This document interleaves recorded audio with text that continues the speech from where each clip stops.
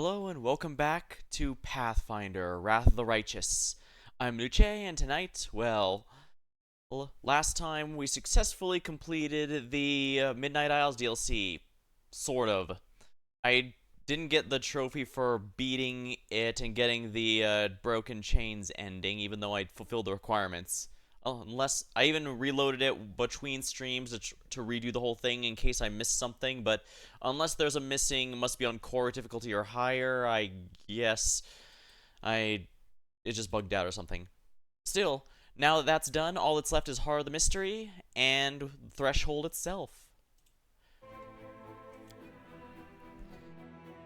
Yeah, in the general sense, it felt like there was a lot of buggy stuff going on in Midnight Isles DLC. I don't know what the deal is with that, but whatever. I'm done with it, so I can not worry about it anymore. I can just not worry about it now.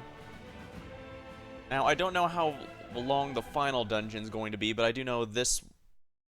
It's not going to be too far for the,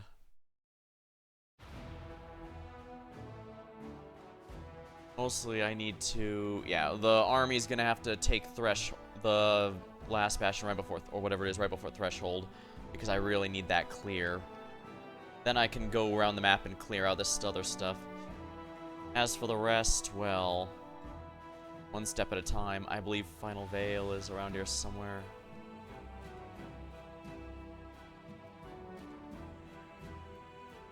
I think the only way to Final Veil is through clearing this, which I'm gonna need him to do here, so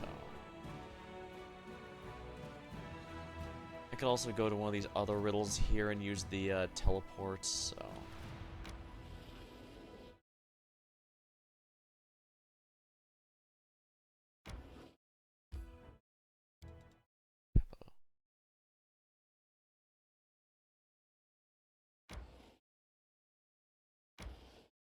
here. Now, where can I teleport myself that's close to something important? Legacy of the Ancients? Let's make sure.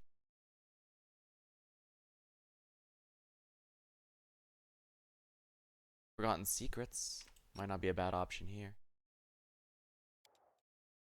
Tyrant's Keep, the Bastion.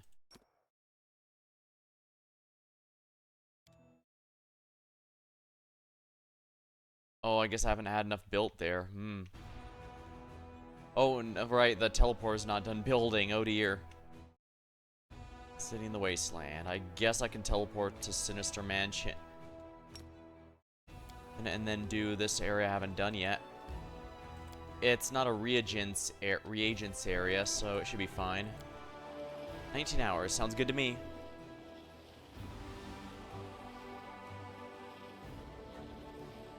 Desolate Thickets. I'll have to go back. Get there on my way back then.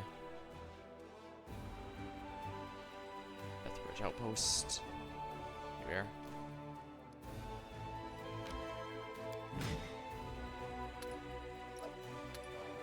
There we are.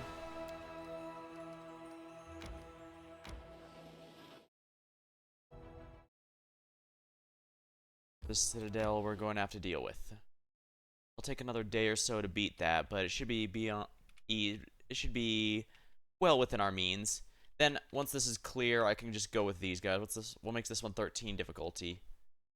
Just that it has some big guys, honestly, because I don't think any of those are going to last against my special power.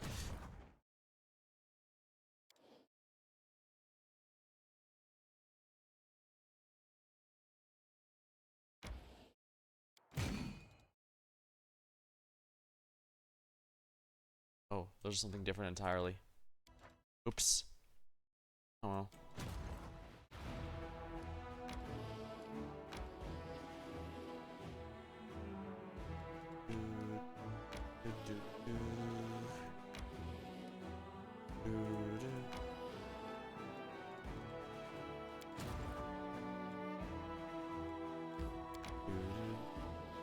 Just one enemy, one unit. Well, I guess at least the Knights of Ozem are very strong.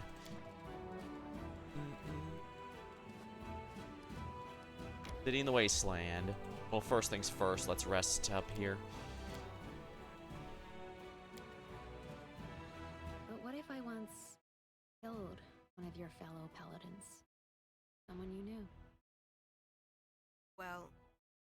won't lie. It would be a hard pill to swallow. We just need to try even harder to honor your victim's memory.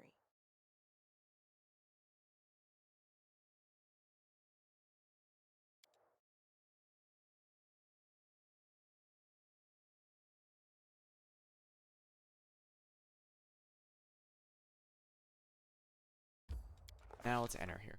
It's a warm, sunny day in the wound, perhaps too warm and sunny. The Sakarian wastelands are roasting in the heat of the purple, shimmering sun.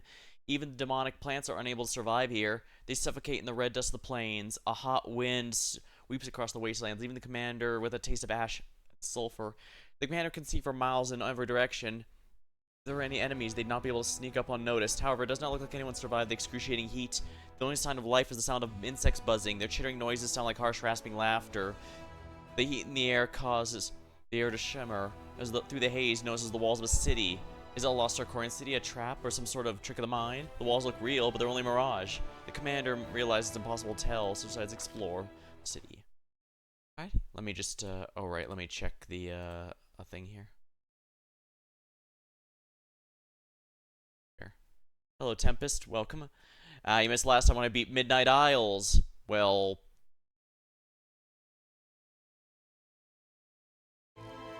kind of. The game bugged out, so I didn't get the achievement at the end for completing it.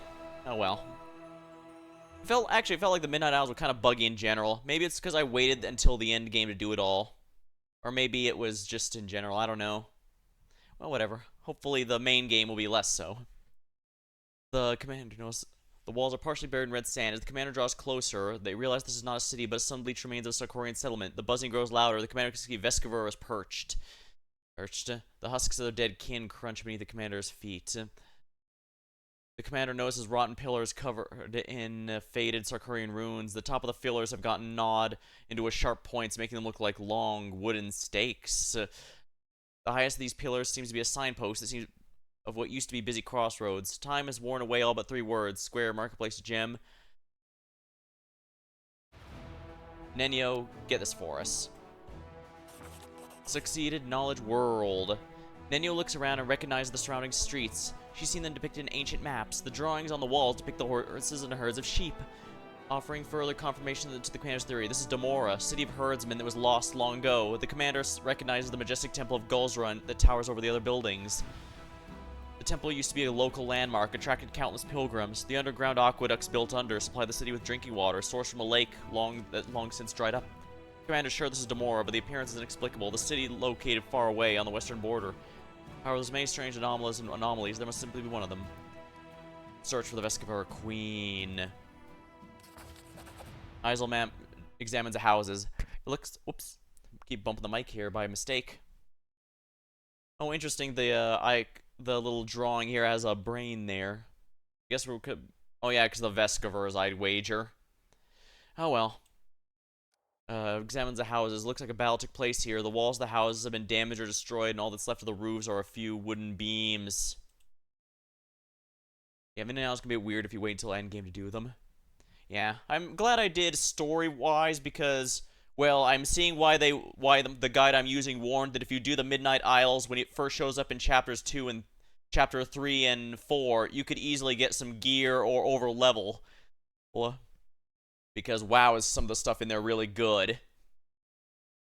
Oh well. Still, it was alright, I guess. It's far from the best. However, the more I think about the Dance of Mask DLC, the more it really does work well with me.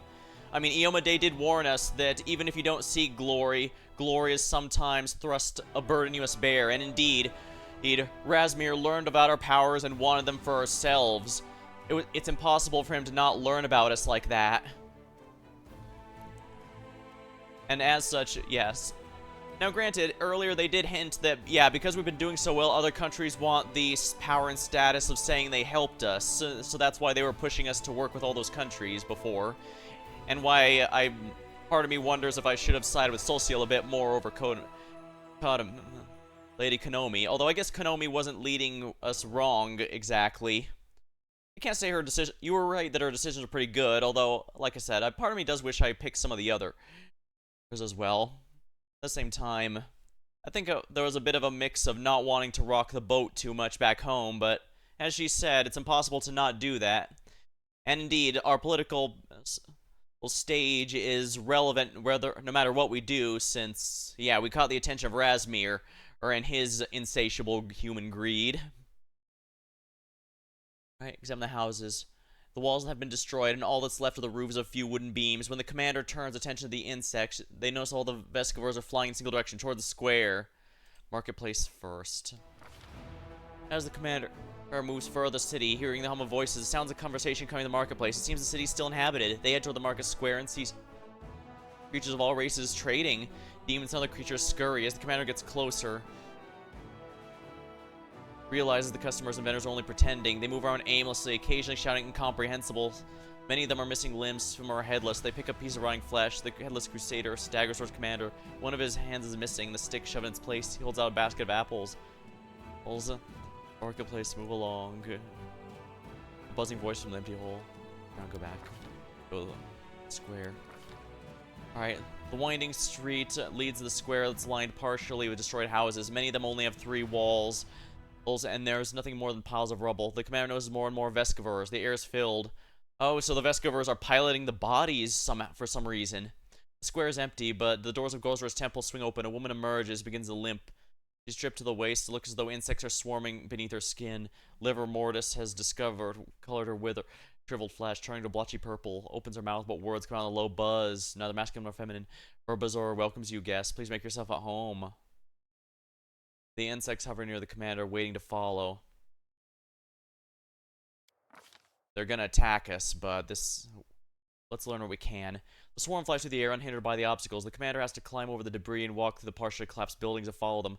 Finally, they flies down into a blissfully cool dark hole, not large enough for a person to fit through. The commander decides to examine the walls, find another way.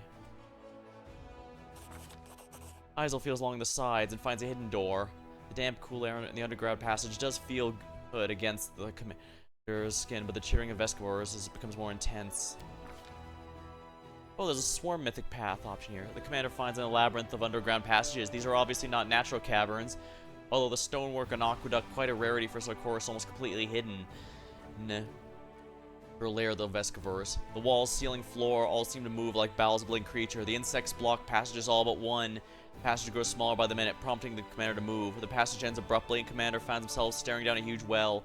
The passage is dimly lit, but the bottom is almost impenetrable darkness. This could be the area beneath the water tower, but it's impossible to know for sure without a map of the city's underground passages.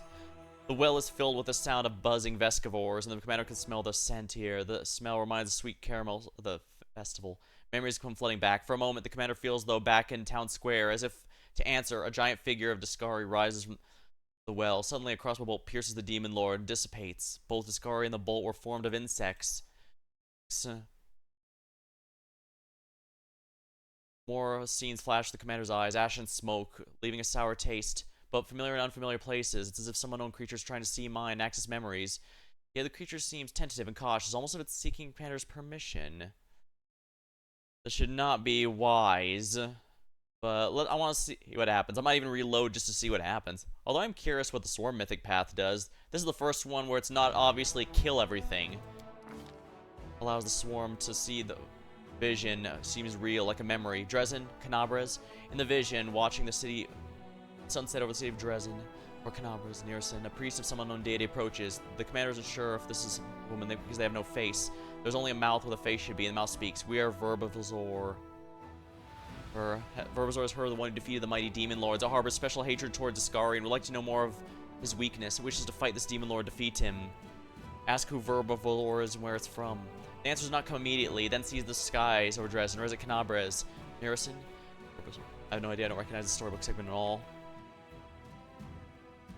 I'm glad it has a few of these spread around, though. Kingmaker had a few as well, and like I said, it really, I do kind of like the aesthetic. Like, I do like how Nier 1 and 2 had a few of these, but in this game and Kingmaker, it really does feel the tabletop aesthetic, like a GM is explaining to you the scene.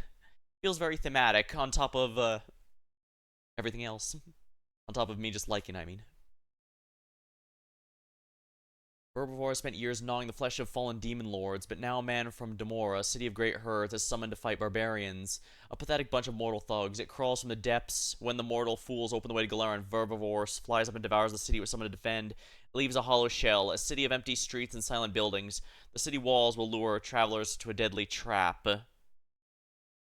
But silence was not what the swarm craves. There's no life, no thought in the silence. It wants to understand, to comprehend Galaran, to make it part of itself. It wants to become Galaran, just as it has become this city. It wants to incorporate into its essence, its life itself, but there are some obstacles. Though those wish to plunge to oblivion, Vesra hates Discari, hates Baphomet, and they must be destroyed. In the commander's vision, the sound of cicadas fills the air as the sun sinks. They grow louder, more impatient, echoing the noise of agitated Vescivores. The commander tries to focus.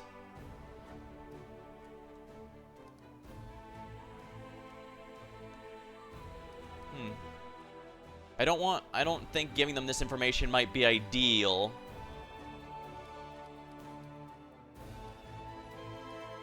We could also have, theoretically, we could have a Rochelet. Since the bluff is going to be a Rochelet's check, we could say that she's the one taking it. That way, our character's terrible lying won't get in the way here. Alright, we'll have a Rochelet do it. Days pass to night, and night becomes day. They thank the commander politely and promises to help the commander if they continue a good ally. Assures the commander was sent and come when needed. No. The commander gave the swarm the information it wanted. The Vescivores will not stand in their way. They bid the commander farewell and flies back down. The commander is free to leave. After being cool air underground, the heat outside feels more unbearable. The sight of the city's residents are fixed to the commander. He glances at these onlookers.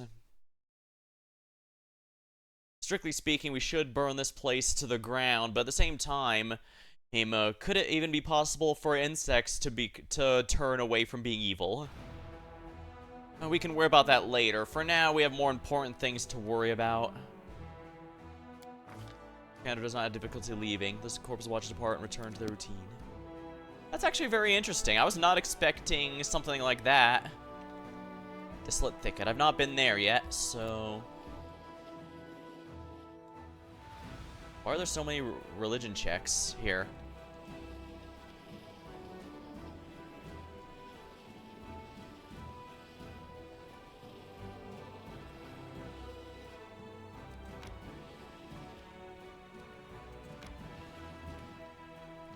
Except resting. What? We traveled in a flying ship? Are you sure? I was arranging my drafts and became distracted. You've forgotten everything again? Too bad that traveling with us isn't worth remembering.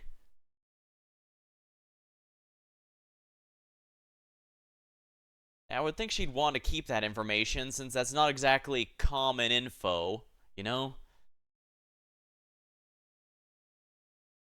Desolate Thicket. I haven't been here yet.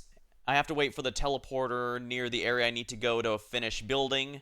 I could just skip time, but this will be more productive, since I might find something useful.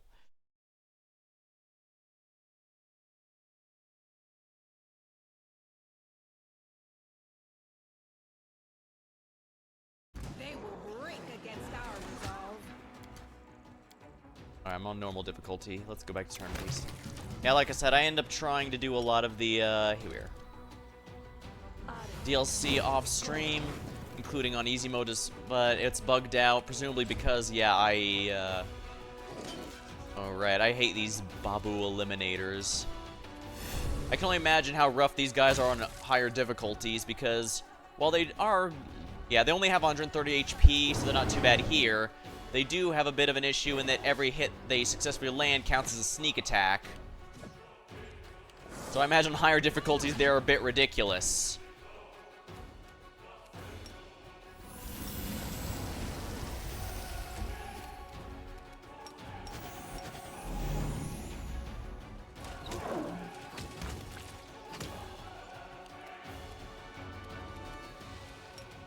I will resist.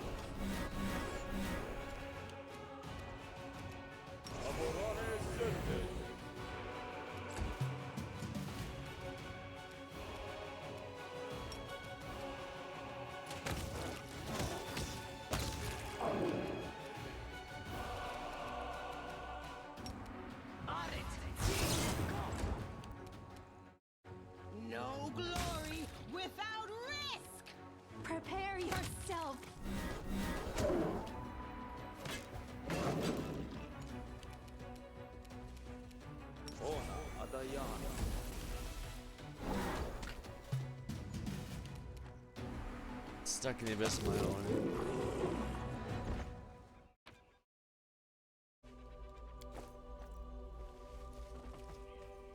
Need to find Echo's Lair. Can't find the Angel though. Oh, I was stuck on that a bit until I remembered, oh right, we saw Targona go through the main entryway again. So you have to go through the main entryway to find there. Yeah, though that is the portal entryway next to Hand of the Inheritor. I don't know how I missed that for so long, but... What's this? A duck. A statue of a chicken. Create an artful and absolutely non-insulting manner. Crumpled note. If you found this note, I want you to know R's pain. My name is Floggy the Sculptor. The moment I was born, the goddess Shillin struck me with this horrible curse. She gave me a craving for art. I became a sculptor's apprentice. Yeah, luckily she's just right outside the portal, but it took me a good while before I ended up finding it. Yeah, I did too, and that's precisely why I couldn't find her for the longest time. I had to go back to my footage and remember, oh right, we directly see her going out through that portal. My first piece of art, the Alas Aslanti take a step in the lands of Axis, cause a stir, and... Alright, I became a sculptor's apprentice when I was 7. 25, I became a reputable and ambitious debutante. Alas, this didn't bring me happiness. For some reason, the public decided my depiction of Arden bore a striking resemblance to the chairman of Absalom's Grand Council. They accused me of being corrupt and subjected me to shameful beating at the grand opening. I attribute this calamity to my youthful inexperience. I intend to turn the tables. To avoid further accusations, I chose a topic pronouncedly different from Absalom's reality, so I chose warrior. How could I have known so many people from Tianzia live in Absalom, and why did none of them warn me the name of the goddess is actually spelled and pronounced Shiziru, or that misspelling it's a great blasphemy? How could I suspect that one part of my audience would be outraged with excessive of my statue, the other would be insulted by the extreme femininity, and the rest would be brand me a parasite making money off undisguised cultural appropriation? And feeling desperate, I turned to abstractionism. When the time came to give a name to my statue, I chose a random set of letters, consonants only, but even then, that caused even trouble. That night, a bunch of strangers clad in black robes went to my house, threatened me with daggers, demanded I never again try to pick their mysterious deity or one of their secret names. Having failed— wow, that's just horrible luck. Having failed at gaining glory of the educated and sophisticated, I fled to Sarkoris. There, among simple people, my talent could blossom. I showed them wooden sculptures whose crude grotesqueness emanated strength and power, things they were supposed to understand, so they beat me up for good measure and kicked me out of their settlement, right after they broke my favorite chisel and spat my travel bag. Until this day, I had no idea what I did to defend them. By that time, I'd already learned not to ask pointless questions. The desperation of it all made me feel bitter and stubborn, but fate challenged me, so I accepted the challenge. I had found my mission. I wanted to create a statue that would insult no one. So after several weeks, I sculpted a chicken. Yeah, a simple chicken. What could be offensive about chickens? They're yellow, they chirp, there's definitely nothing bad about that. Oh, I couldn't have been more wrong.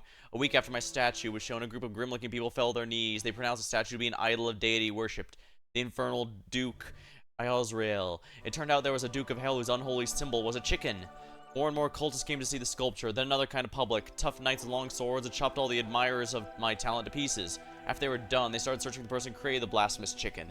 I fled, taking the unfortunate creation with me. I dragged the statue as far as I could and left in the wilderness. I hope no one finds it, although since you're reading this, my hope was futile. In this case, you should know art's pain. Beware the people who worship chickens. And be equally aware of those who hate them. And this is the main thing I want to say. Do not be mean to anyone's feelings with this. I feel like this might be a reference to something. I mean, at least it's a cute chicken statue.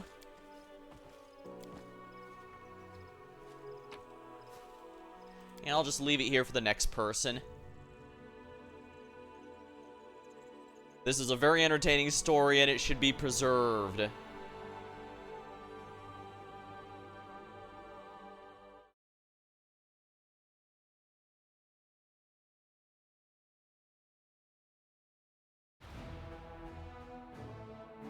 Oh, balls. Alright, where's the other army here? Army 5.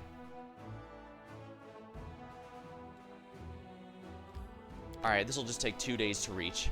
This army should be more than sufficient to fend off that level 7. Yeah, that should be more than sufficient.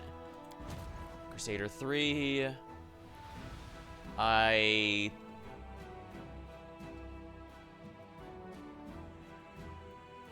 if they're going this way, I need to use this army to block them off. We'll have our ranger do it. It's why they're here, after all. Yeah, I don't know. Like I said, it feels like there's a story here that I'm missing. Ah, yes. I need to do each step of this. This is for Heart of the Mystery, so I need to clean this out. Thankfully, I've unlocked... Last time, I unlocked Setsuna Shai's ability to double cast. So, I'm beating stuff way above my pay grade. Although, to be fair, I did have to adjust the armies a bit to put all the ranged stuff in his army so that he'd actually level up enough for it. There we go. Do do do do do do do do do do.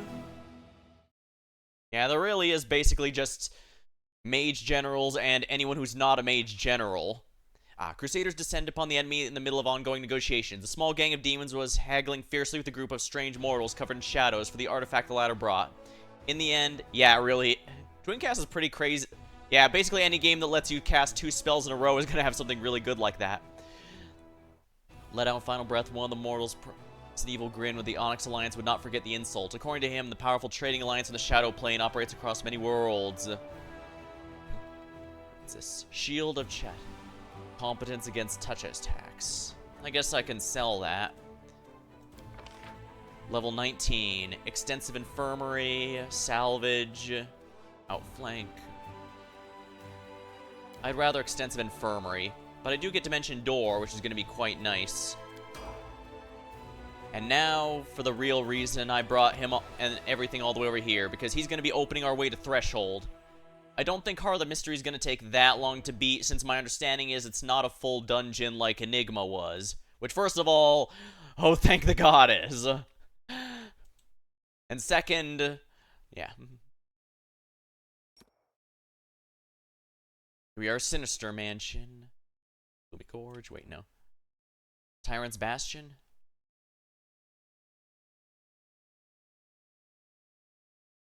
You know, I'll just teleport to Lands of Yuggo's Watch and go there.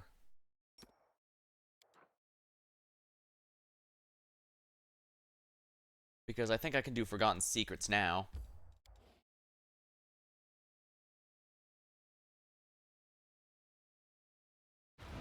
Demon armies approaching. First of all, Setsuna Shai, it's time for you to do your work. You know what? Let's first clear out Blast Bastion here. Because ultimately I need to make this thing upgraded as soon as possible so we can teleport here. Instant transmission style. Pew! Well, to be fair, instant transmission doesn't have a low cooldown. Twin cast.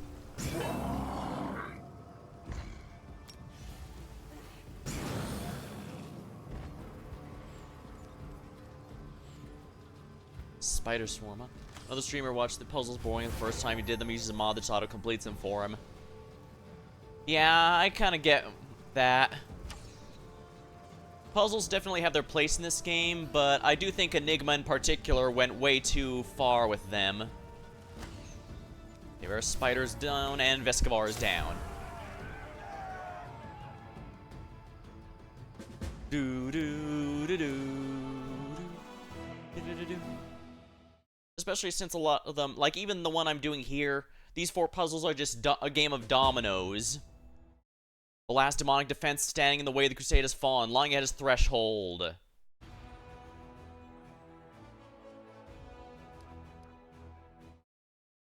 Excellent. Now, let's take out this army as well, just to be sure.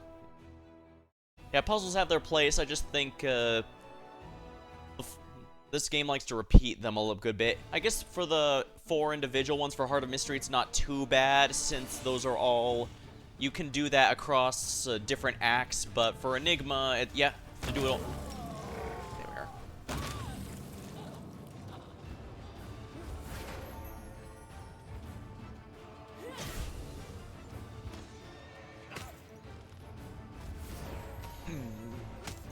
Yeah, I really like these Rangers.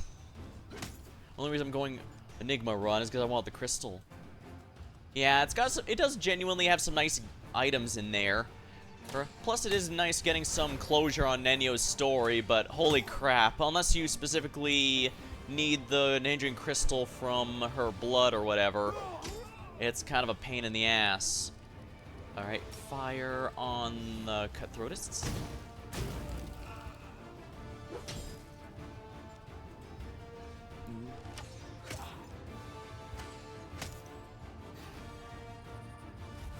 It's a shame. I do think Aresh Kagal has a really nice design. Do do do do do do do do do do.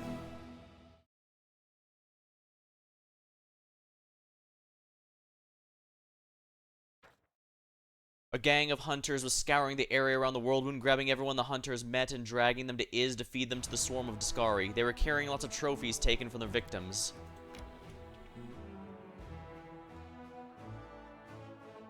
Honestly, those are low numbers. I might actually be able to one-shot that, but we shall see. First things first. Let's hold out at the Sinister Mansion, because that seems like the wisest course of action. Alright. Let them flee. Do do do do do do do do do. Well, nice to know my other armies are doing well, even if they're not quite as overpowered as Setsuna Shai. Also, it's kind of, I must say, it's a rather random enemy over there that's level 13 when nothing else is remotely near that level. Well, whatever. Oh, right, I do need to build up last barrier. So, manage. We need to build up, we have to have 4 buildings in here before it'll let me upgrade it, and then I can put the teleporter. I don't mind marching to the final boss area, but since we have to go there on a specific date, I'd rather be able to go there on the same day, you know? Of course, a hospital, because, well, why wouldn't we? Spellcaster Lodge. Enemies don't come from Threshold, right? So I don't need a Citadel. There we are. Yeah, it seems like the only enemies spawning are from the wide areas of the map. Let's see, our goals runs the 4th month, right? Okay, we've got a nice little bit of time before we have to do any of that.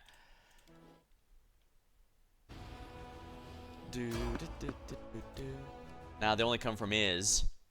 Which is interesting, because I thought I cleared that out. Well, no matter. Ah, some more demon armies are showing up. Oh yeah, I should probably check the Crusade stuff. Preachers, done. Heart's Blood. A scouting party discovered a blood spring that heals wounds and can even save terminally ill. They're asking for permission to use this to healing potions, but numerous accounts of those healed have become more hateful and rootless. Saving throws. Refuse.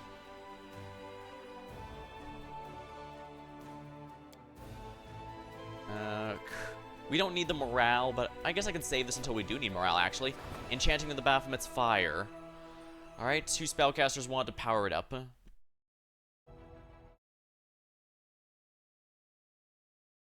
Call of the Fiery Things, the medium.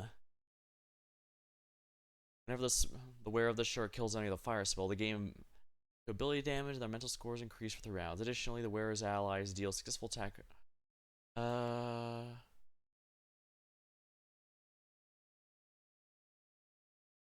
I do use fire spells on her a good bit. This will probably be... I don't think I'm even going to give that to Nenyo, but I guess it's worth it.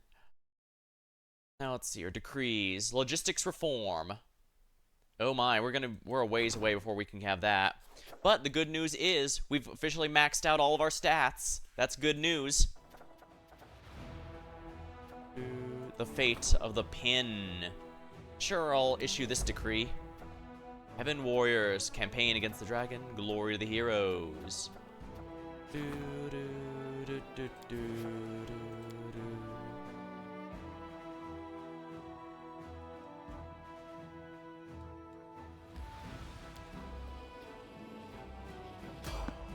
Someone's in the road.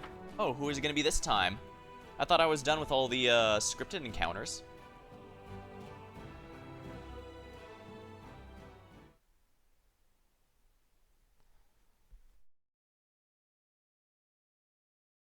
Ah, yeah, the smoky guy, the ghost.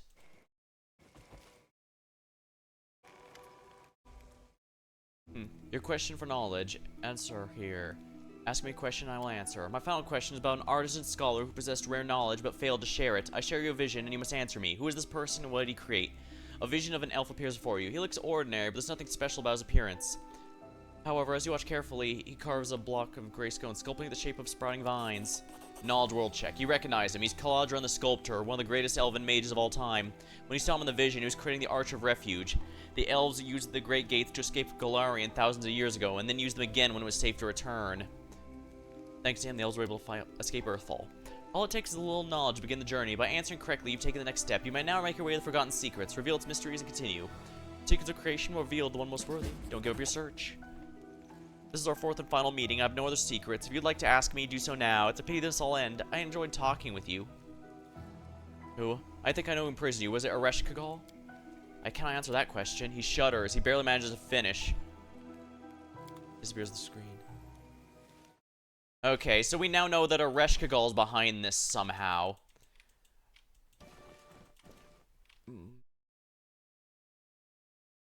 I was hoping her curses would be gone now that we've killed her, but I guess it wouldn't be that easy, huh? Also, apparently, if you're in the swarm that walks, she actually has an argument with Discari. It's hilarious. I guess it makes sense. She's still a demon lord, and as such is going to be as much of a dick to the others as they are to each other.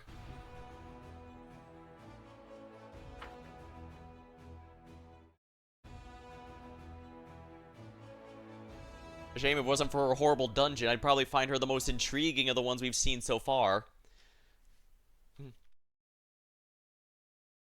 It is kind of neat that they also did allow you to mess with the Pathfinder canon story here. Like, canonically, Sitha does apparently win. In the second edition, he has taken back over his realm and the one that took it from him is dead. But here, you can actually kill him and prevent that from happening. Then again, I guess that's a good tabletop campaign that lets you screw around with it. Oh.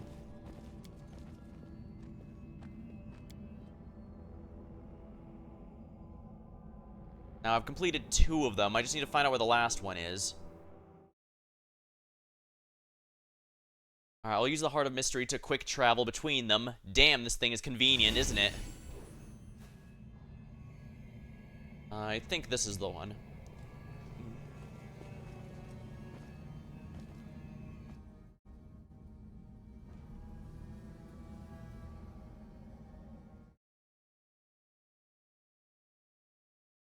I did check out her lore a bit, and yeah, it seems like Aresh Kagal really does seem like she was supposed to be Pathfinder's version of, here. Ah.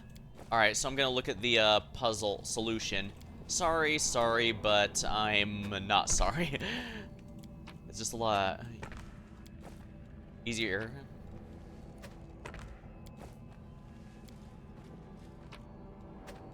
Thankful. I do appreciate that these ones on the end only require 1. And if you completed Aresh Kagal, she does... And apparently if you complete them all before going to Aresh Kagal, she does comment on her surprise that you defeated it. That you completed all of her puzzles. I mean, she still fights you, but yeah. Alright, let's move the party out of the way here and have just my main character solve the puzzle here. Okay, this one's...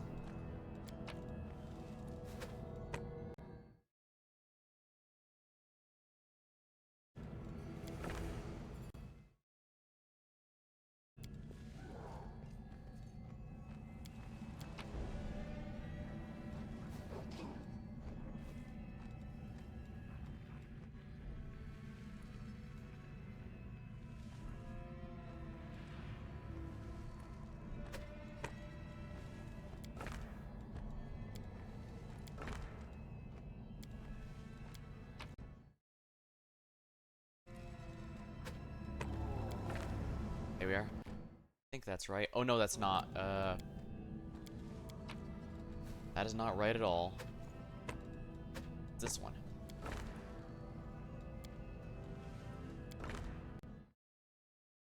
Yeah, that's right.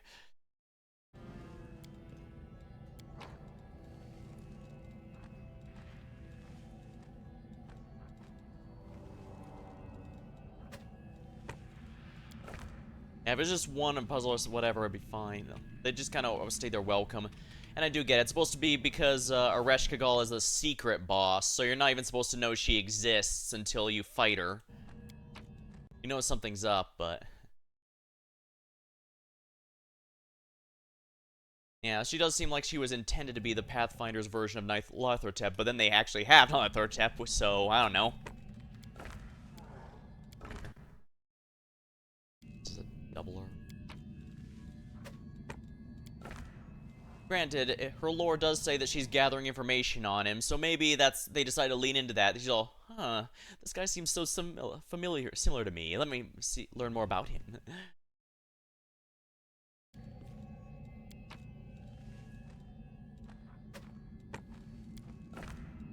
See, that's the wrong one.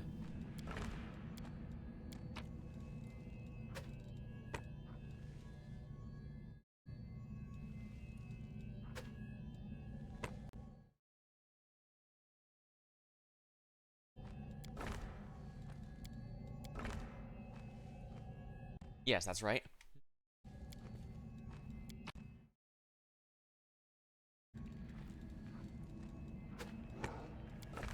We are. I believe this star icon. Yes, it is. There we are.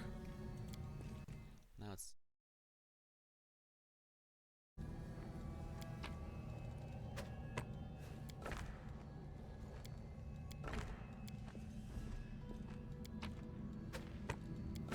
There we are. Secrets complete. More notes. Grasp of devotion. +5 heavy mace. Here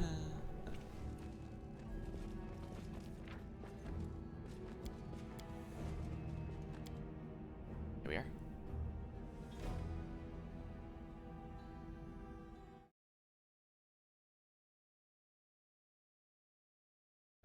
Now, it looks like I'm missing one last quick travel spot. Setsuna Shai's army meta badass. That would make sense.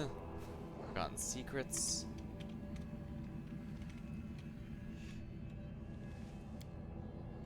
Well, at least there are a lot less forgotten secrets now.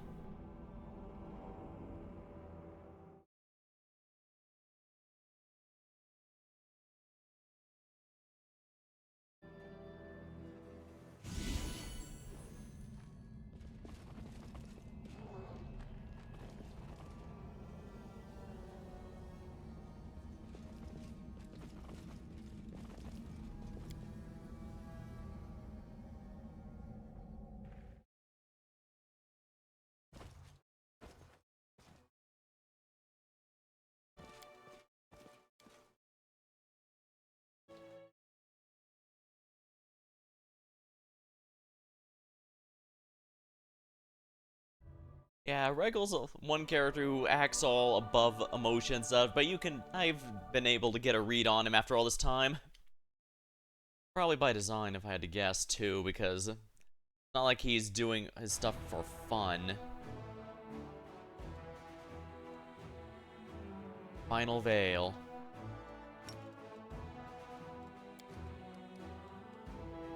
Oh, yeah, I guess I should rest up real quick. Oh, but first, new armies. Golden Legionnaires, Curiosers, Blood Rages, Wolf Riders.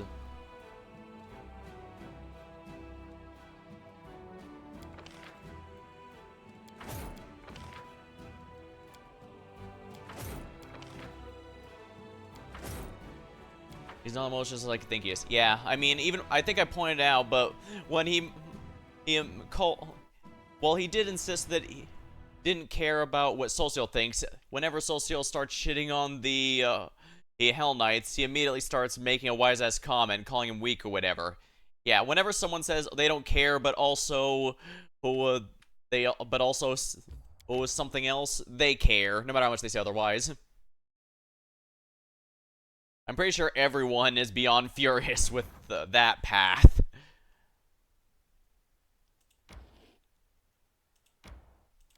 Let them flee. There we are. That's another one down. I need to get rid of that army. It feels like that one's almost a coup de maybe. And of course, we also can't forget. Yeah. Plus, when he do introduce him, we do find out he barely gave any of the other armies supplies, but he also. But it's also noted that Hell Knights are given exactly the amount of supplies they need. They don't have any extras, so the fact he gave them something at all is actually something impressive. Silly might sound on the surface. And of course, I think to a degree even he understands that there is he does he understands what we're doing here. I mean, the whole let's not forget, as much as he craps on Gaffrey for not making any progress, the Hell Knights weren't making any progress either. I mean, even his army would have been completely wiped out if our main character hadn't bailed him out at the last minute. And that's not to shit on him, it's just to show just how much of a meat grinder this whole thing is. Yeah, although I think recruit just taking them because their leader died was a bit much. Hence why I told him, you'll first ask them before you do that. And of course, he didn't even argue. He just said, you know what, that's a good point. Any of you who want to join in us, it's going to be rough, but we'll help you. Otherwise, otherwise, the Crusader here will take you in. So he is reasonable. Oh yeah, speaking of Gaffrey, you'll be happy to learn that I did look at how she's depicted in the actual tabletop module, and she is significantly more competent. Although, if we're honest, I think a lot of the worst things she does in this game are pretty much entirely for the purposes of, allowing the game to happen. Yeah. But yeah, like, Gaffrey is actually apparently one of the characters that the DM is allowed to use bail out the player whenever necessary, so it's kind of neat. But yeah, I think a lot of the decisions here, like her decision to put someone she barely met in charge, I think that's a gameplay thing, because this Crusade thing is a huge selling point about the game. I think it could definitely use some work, but that doesn't change that it's a selling point, and so they need you to have access to it as soon as possible. So having it in Chapter 2 is far better than if you had to, say, wait until Chapter 3 to actually prove you're competent enough to her, even though, story-wise, it would make more sense for her to give it to you there. Oh yeah, she's a 20th level paladin and she's pretty crazy. I've seen her stats. Although I still think she should have joined even. Yeah, I think if I'm kind of confused as why she doesn't join even if you're in a good path. Because like I said, I can get why they want her to be a secret recruit if you romance her, but she has a very high opinion of your character if you're doing a good path like here or Gold Dragon. And if you do save her she does appreciate it and even stands back to let you do your job, but promising not to bother you again like she did before. Oh yeah, and speaking of which, Chapter 4, that one's a weird one no matter what, because Chapter 4 is absolutely necessary for story progression. It is impossible to... The story reveals there are absolutely too important to not have, but... Laughing Caves, ooh. Oh, the Final Veil. Yeah, let's go. I haven't changed my mind. She's honestly a good person. It's not her fault that nobody sees her as a person anymore. Yeah, that's also another part of it. She has to be there as a symbol, well, not just there. Yeah, it's also why he was a bit rough. On one hand, I could have saved a lot more Crusaders by saving the banner, but on the other hand, she's kind of the symbol of the Crusade. Her falling, even with me still there, would be a huge blow to morale. Plus, well, I was able to save 2 instead of just 1, so I think I definitely should have, Oh, would I be capable of serving the goddess the way Pelura's stargazers serve theirs? Imprisoning myself in the middle of the wound, never seeing my loved ones again. Oh yeah, Pelura's Fall are also people who basically were granted immortality for the same reason. And that's also something there. They did it for mortal kind in the future, not just their goddess. I think you would sacrifice a lot for a cause like that. I hope I would as well. Yeah, like the two are here, she also made a sacrifice that she had to do for a greater good, but it's also been 100 years of almost nothing, of very little progress. Most of the crusades after the first one were defensive. And that's kind of the big thing that I didn't realize until I started taking a closer look. But yeah, like the second crusade was almost entirely a defensive one to avoid losing Canabres, which of course was successful because Canabres does not fall until we arrive. Oh, they're actually willing to fight me, eh?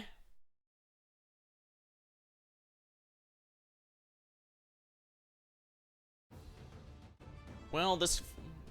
If and Airbeth are legally married, Galfrey is made completely legal. She didn't have to, but she did.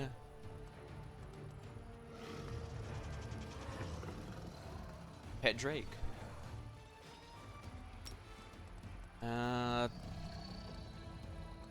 Yeah, let's add some more minions to here.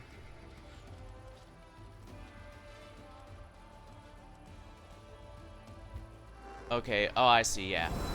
Let's try some more summoning here, see if we can't get a bit more going. Yeah. I think if anything, we need to take away that... Excellent. Oh, I love this. Let's see here. Red. Deals damage to all units in 3x3 area.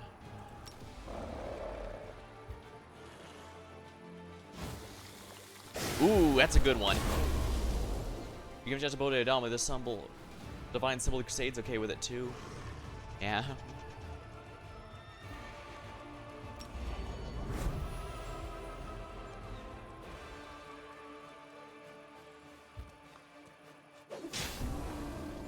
Yeah, like I said, a lot of the stuff, like a lot of stuff people dislike her about. I won't say it's not fair, because it is. The chapter 4 sending you to the abyss and putting someone she hadn't yet met in charge was kind of goofy. But at the same time, I do stand by that was probably primarily a gameplay thing, since waiting until chapter 3 to introduce the crusade mechanics would be a bit too much. And likewise, the abyss chapter is far too important to the story to not have. So they had to fit it in somewhere, and I guess just something had to give.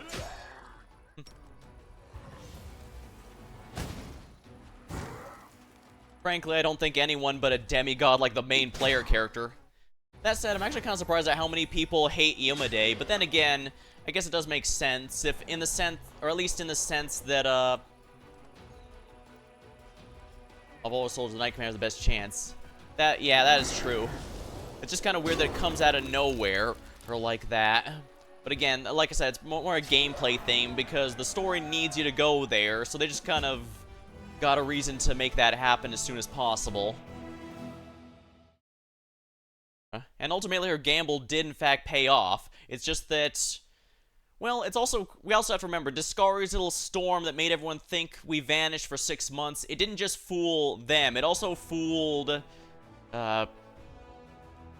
even Nocticula's thing. And remember, Nocticula basically has full authority to know everything that's going on in her realm, and even she did not know what happened to us. We had vanished even to her. I don't think she is omniscient, but she does have eyes and ears everywhere, and she openly admits that she'd been keeping tabs on us even before the story began, so if we even vanished from her, that's pretty crazy. Our final veil. Let's see here. Alright, it says the guide here says the puzzle tiles for here are in Bone Hills. So let's go this way quick.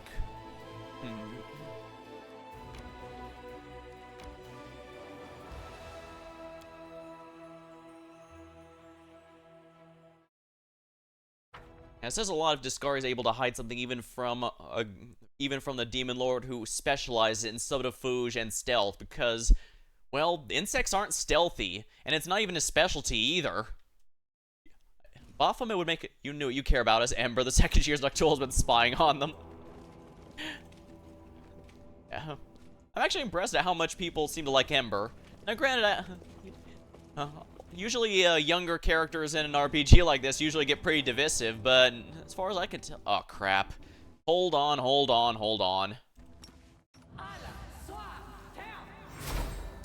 Yeah, usually they're pretty divisive, but Ember seems mostly liked. The only people who dislike her mostly are tied to the fact that she doesn't really face any consequences for anything, which I get where they're coming from, but it's not quite her. Together we stand.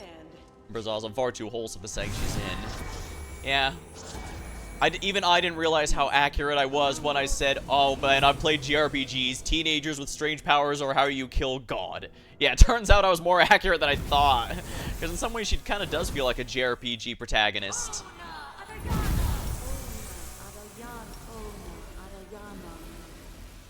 Here's the consequences if you go evil route. Yes, what? Does make sense. No, that does make sense. I don't want to do that, so... Nenyo, use your ultimate.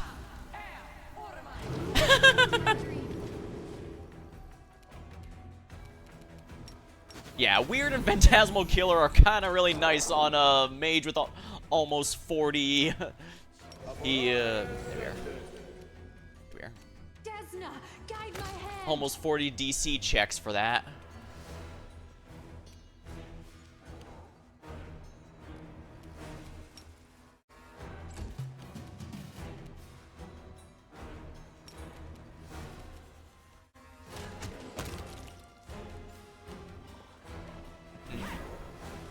I guess one thing I will have to say is Chapter 5 feels like it reuses a lot of Chapter 3 enemies.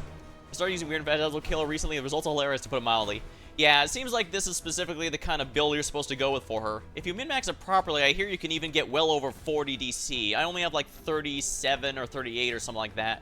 But that's because I haven't been min-maxing very well. I could definitely do better.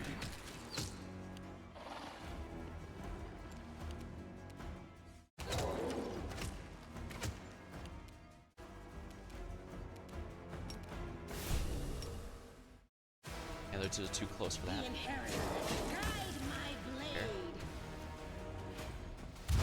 You know what Nenyo can also be good with? That's a lot of enemies. You know what's good for a lot of enemies? Lightning! Yeah, I'd heard once you get Nenyo, everyone's excited. Once you get Weird, and now I know why. Actually, I could have even used it here. I'm terrified of accidentally hitting my teammates. I guess I should use selective magic a bit more for that.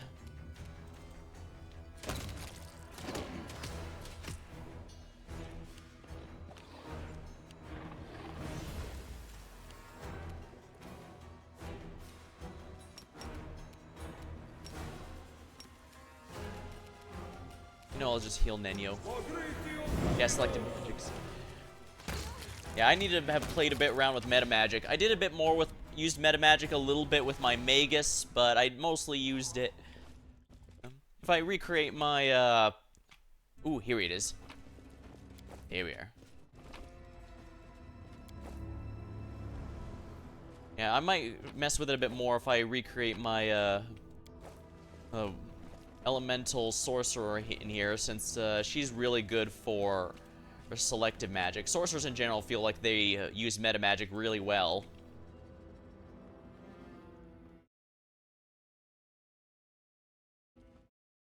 Thinking about it, I probably should have been doing it with Nenyo a bit more in general as well. Definitely something to do a bit more on the next playthrough. I swear, it feels like every session I find it more and more about stuff that I really should have been using more before. Excellent, now that I've got the final puzzle, I can go to Final Veil.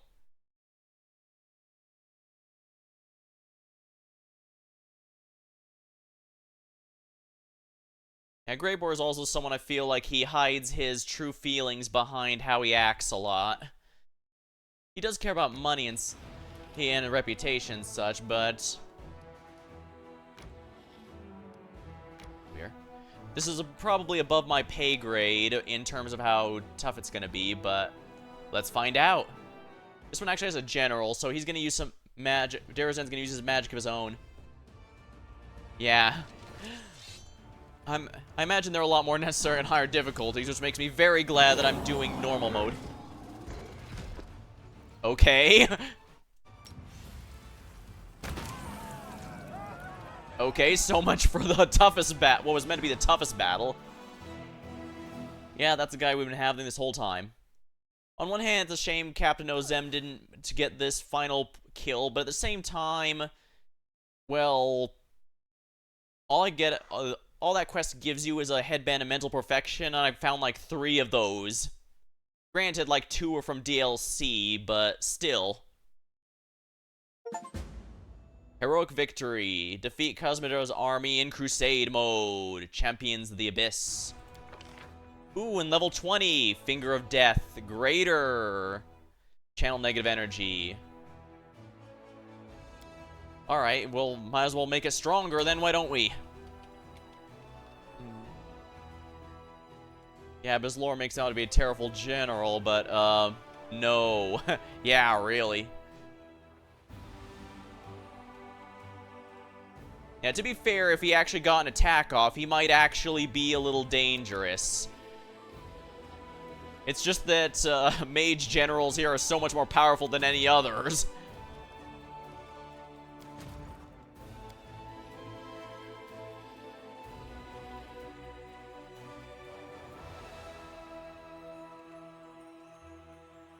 Alright, I should check out some of the mercenaries here. See if I can't get some inquisitors.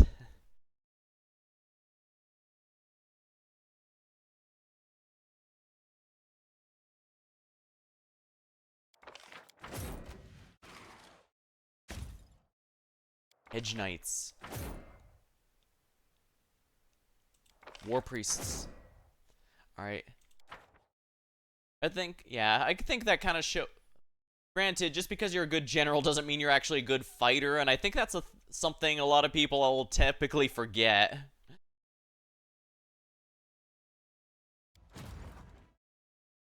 But I guess that's also kind of the thing. Since he's a general and not a fighter, we don't really get to see him in action that much, and so we don't get to see how dangerous he is, which is a big deal because he's part of Captain Ozim's story, and the entire reason you can have Ozim as a general again. To try and reclaim his lost honor.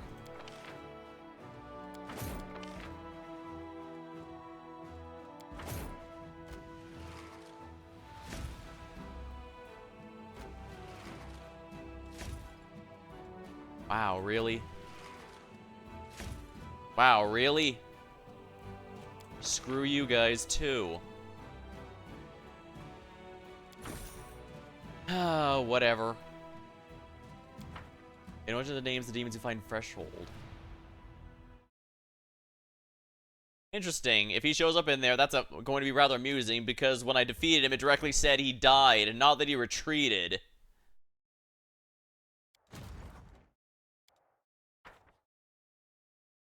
Call for reserve. Nah. Report.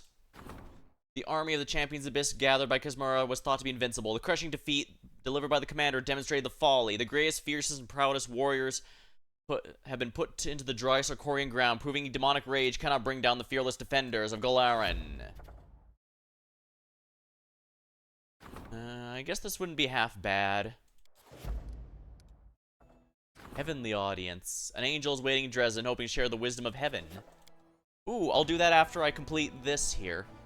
There's a reason you may or may not show up. Yeah, the big thing, I haven't looked up anything on Threshold yet, but I am told that I don't have to worry about it being... Ooh, this will be first corruption if I'm not careful.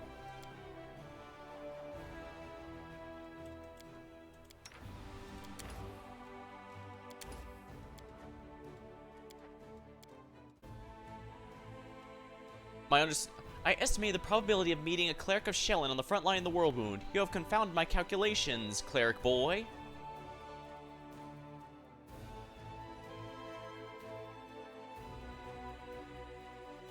Is that your way of saying, what are you even doing here? Even you doubt me, I see. Yeah, I haven't looked up anything on Threshold, but my understanding is it is nowhere near as terrible as the final dungeon of Kingmaker, which is good. It's hard to explain why Kingmakers was annoying without spoiling, but... It was more long and... it was more frustrating and boring, really, than anything. Well, no, it had enemies that were pounding your will saves over and over again constantly, so no, it was also difficult. And not in the fun way. And Kingmaker does not have... Kingmaker does give you some Empire bonuses, but they're nothing on the level of Mythic stuff. Oh yeah, Iomide. Apparently, she's actually a lot more harsh on you in the tabletop version, but that's also because the tabletop version does not really grant you the ability to play an evil character, or at least not as easily. Yeah. I guess given the title of the module in this game, it makes sense. But, yeah. I even ran into an interview with the person who wrote the module, actually. Apparently, the reason he had her so harsh was to try and remind players that even with all this mythic power, they still have to answer to higher authorities. And I guess that does make sense. But, I guess the fact that she... Here we go. She ascended because of the Trial of the Starstone makes...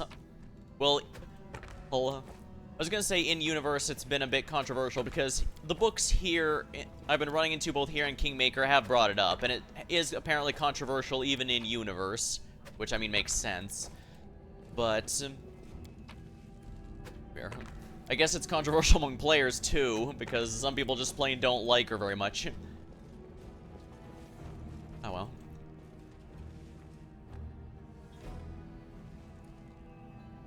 Alright, now time to look up the answer to this puzzle. Well, first of all, let's go to the Heart of Mystery. We have to go through the Heart of Mystery portal to open it up on the other side. So first let's do that.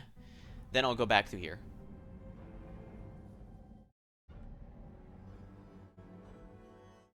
Yeah, this game. I do like the cast of this game and Kingmakers. Granted, the cast here is a little more out there, but it also makes sense since the game as a whole feels like it's a much larger stakes thing. Yeah.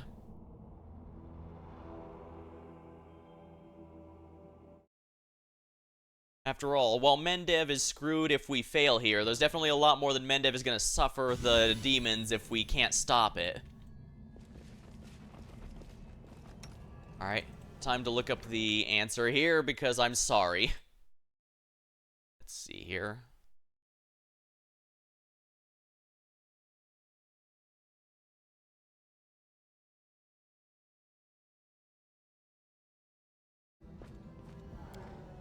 Okay, this one is the...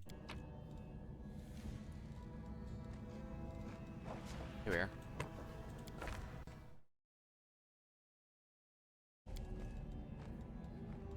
Bigger game maker, but half the file size.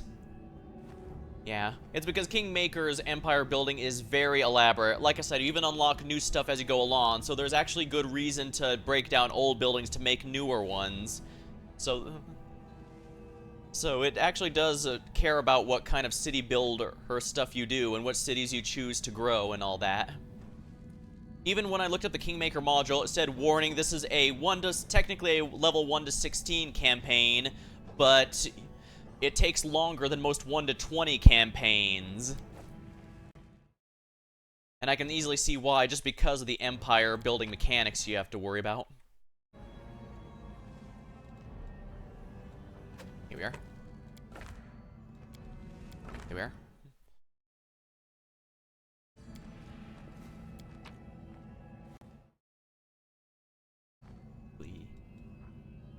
I do believe that's it. Yeah, that's right. That should be right.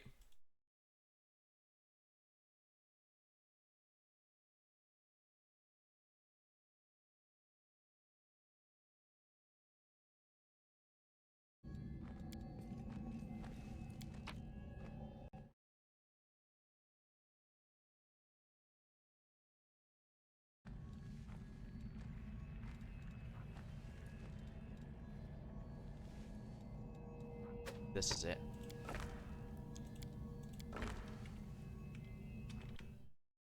No, that's not actually. Oops.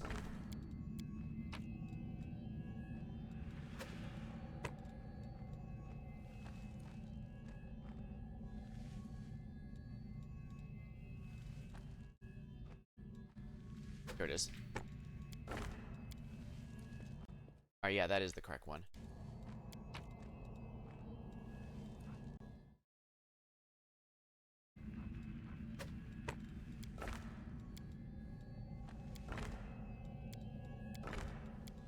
Oh, no, not there. Oopsie. The game does definitely feel a lot more dense with content, although, like I mentioned earlier, Kingmaker does need downtime so you can actually focus on building up your empire as you'd like. Not called Kingmaker for no reason, after all, so... I guess in that way, it's also nice neither of these games really step on each other's toes. Granted, this game does have significantly more content in the general sense, since it came afterward, including a lot of classes and ancestries and stuff that Kingmaker doesn't, which is a shame, but I think there's probably mods that can mod them back into the other ones, so just gotta keep an eye out. That's the perk of... I guess that's a perk of games like this.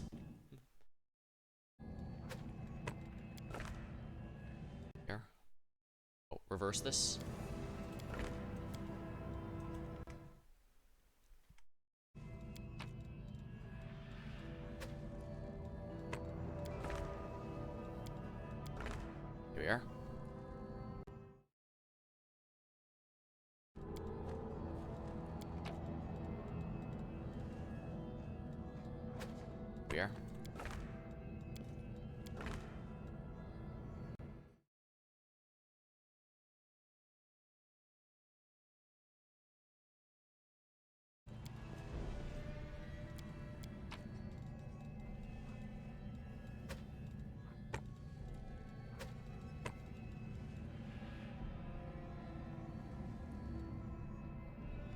Oh wow, there's only two. There are two of these. I guess that has to be it. I think there's only one with the stars left. Yes, there is. Yeah, that's right.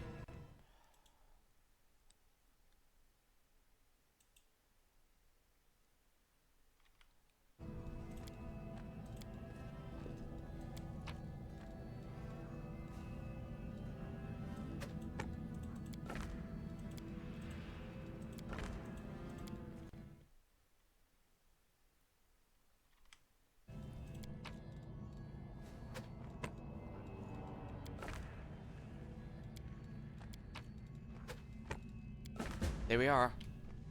Solve the puzzle in the final veil. Alright, let's make sure we grab the elven notes here. I do believe this will also be enough to complete the, Rush Light. Nullifying Foul card.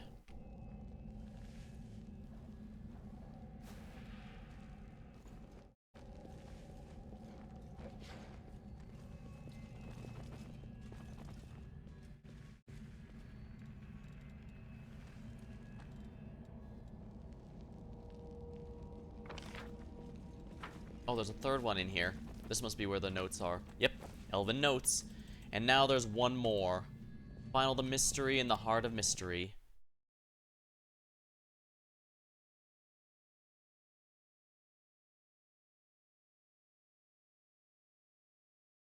Time.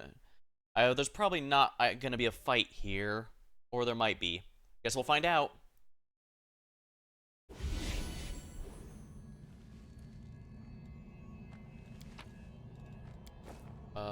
Where's the things I put here?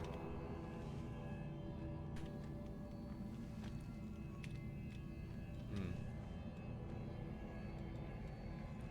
Let me check something here.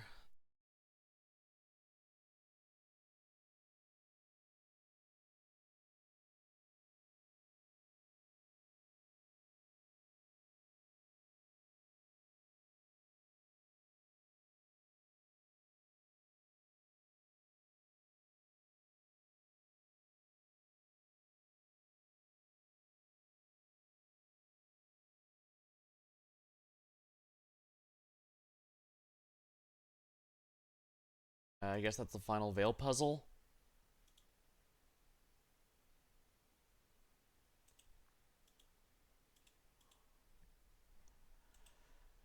Alright, let me check something out here then.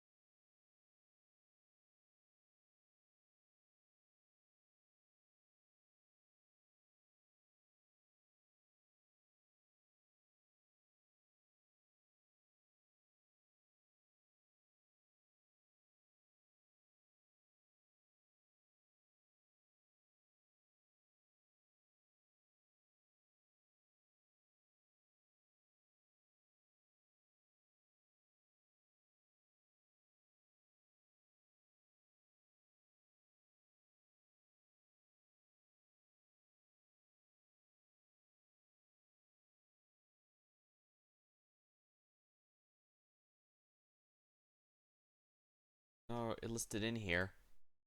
Where's the, let's see.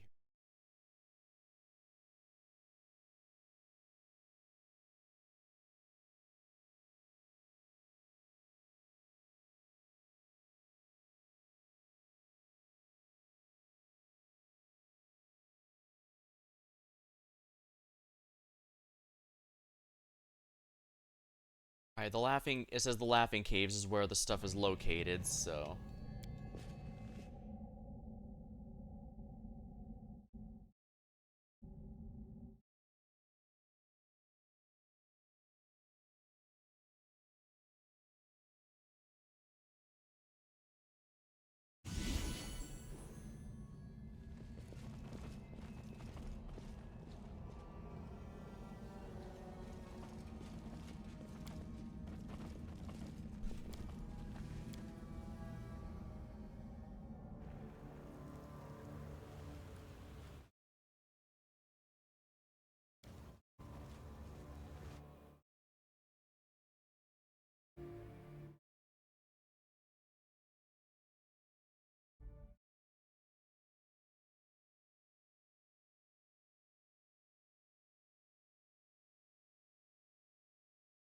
Laughing Caves. Okay, that's where we need to go next.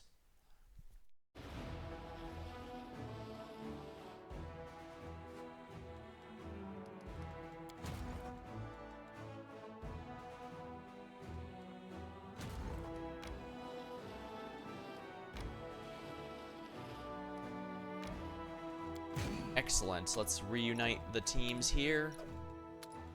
Getting some really good numbers here now.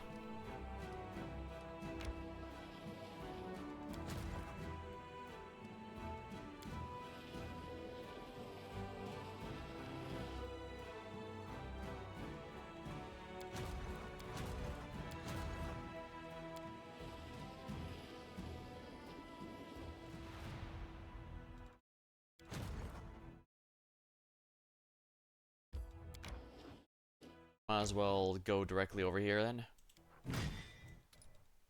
Oh.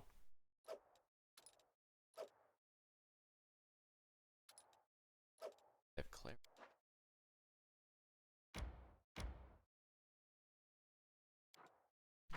What's new here? Call for reserve.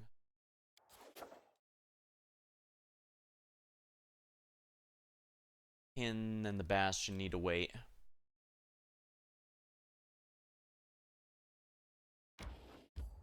Time to go to the Laughing Caves and find the last mystery.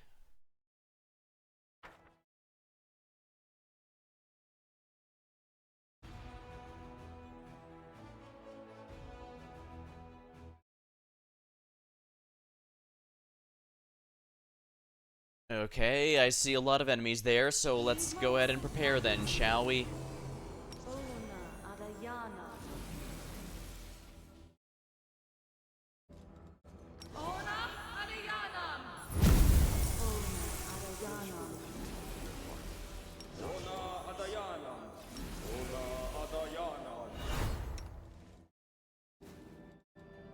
You require my unbiased opinion?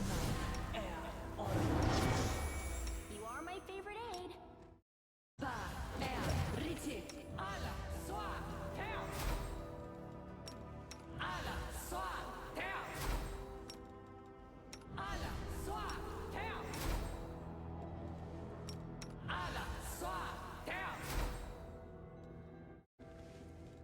I'm always open to ideas. Oh, get ready, it's time to get weird.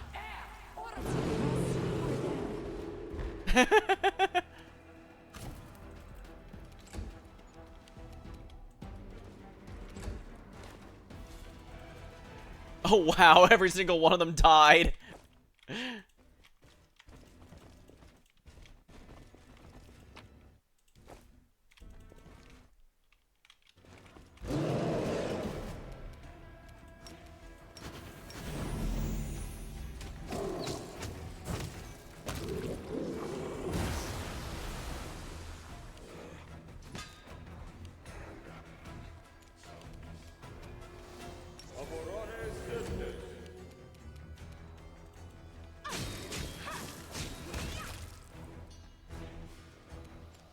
Yeah, these Babu warriors are pain, but the eliminators, they can be straight up invisible, and that's just ridiculous.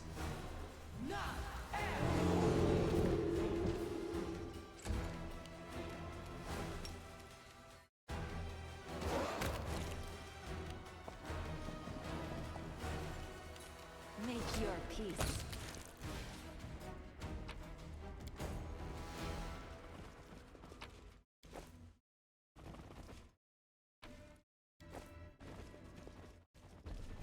We won't fall here. I swear it. You're not worthy to even serve me. Mythic Merilith Executioner Leader. Oh my.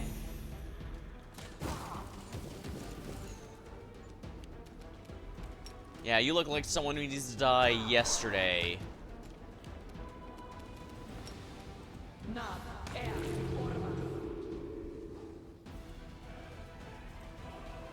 Oh hey, she actually had full magic weapons.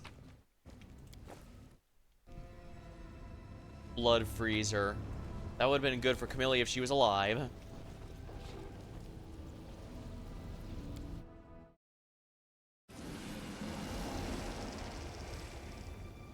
Anything new?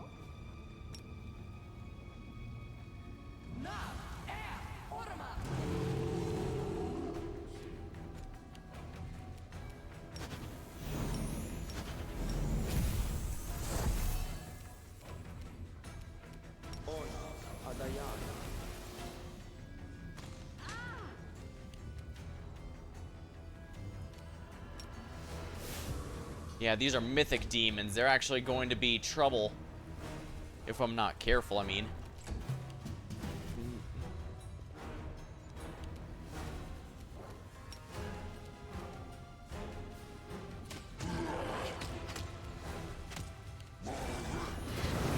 Profane him.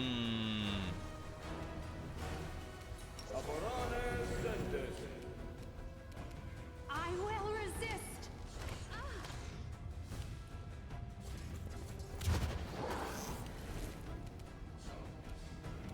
Of course, I forgot.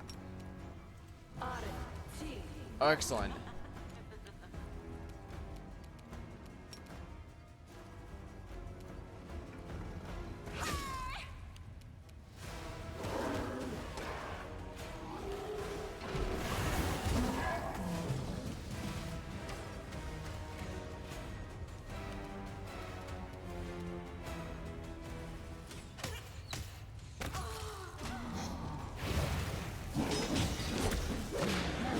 Ooh, that's a lot of damage.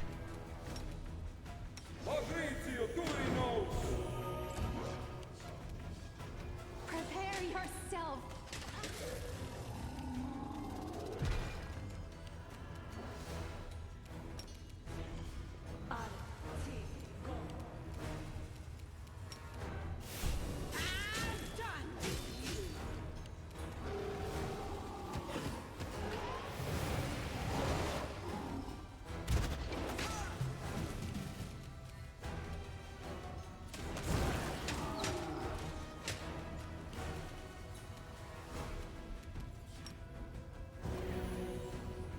The difficulty's on normal mode, right? Making sure.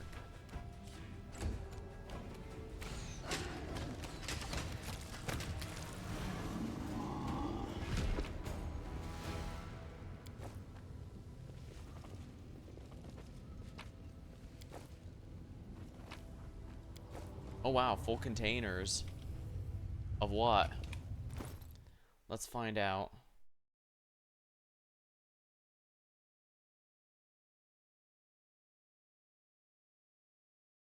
A strange blue liquid is emanating unknown magic. Its purpose is a mystery.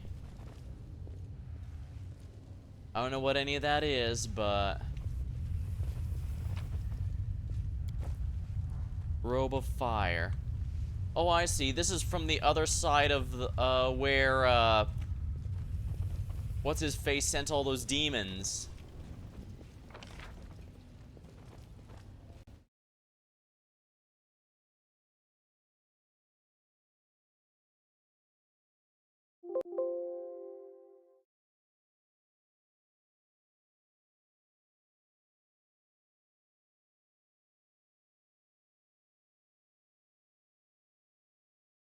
Let's see here.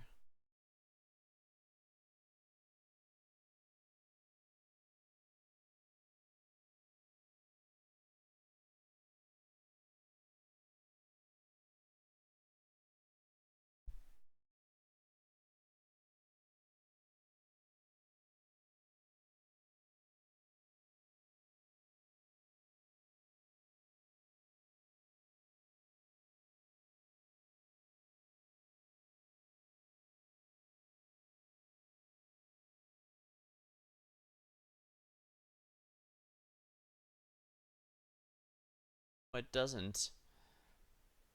That's weird.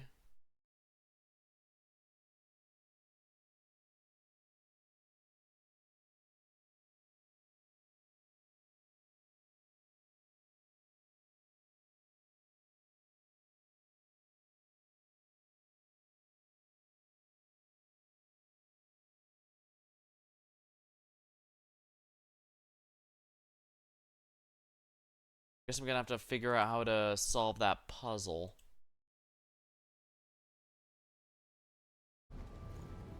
Yeah, it says I've got everything. Are these containers the ones for the puzzle?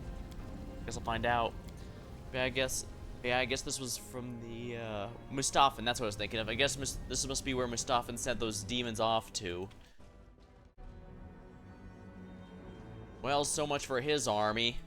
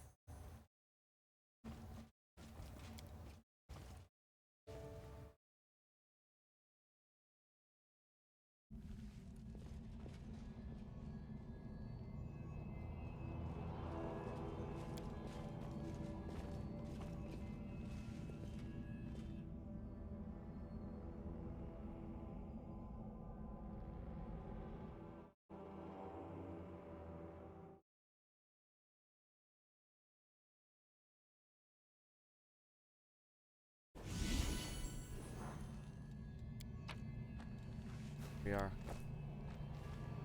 Alright, here we are. Are the mystery. Let's look at the guide.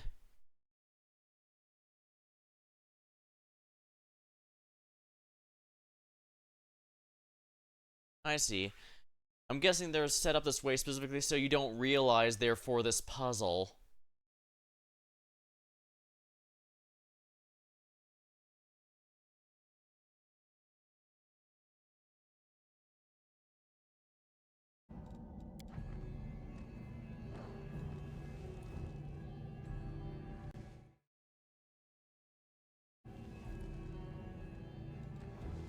Rely on me. It's 2/3 full.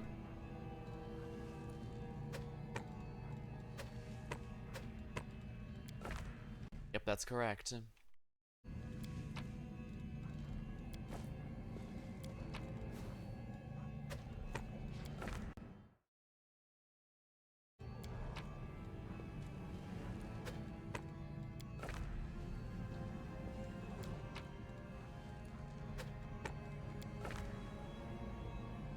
I'm guessing this is supposed to be some sort of, I'm guessing, since after you complete the Reshkal puzzle, you realize each of these symbols corresponds to a specific number, and I'm guessing you're supposed to use that to solve this puzzle.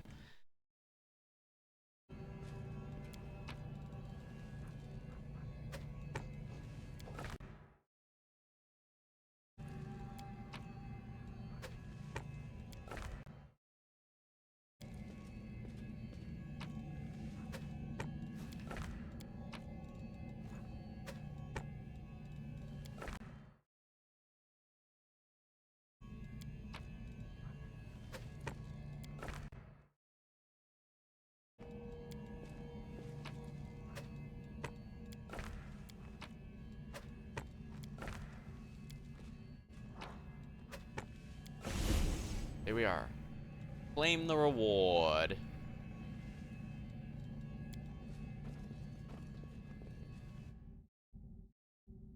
Yep, this is all Aresh's domain. We might need a fight, so I probably should have rebuffed.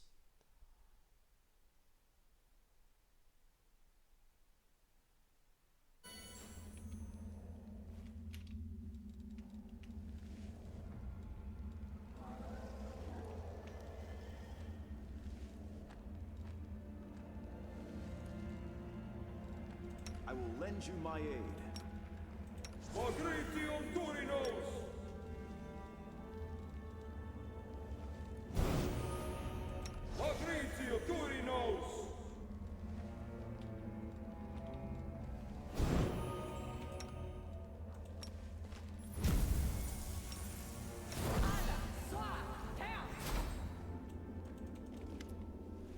Areshgal, one most worthy, you're late. The Sphinx's voice is tranquil and changing. Her mask gaze stares out indifferently something above your head. I've been waiting a long time. We've been waiting for you a long time, but the age of Earthfall has ended, and with it, our patience.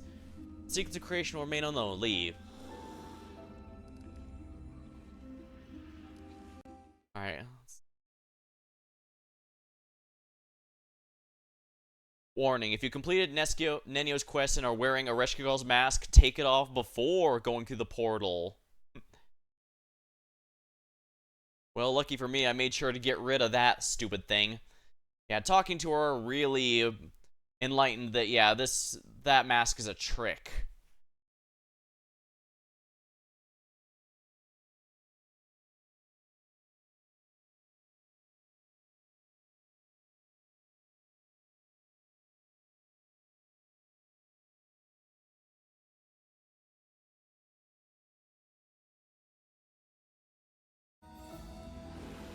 Areshgal, I solve your puzzles. Who is there? You're not the one most worthy. You're not the one for whom we've waited. How dare you come to a lair and discover our secrets? You don't seem to see me, are you? The Sphinx remains silent as if pondering. We've been waiting far too long. We've fallen into disrepair. Who are you? We are the great will of Areshkigal, the demon lord, the faceless Sphinx and mistress of Enigma. We are a projection of her will. We're the gatekeeper entrusted with opening the door for eternity for the one most worthy. And who are you waiting for? The one who is most worthy, the one who will solve puzzles, the one who refused to follow their kin, the one who survived Earthfall, the one with whom we give our mask and name as our avatar, not you.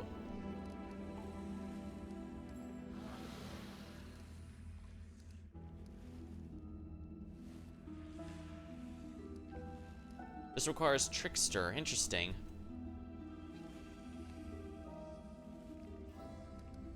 I'm gonna pass this, which is a shame. It'd be nice to do that. Solve your puzzles. The reward is intended for the most worthy. You will not receive it.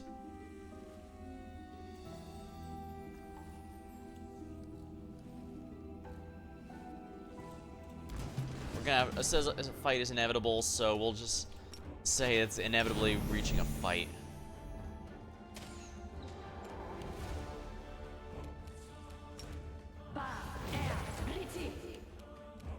And it's a Reshkigal's theme playing. Or at least the ones it plays in her area. Yeah, I'm willing to wager that Midnight Bolts won't work on this one, since it's technically just her aspect, not her true self.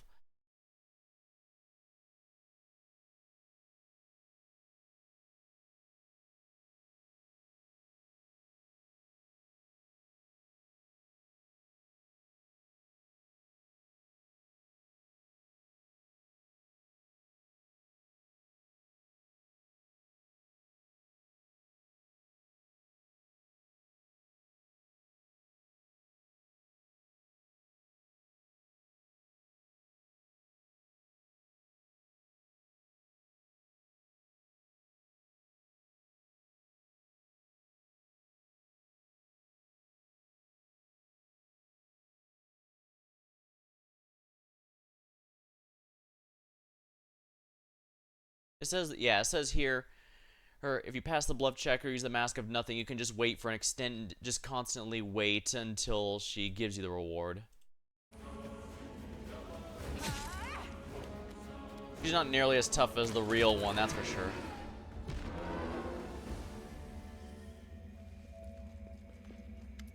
Ancient Ghost. You look at the ghost expectantly, but he's silent and motionless. He's stunned, unable to comprehend what happened.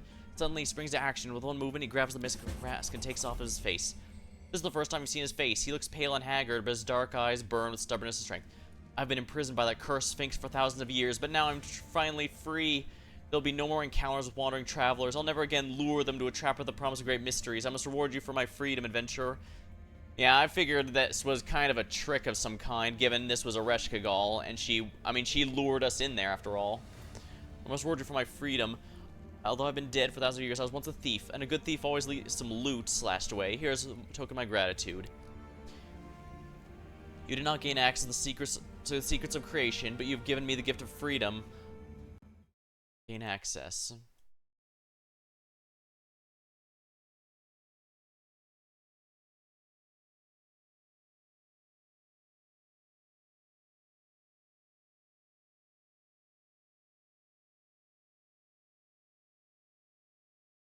Secrets of creation, but you may. Okay, so yeah, there's no secrets of creation here at all, or if they are, they're referring to Eresh's powers of nothingness. Kenny the thief, you're the one who escaped the enslavement of the Cyclops and hid from the abyss. The elf called the Storyteller told me about you. He said you were his friend. Storyteller. I don't know anyone who goes by that name, but oh, I believe I know who the person you're talking about. My friend, the one I betrayed. Can it be that he still lives? If what you say is true, I'm sad we will not have a chance to meet. My time in the material plane is coming to an end, and my life is slipping away. Why'd you betray him? Deceive him? Steal secrets? It's difficult to explain. I'm running out of time. Basically, he was obsessed with his rift experiments. Elves are accustomed to the idea of moving between planes and traveling between worlds. After all, elves are not native to Galaran. They originated elsewhere. That's why they find it so difficult to understand disastrous consequences that can result of opening rifts and portals. Of course, you know about such consequences. You live in a world where the world wound already exists, but I was trying to prevent such a catastrophe. I implored my friend to stop what he was doing, and I failed to convince him. I stole his secret notes and hid them where I thought no one would ever find them. Is there anything you'd like me to tell him then? Anything I want to tell him. What is there to say? I regret what I did to him, even though I'd do it again, that I've never had a better friend. Tell him that all my life I've never had anything more delicious than the spiced mull wine we drink together. What'll happen to you now? Who knows? I've been a prisoner of the horrible demon lord for 1,000 years. Will I join the river of souls like everyone else? Will I stand trial before Pharasma? If I do, where will I be sent? I don't know the answer to these, but I guess it doesn't really matter. Whatever happens, it can't be worse than what I've already had to deal with. Now that you're no longer bound by the spell, can you tell me why you're captured? What purpose did you serve here? Ereshkigal forced me to play a game of questions and answers with travelers, but she never told me the reason. I can only tell you my theory. I think all this, the riddles, the talking ghost, was designed to whet the curiosity of those who reach for the unknown. In other words, bait. Bait to lure them here. It's possible that she had another goal in mind. The Faceless Sphinx finds pleasure in subduing powerful seekers of knowledge. My friend, the one you call Storyteller, was a powerful archmage unlike any other. Perhaps Aresh believed he would enter the heart of mystery to save me. Should the promise of great knowledge fail to sway him, I'd be perfect bait to lure him. If that was her plan, things didn't go as she'd hoped. Even the most cunning lords make demon lords make mistakes. Alright, farewell. Farewell to you, adventurer. Core of the riddle. Unlock the truth behind the mysterious ancient ruins. Guess we might as well look around here.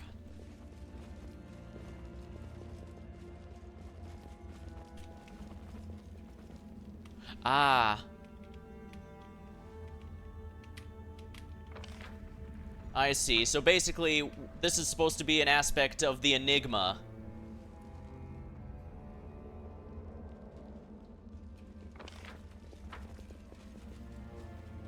So we've come back to that horrible place. Oh no, will this horrible place ever end? Will we ever escape?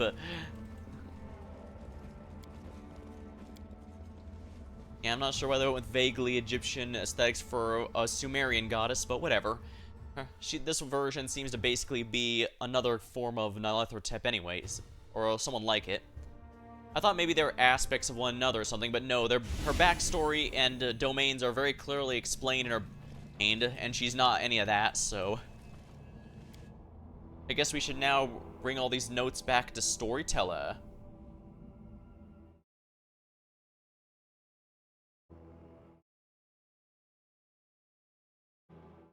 Which means we get to go back to Dresden. And after this, we'll probably go with the Threshold directly. Hopefully.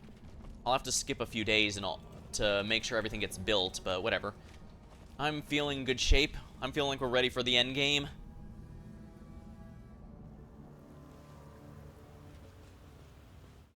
So many doors and windows. The schemes of the jeweler could not stop Seela. She succeeded.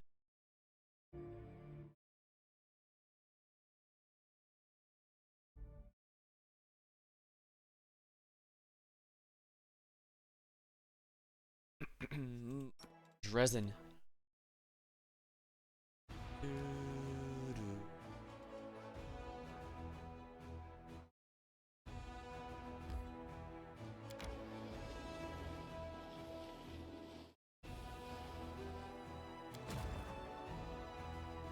Now these guys go over all the way over here. That's gonna be a pain.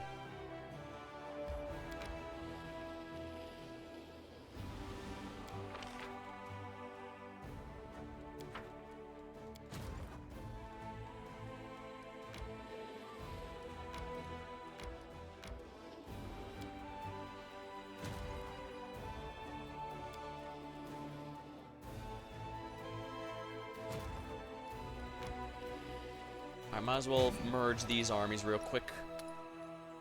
This sure is a cavalry-heavy army.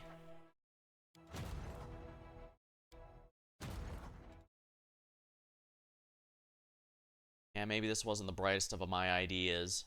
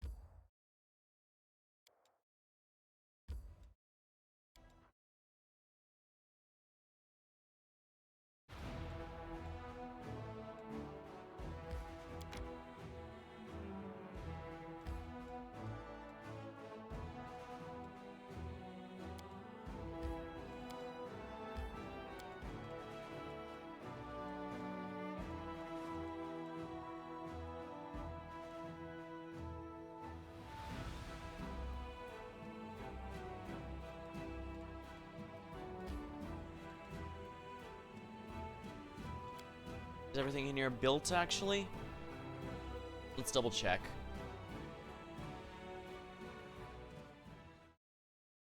Yep, everything's in here is built, so I need to build it up.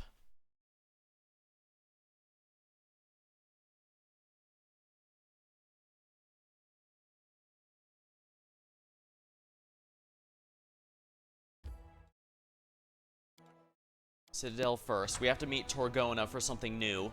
What's up, Torgona? I'm guessing they have Torgona Act here because it's possible you could have killed the Hand of the Inheritor during the during the Ivory Labyrinth section. So she has to take over.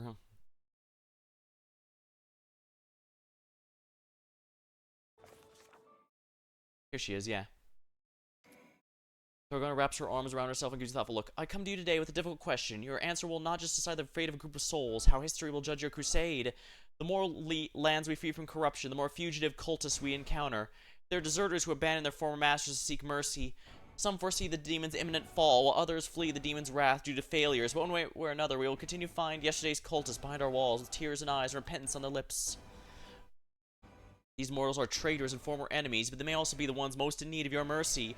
What will be the fate of these cultists? Will you allow them to return to normal lives among the Crusaders, or do you think their place is among the criminals of the penal regiments, where they must atone for their misdeeds and prove they've truly repented for their demonic past? Why should we accept them at all? It speaks volumes that they're willing to come to us and bow their heads, unsure of whether they will receive a pardon or swift death. It speaks of repentance and despair. Even lost souls reach out to their brethren in search of healing. But it's possible some may attempt to evade responsibility of past wrongs. We cannot dismiss this possibility. Now you must decide the purpose of your crusade. What is our most important goal? Why are we fighting the demon? To defeat the demons, or salvation? Who are they to you, the vanquished enemy or the people with whom we held blood? Which is our more cherished value, justice or mercy? Well, inevitable retribution, crown morale and cruises. We fight for victory over the abyss, and not to risk our world for a bunch of miscreants. We fight for life. Bestow protection ritual. Duration. All units in the target army receive temporary hit points. The effect lasts for a day. Not bad. Bestow wrath. All target units take damage. I already have things that damage the others. Plus, repent. They have come home. Truly magnanimous. This may be your greatest strength. I'll speak to you again, as there's still much to be done for the good of the Crusades. Captain Odin. Commander, an army of the champions of the abyss have been routed. Koramaza has fled the threshold and abandoned his invincible allies. His pale face, normally calm, now bears an expression with barely contained exultation. This is a triumph for all of Golaren. We've made it clear to every plane out there we can repel any opponent. As long as heroes like our soldiers are protecting Golaren's borders, I wouldn't recommend showing up here uninvited. We've taught the demons a lesson they will not soon forget, and sacrifices we made in this war have proven effective. Seems like your plan to knock one esteemed abyss dweller after another has off their pedestals. Who's going to be your next enemy? Lamashtu herself? I'm amused Lamashtu has no care, but then again, the Pathfinder gods and demon lords all seem to have their own stuff going on. I mean, even Aresh says she straight up does not care about the world wound or anything from it because she has more important things to worry about, so I guess unless they have a specific reason to get involved. Take that, you vermin. Force our chorus for the war chief. Aha! The troops are still in the process of tallying up spoils, and the battlefield looks like a blood-soaked treasure vault. Demons have learned it's dangerous to mess with those mad Galerans, so they splurged on their best gear. It's all ours now, so we need to decide what to do with it. Are we going to keep these artifacts for ourselves, demonstrate our trophies, or destroy them in divine, purifying flame? Commander games Favor of the Gods feat, which provides 3 luck to AC. Somewhere in sight. The commander gains Doom of Demons, luck bonus to attack. Biggest battle still to come. We need every weapon we can get.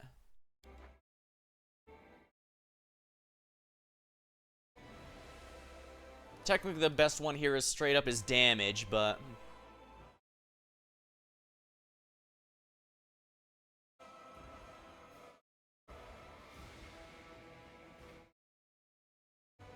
well, they were complaining about supplies, so let's go with this. A reasonable decision. Given the war is not yet over, I'll make sure the trophies reach our arsenal safe and sound. What I'm about to say may seem inappropriate, even unacceptable for speaking to their superior, but I'm proud to serve you. When I was a boy, I imagined myself a general who would give back the armies of Mendev their unstoppable might. Then I grew up and left these childish fantasies, but then you appeared, and they weren't so childish fantasies anymore. I was even able to participate. Could I dream of anything more? Never. At last, the Crusader armies regained the glory and might unseen since the days of the First Crusade. The trials we've overcome together have made our warriors ideal soldiers, cogs in a mechanism war. Good luck, command. I never thought I'd be interested in a career military, but I suppose even I wouldn't mind serving such unstoppable and well-arranged army. If I were younger and the pay were higher. You're not Doc Odun. What kind of person dreams of war? Loving family, a worn house, creams, crisp beer in the cellar. That's something to aim for, but war, where's the dream in that? Except for dreaming that it'll end soon so you could be living your real life. And thank the gods we made that happen at last. Commander, it's an honor for me and all of our officers to serve in your army. Yeah, I think I could have gone with the destruction one as well, and that would have been the best. Just using it as a trophy feels like a waste. But again, with the yeah, I'm saying I guess either of those would have been character accurate because there is a practical since the war is yet to be over. But on the other hand, yeah, either's fine. An angel's wing dressing.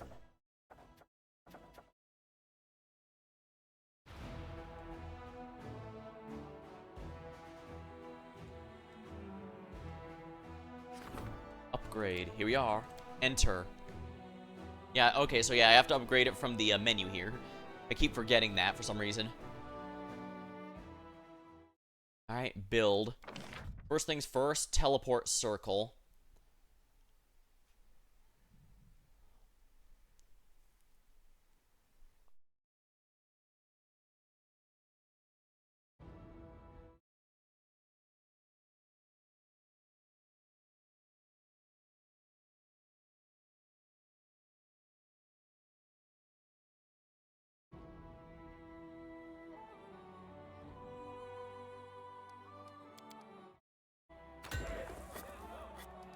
Alter.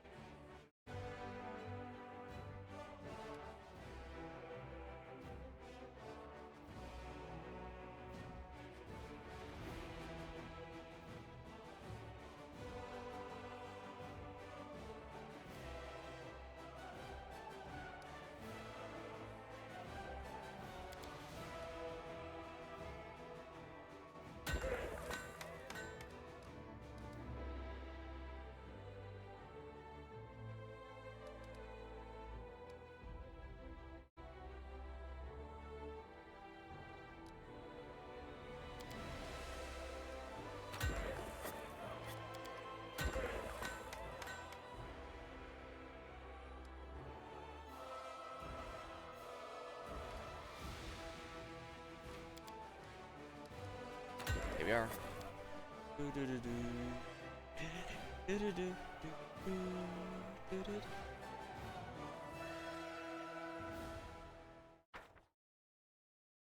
Excellent. The fate of the Zorus pin.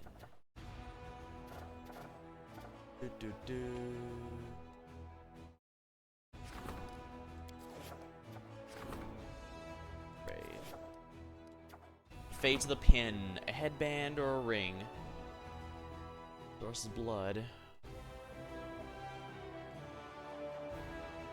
I should probably look into what these actually make.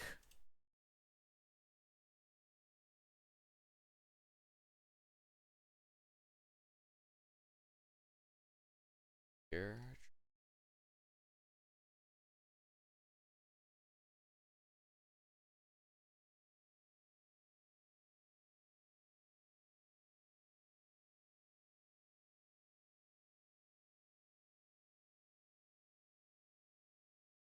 Here we are.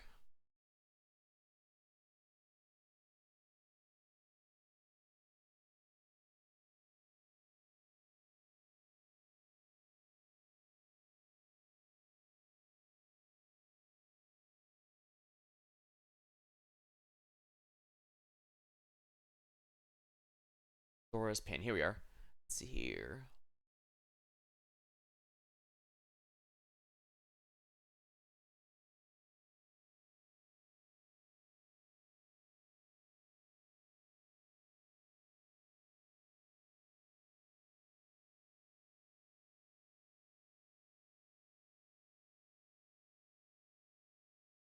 Headband is probably going to be the more useful one here.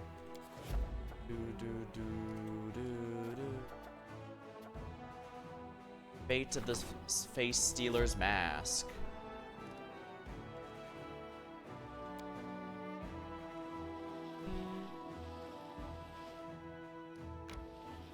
Right, we got these two left to do. Aha.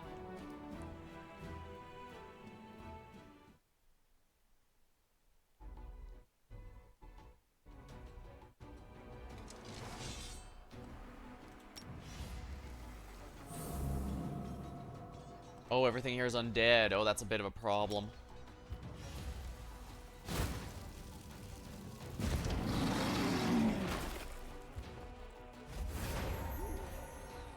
Liches.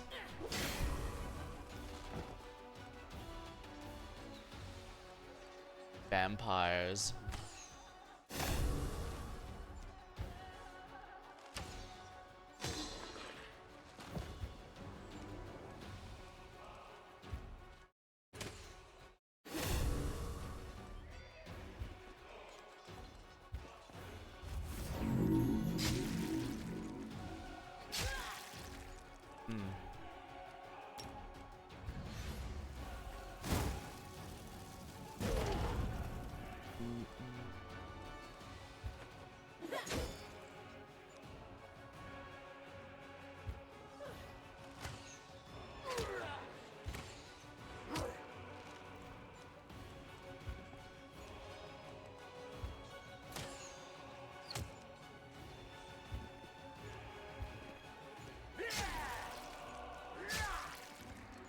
Okay, yeah, they're healing from that. That's kind of interesting.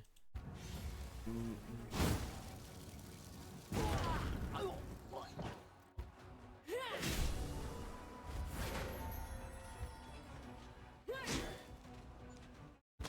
we are. Here we are.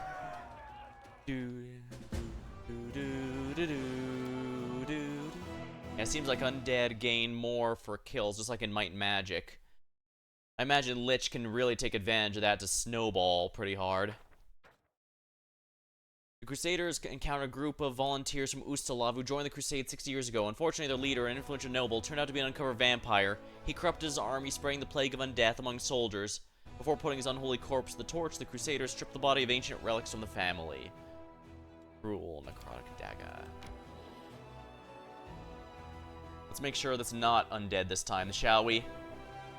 Even if they are, 2 fireballs is usually enough to take out a couple stacks right then and there.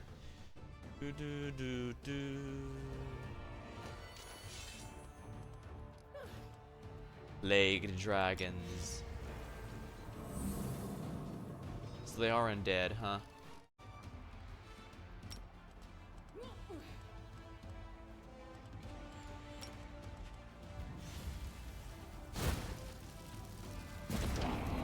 Okay, yeah, that worked.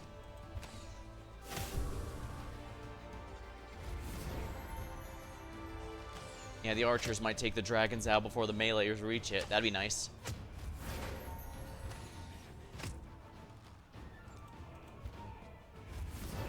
Ooh, the dragon slayers can prove their worth now. Yep, there we are. Do do do do do do do do do.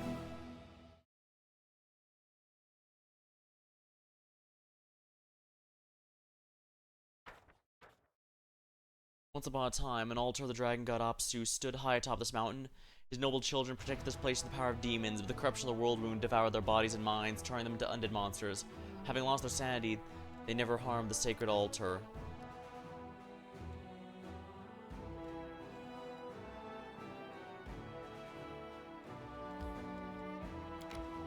I guess those must have been where the reinforcements over there were coming from. Alright, this one can continue.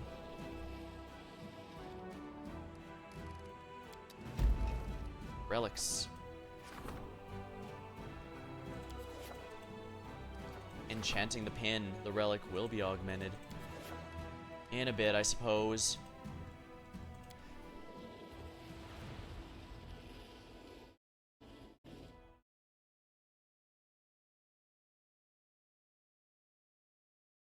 Yeah, there's exactly one enemy still alive, and it's this random ass demon, 14 stack demon army.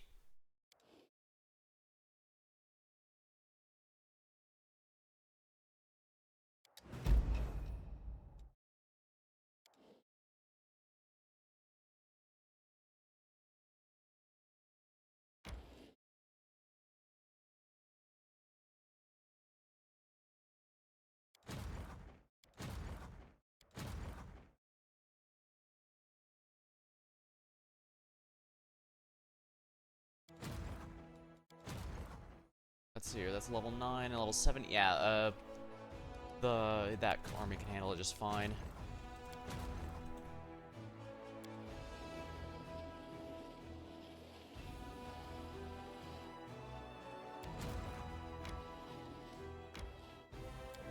Let's take this one on. There we are. Events.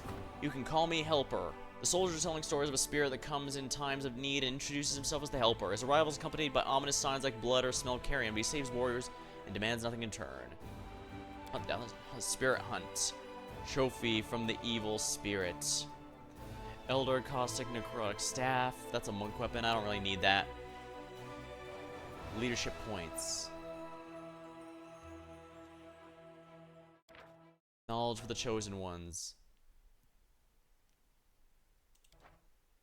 Send a Ruchelet.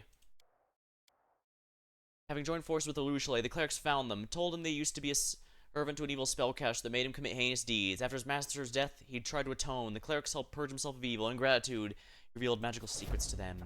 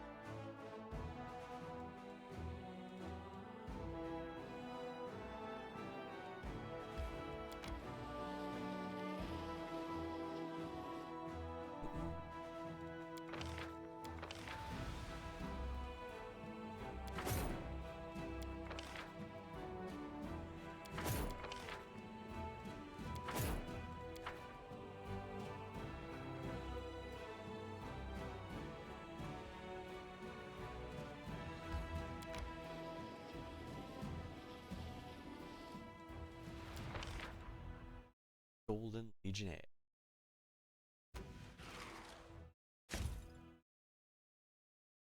Ooh, Dragon Slayers.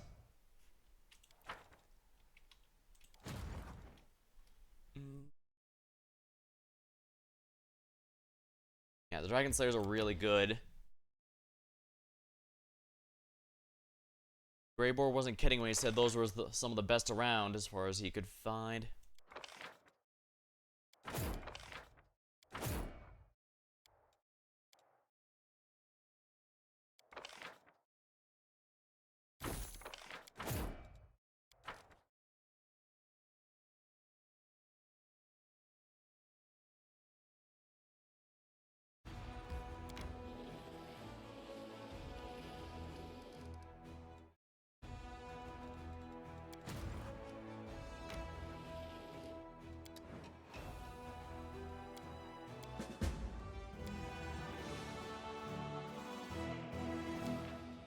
General's pretty close to leveling, but nowhere near as much as Setsuna.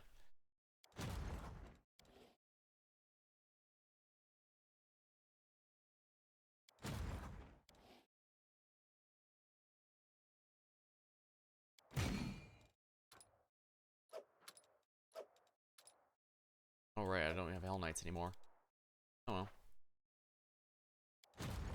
Continue? Question mark?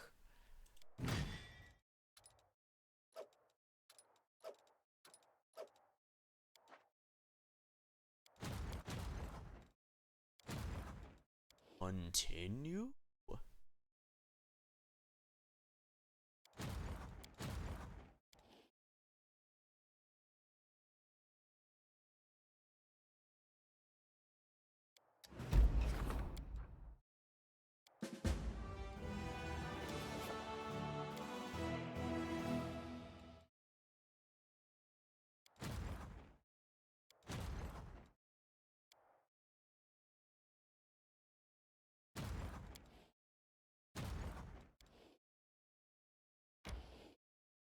Now to add all these to his army.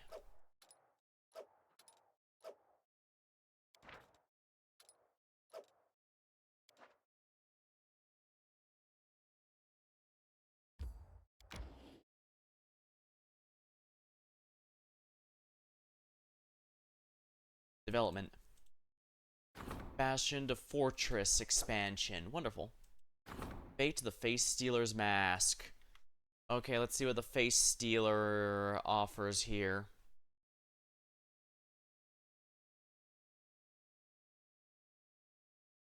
Their belt.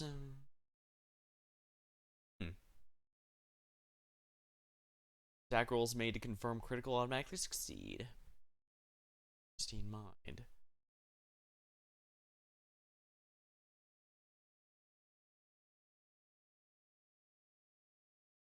Reroll a failing spell.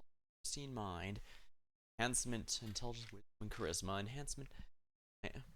Pristine Mind.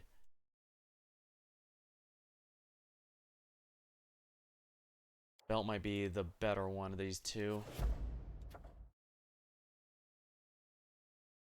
Logistics reform.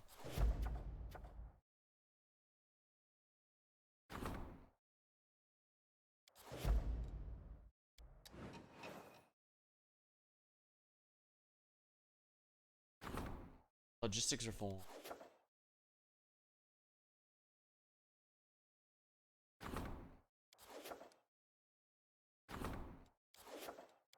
Alright, the relics are probably all I need to wait on now that I've been taking out all these guys.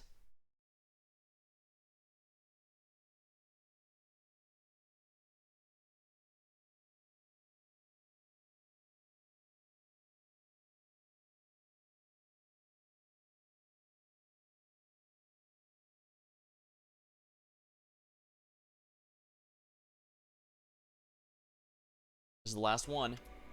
Dorglinda. Commander, I've been doing everything to prevent this, but the hardship has done its work. More and more suppliers are raising prices, demanding to be paid upfront or cutting ties. Voluntary contributions are dwindling by the month. It's time for decisive measures, or we won't have a means of waging war at all. There's only one option: compulsory requisitions. My suggestion suggests we need from all the common folk. Robbing the people is the last thing I advise, but what can you do? We'll say it's a donation, support the War of Faith. We'll set up a temple. Clerics. The clerics will agree to go, that is. So by decisive measures, you mean robberies. It's obvious who we should start with. The rich and aristocracy, of course. They got more than enough gold tucked away in their castles and mansions to supply our soldiers. And they still leave coin left over for us. If we must rob people, let's rob those who rob others. Thieves, bandits, fences. Though it wouldn't be terrible, would it? Look, Commander, you're an authority here. Authorities don't rob. They collect taxes and whatnot on an entirely voluntary basis. Not entirely voluntary basis.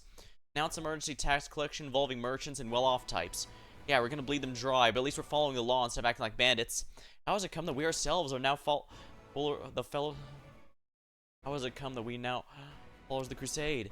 As soon as we began to claim abandoned property, people started to say we were scavengers looking to profit, and some of the things we took ended up having inheritors, legally representing the missing owners, and there are other characters who hadn't cared about the property, but cried in protest the moment we laid finger. I guess it doesn't bother them. We're in the middle of a little thing called a war. Tell me more about the suggestions. Right away. Woldriff, what are your suggestions? Where do you go to get money? Those who have lots of it. Obviously, we'll make those pampered Mendevian nobles pay up. All the barons, accounts, anyone with a big purse. Can you imagine all the stuff they got? Our soldiers will be walking around in silk coats and eating off silver. You're talking about the same nobles who've been sending their sons and daughters to this bloody war for a century. Don't you think they've been paying with blood instead of gold? You think those hereditary warriors will give you the key to the family vaults just like that? The only thing they'll give you is a sock upside the head. But it looks like that's exactly what you need. Ruchle, what about you? If we have to rob someone, let's go with robbers and brigands. Unfortunately, we've come to know many of them in the time we've spent overseeing the logistics. It's not that I believe in garbage like honor among thieves or whatever, but let's not. Commander, you gotta know what's good for us. We won't step on toes, claws, and tentacles of some idiot thugs in back alleys. That'll just upset their higher-ups. Serious criminals and guilds with connections all continents. Do we need an enemy like that? Trust me, Baphomet seemed like a pretty nice guy compared to the Tetrid Consortium or Council of Thieves. Lan? Commander's not a bandit queen. You got more than enough brute force. You have legal power. Use it. Mendev has lots of rich folks who've never donated a coin. If they won't do it themselves, we'll compel them. Use your authority and call for emergency tax. It's the same as robbery, but we'll at least be doing it by the book. You know, I've always wondered why some people, decent folks and all, turn the most cocky pricks imaginable the moment they have any kind of power. Thanks, Lan. I've seen it happen with my own eyes. Dorglinda, what about your plan? The people of Mendev are used to paying for the crusade, and they'll do it again. Some church will surely support us and let's act on their behalf and give us a modest donation of what they collect. This whole thing's a disgrace, of course. Common Mendavians have suffered more than anyone in this war. Taking what little is left of them is unconscionable. Robbing the ones who have already robbed does seem... I don't think... Yeah. Unfortunately, yeah, well. Unfortunately, I'm not. The thing is, I'm not even sure the bandits and merchants even have enough. Is kind of the thing that concerns me. Otherwise, I would seriously consider that. Yeah, there's thieves guild and stuff that are issues, but we can solve that after.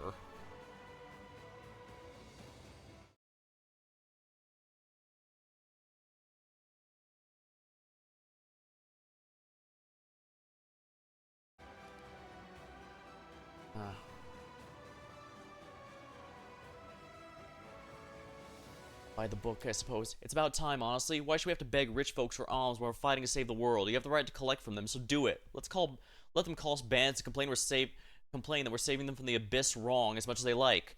In truth, it doesn't make much of a difference whom we collect these from. We'll be known as muggers all the same.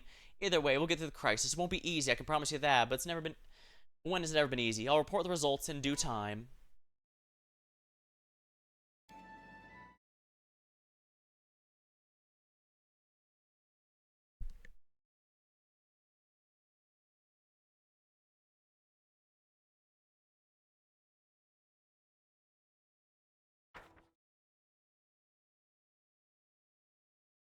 Alright, what other decrees can I do while I'm here?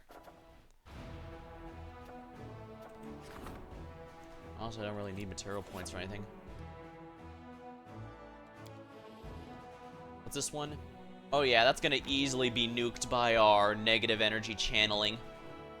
Now these guys I know are not undead.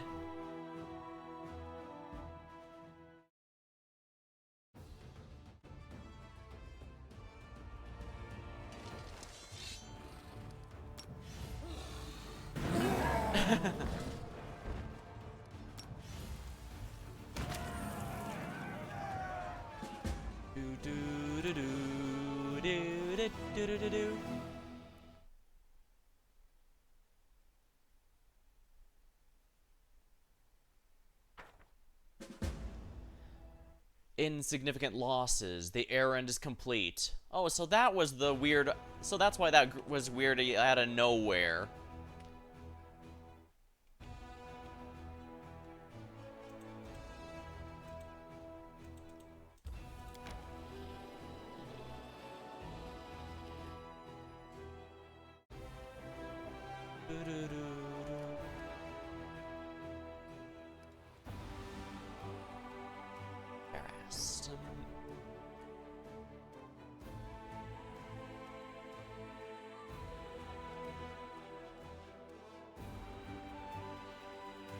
Thankfully, it doesn't look like they're going after Tyrant's Keep anymore. They're going after other stuff, which is good for me.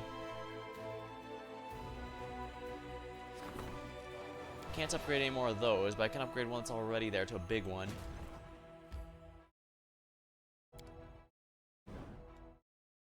Monster Mansion, Gloomy Gorge.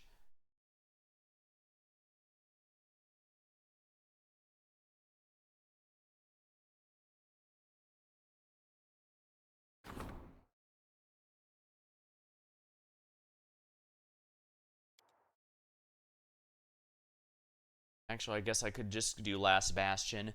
Make it our Last Bastion instead.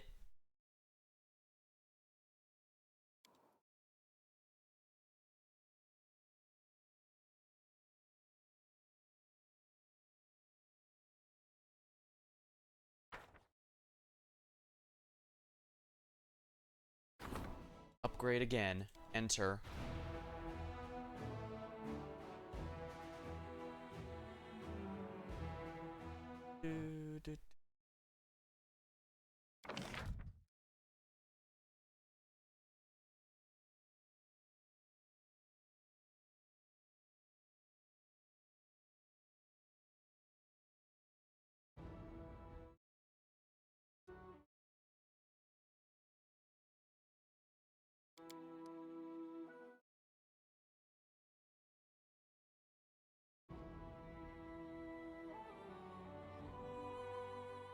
Military Academy.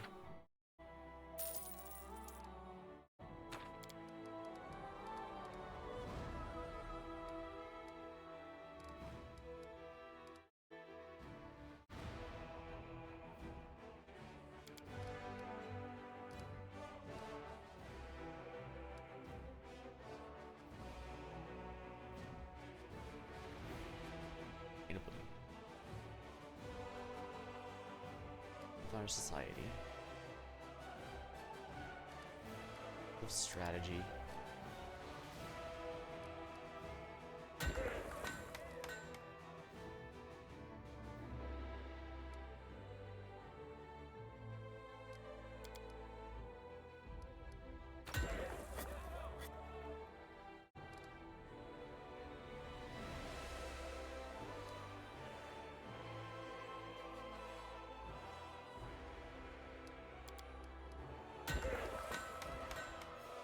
Down shelter.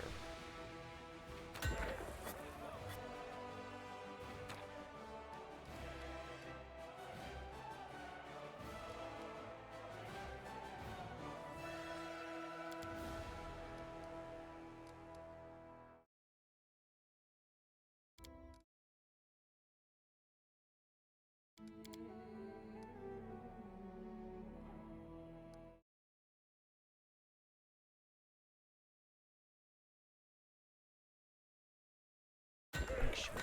There we are. Excellent. I do believe we've gotten everything maxed out, but I guess we'll have to see.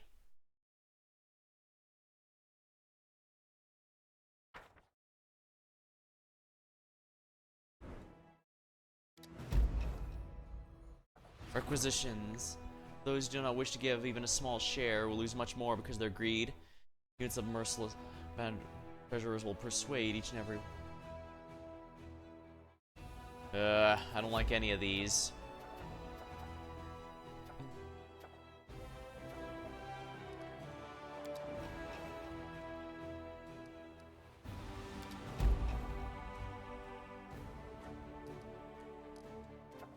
Wounded Dragon. During the exploration of the catacombs, soldiers have come upon heavily wounded dragons. Someone had been putting the poor creature through agonizing torture, driving it mad. The officers want something to do with the creature. And healers of the dragon.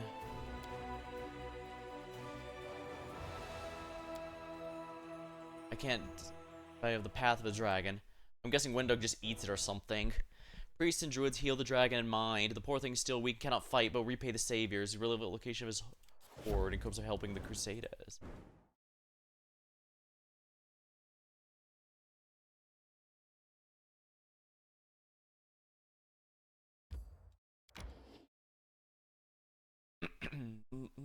Oh wow, they're teleporting from elsewhere. Alright, well luckily these guys are all really tough, so we should be able to handle this. Mostly.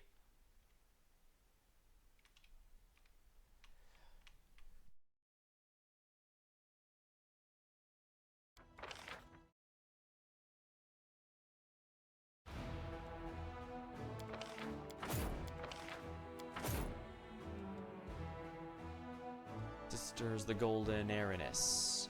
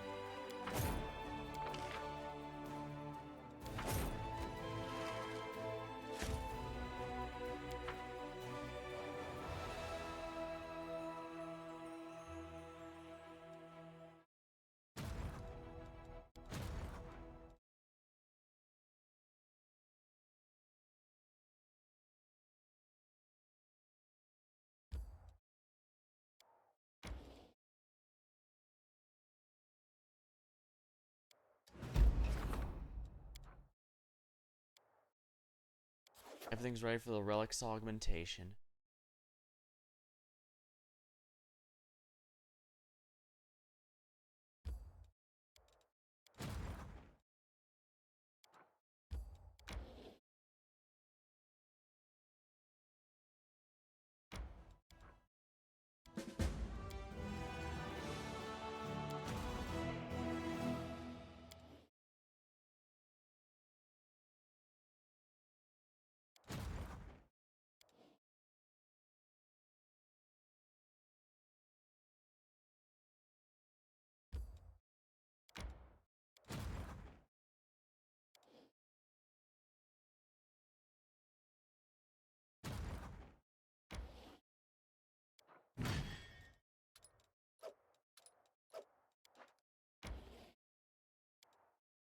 Oh, they actually have the confidence to fight. Isn't that embarrassing for them? I'm not sure what's gonna make my count finally go up. I guess they just only care about army size and don't pay attention to generals or something.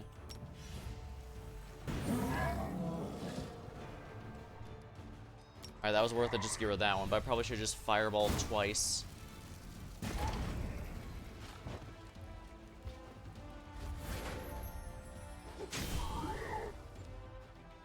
Brave Knights.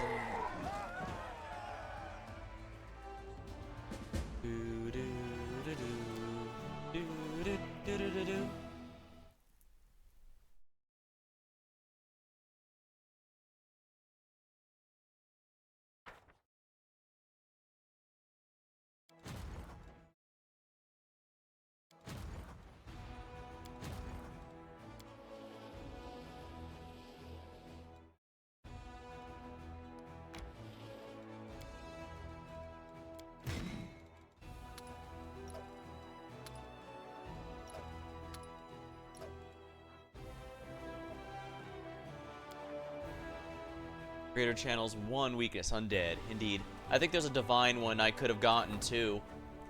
Yeah. I think there's also a divine one I could have gotten if I had chosen in one of Social's ideas earlier, but two priests have come to pray over the fallen relic. Nethes Nocticula.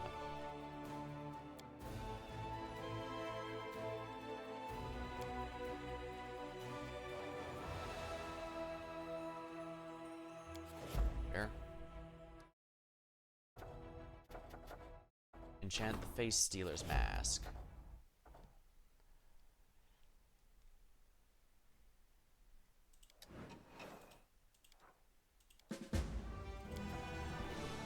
Three levels, won't say no to that.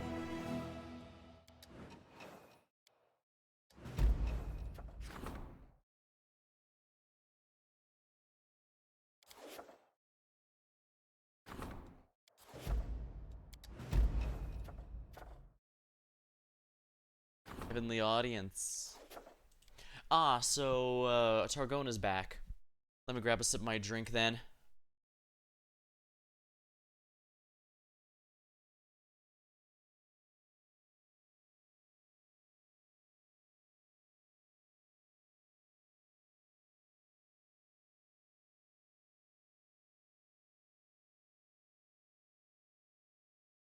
Alrighty.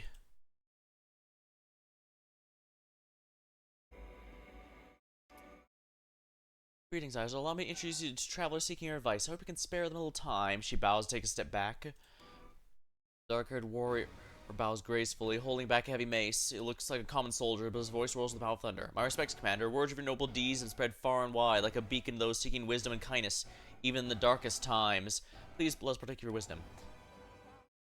The clean-shaven monk, whose belt is adorned with numerous scrolls, politely bows his head. To resolve our disagreement, I ask you to listen to the tale. Well, we faced our way. Will you do us this honor? I'm ready to listen to you, travelers. The monk clears his throat. I walk through darkness, not knowing my way, not seeing those around me.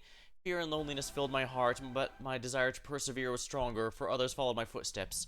The ones who entrusted their heart and souls to my care. Desperate, I called the gods who were hidden from me by an impenetrable darkness. Upon seeing my stubbornness and hearing my plea, the patrons of the mortals appeared and dispelled the fog that clouded my will. The warrior tells his story as if they happened to him and not another traveler. The gods offered to me a choice of two gifts. One was the strength to overcome fear, to prevail over the might of darkness, to protect those who trusted my judgment. The gods offered me a choice of two gifts. The second was Does the gift of knowledge lift the shroud of darkness and ignorance, so foresee threat and lead those who place their trust in me, the danger, for it strikes. After a pause, a monk looks. Which gift should those who wanders? I feel like you're keeping something from me. You're wise, no doubt about it. Please don't evade the question. Which gift wanders in darkness have chosen? I think either of those are fine, but... The mysterious traveler exchanges glances. And then looking with a smile, the monk straightens, the divine light burns as bright as the sun. No, Isel, you should have chosen knowledge, and so you did. Astral Deva. A noble maiden dressed in loose robes bows her head in reverence. I'm the messenger of Delendria, the blessed attendant who brings deliverance and healing to those who suffer. My visit to your court of heralds is the good tidings that await us in the future. We've come to test your heart. Your deeds and auspices of Eomade have made you the beloved champion of the upper plains. The wisdom you've expressed today before the celestial witnesses leaves no doubt you're committed to the same ideals as we, the angels of Delenia. From this day, our patroness shall spread her wings and bestow blessings upon you. Triumphant ring. See, Isel, we are with you. The upper plains believe in you and are willing to lay their blades. Victory is near. Oh wow, that would have been way more useful before I finished. Yeah, the most powerful units are now recruitable in my army. Unfortunately, I don't think there's anything left to fight aside from the occasional attacked fort. I mean, I guess I could make another one if another army if I really wanted, but that would be training someone else. But yeah, I guess that makes sense. I'm guessing if I pick the other one, it's another angel from a different pantheon that promises to help. But they don't want to do too much, which makes sense. The whole reason the angels were fighting in the background with the wardstone stuff and not directly competing is because they mostly didn't want to accidentally cause more demon lords to start wanting to fight to prove themselves, because then there's going to be a hell on earth. Possibly quite literally, given the war would be very bad. Call upon angels. One Astral Deva.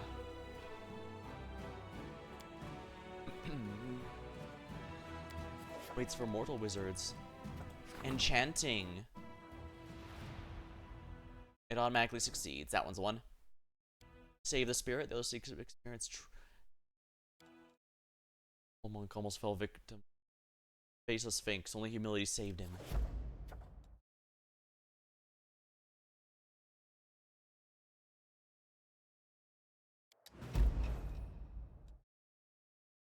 Missing in action. A group of Crusaders has gone missing on its way back from a dangerous mission. The commander's staff is determined to save them. A number of possibilities.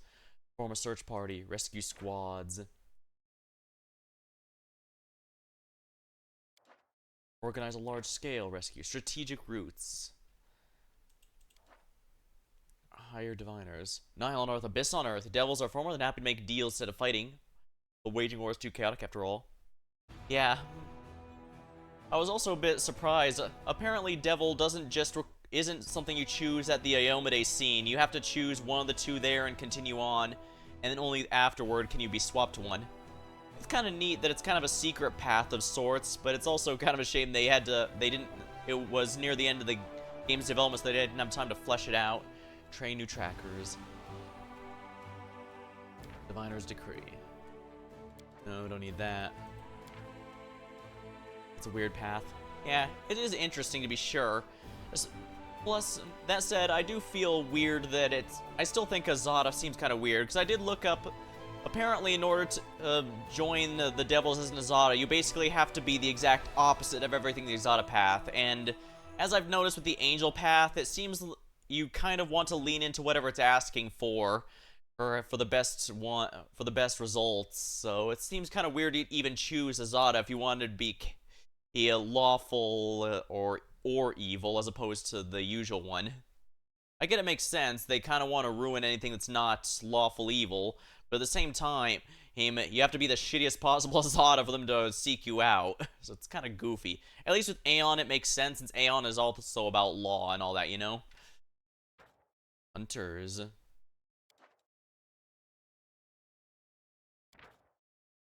I don't need a logistics experience, do I? Yeah, I've already maxed out my, logistics, so I don't need anything.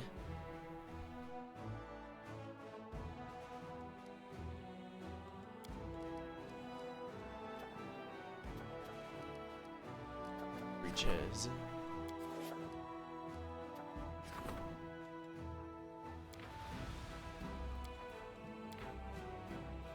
All generals gain additional reduction of losses. That does seem good. Train new trackers.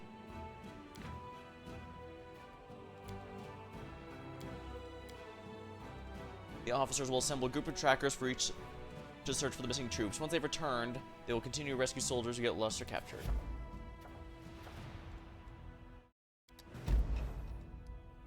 And rescue squads.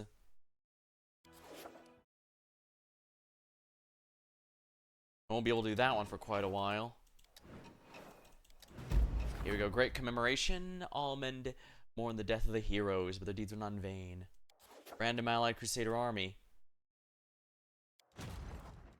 Oh, I guess I should have done this first, huh?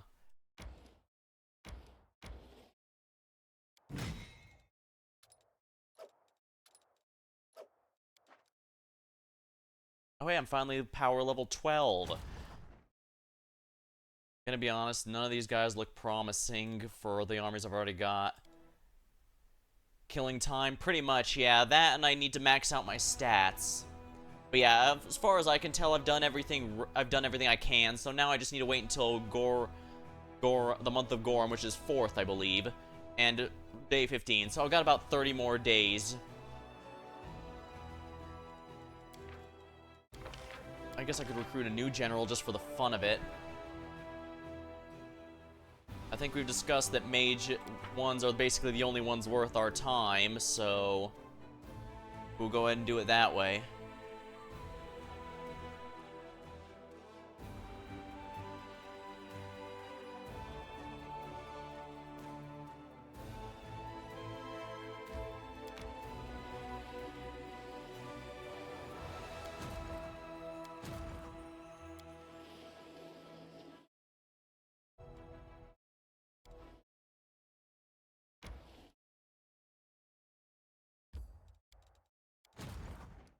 I can pick these up real quick.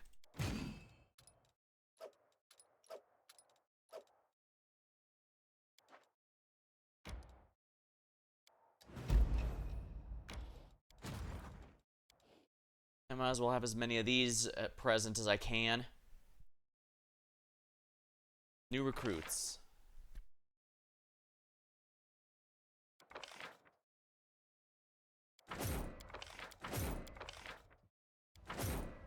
I'm not sure if I'm even bothering. I'm pretty sure there's quite literally no other things to fight on the map, at least until the random fights appear. But I suppose it is what it is.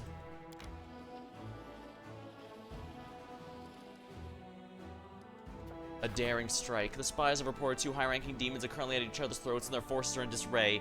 The command staff is planning to take advantage of this and are preparing a daring surprise attack.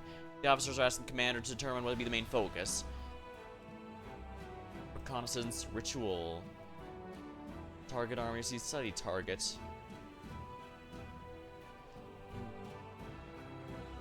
Those random invasions are weaklings, yeah. Daring strike.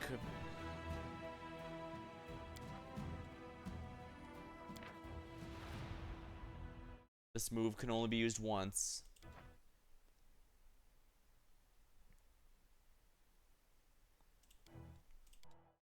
Everything's ready for the operation. The soldiers are waiting the final order for charging into battle.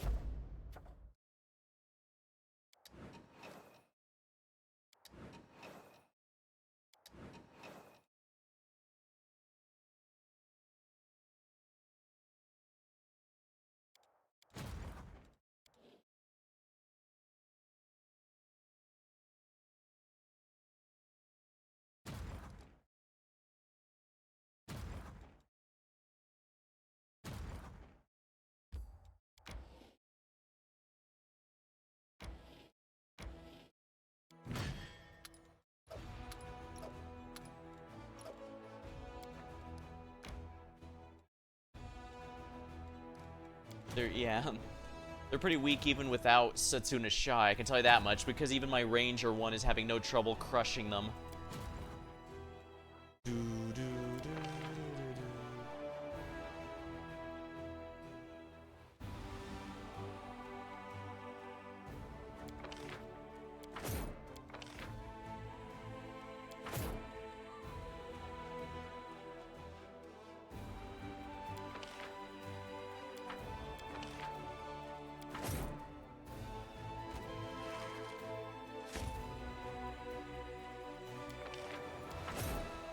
suppose. Don't mind if I do.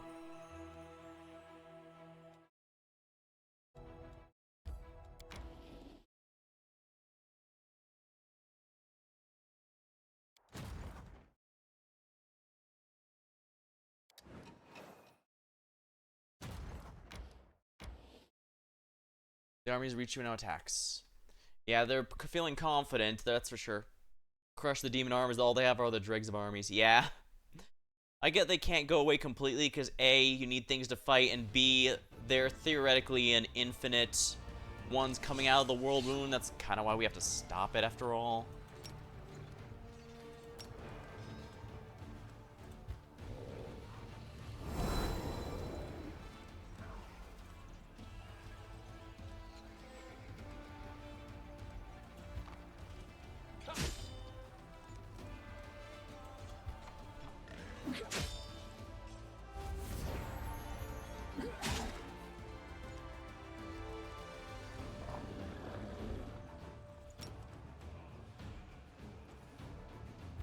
Should be easy enough. Spit.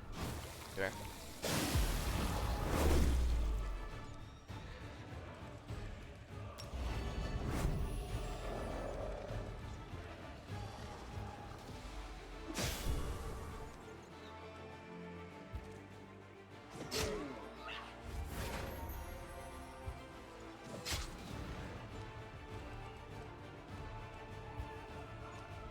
Yeah, melee teams are kind of not as fun as ranged.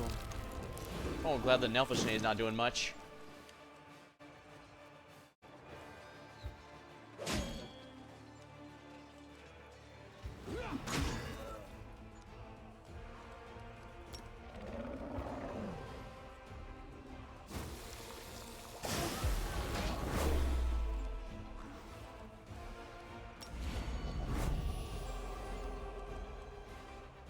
There it is. One's down. And that's 2 enemies down.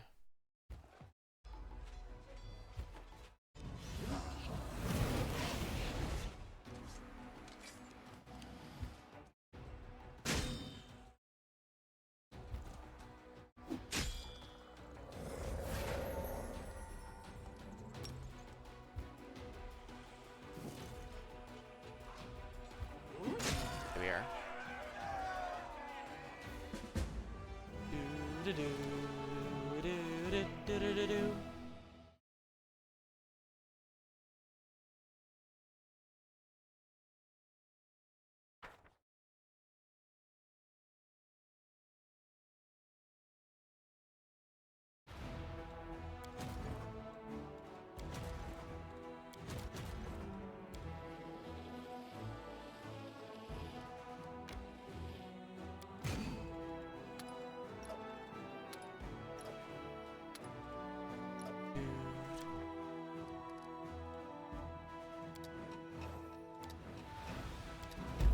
Here we are. Which one I finished?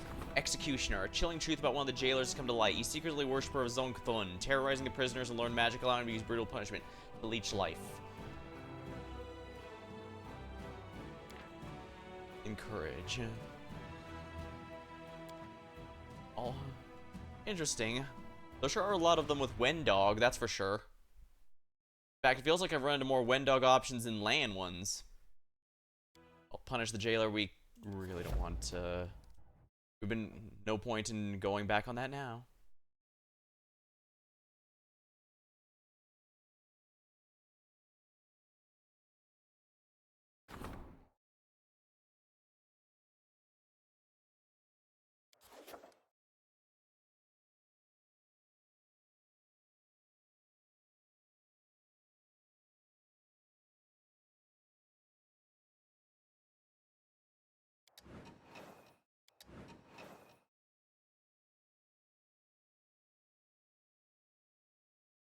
Oh, how cute. That stack of 11 is actually the highest we've seen so far, and they think they stand a chance.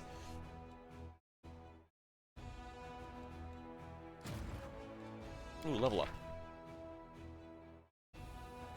Boulder. Deals AoE damage. Sounds good to me. May not be as good as Fireball, but it's a un-AoE ability, which is always nice.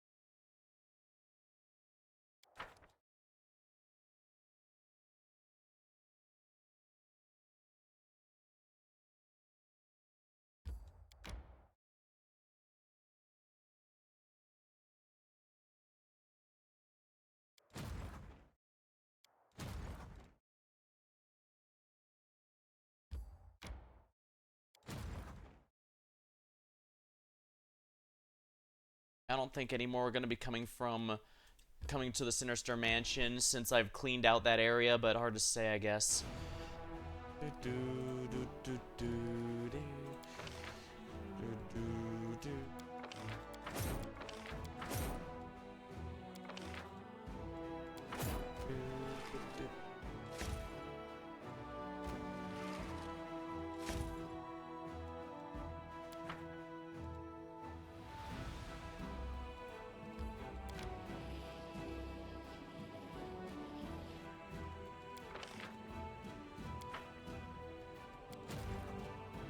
Alright, so there are berserkers and spellcasters there.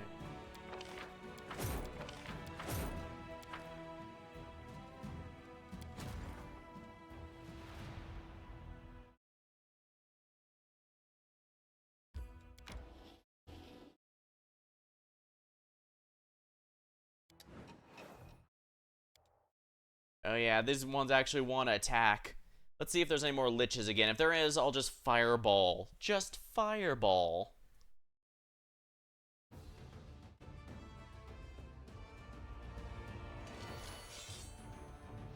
Oh, there aren't.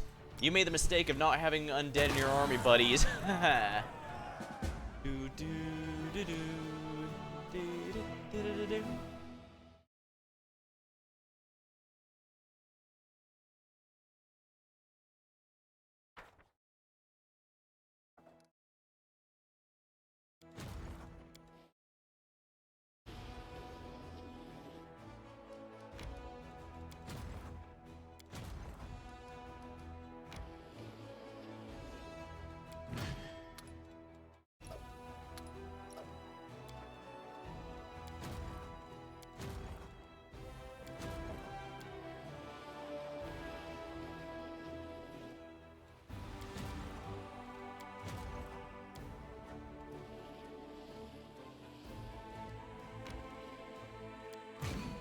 More Dragon Slayers and ranged fighters are always good.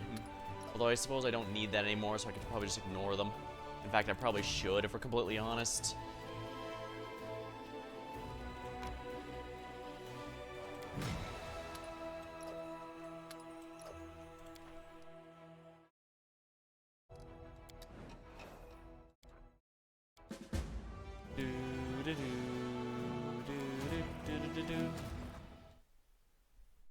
Yeah, I think Setsuna Shai is the only one capping out, but I suppose that's the only one that matters. Oh yeah, I should speak to the arms person. Oh yeah, and the storyteller. Right, I got all that stuff for storyteller and then didn't even do it. Whoops.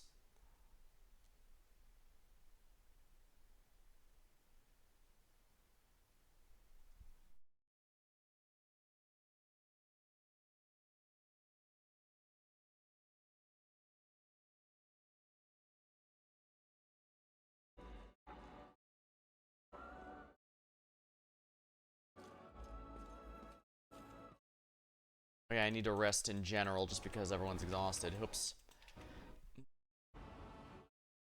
Yeah, I forgot. Skipping time does not actually count as resting, even though theoretically you should be resting. Here's an interesting fact.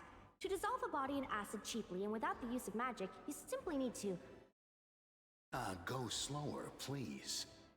It looks like it's my turn to start making note of interesting facts.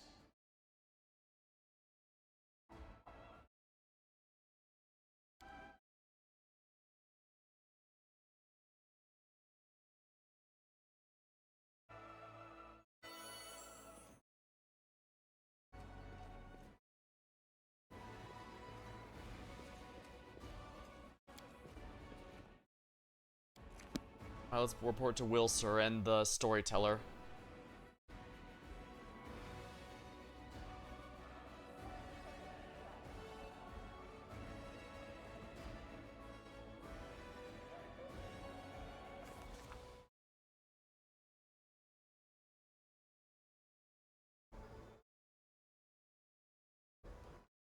First, let's report to Wilser Garm. We got rid of that weird army that was capturing people each month.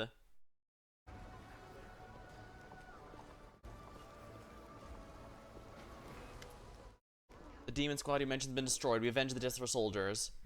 He's smiles with tears glistening in his eyes. He's barely holding them back. Thank you, Commander. Thank you. Many of those who died are my friends. It was them who made the figurine, prayed for your safe return, pitched in for the gift and more. I'll be sure to take everyone how much you care for the confolk. We'll be forever grateful. How are things in the fortress? We're still alive, thanks to you. I thought we were done for. Starvation, cold, lack of supplies. But folks weren't lying when they said the commander always finishes what she started. You've dragged us by the scruff of our neck. Much obliged. Anything to sell here? Dueling sword. That's probably really good if I was actually using that. I don't need a tower shield. Maki, don't need that. Hide armor. That has no special qualities. No special qualities. Snakeskin, that's decent actually.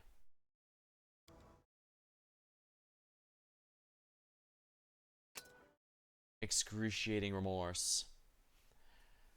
That's alright, I don't really need it though. Fabled Hero's Lance, Oversized and Dragon's Bane. Good for charging, I guess, but I don't really need that. Grasp of Devotion.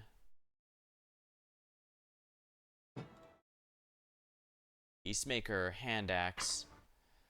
Rushlight, Falcard. Not bad, honestly, but I don't have anyone who could use it, I don't think. I think well, no, I think Sela can use it, but she's the only one.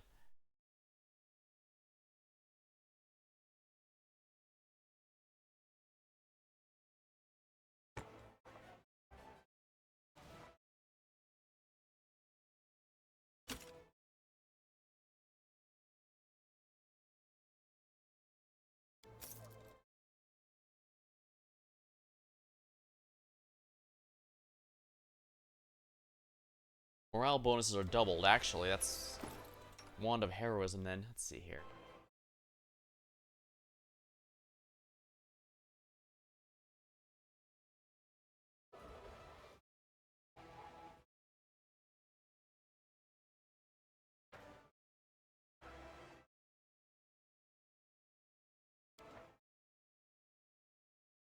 Oh yeah, I'm using the Ring of Imminent Demise simply because of the competence bonus. Insight bonus. I also don't want to lose the 7 virtues because that has so many good effects that I can freely choose between. Oh yeah, I should see if Woljif has anything to go. The Thieflings have the best things. Let's see if he's got anything good. I don't think so, but I guess it's worth a check. Electric Rose. Ah, he has some +5. He does have some +5 things. Divine Guidance. Sacred. Not half bad. Given Sacred and Profane bonuses are the ones that are hardest to get, as far as I can tell. Right, Storyteller.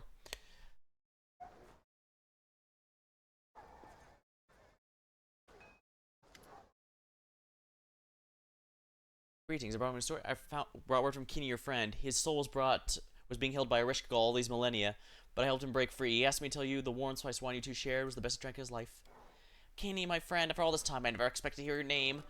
Him to hear word from you. I didn't think this would still matter to me after so many years, and yet I'm glad, touched, saddened. I cannot make sense of what I'm feeling. He remembered the wine. We oftentimes sat there on the tower's balcony. I apologize. I'm not willing to continue this discussion. This is too personal, but I thank you for helping Kini find peace.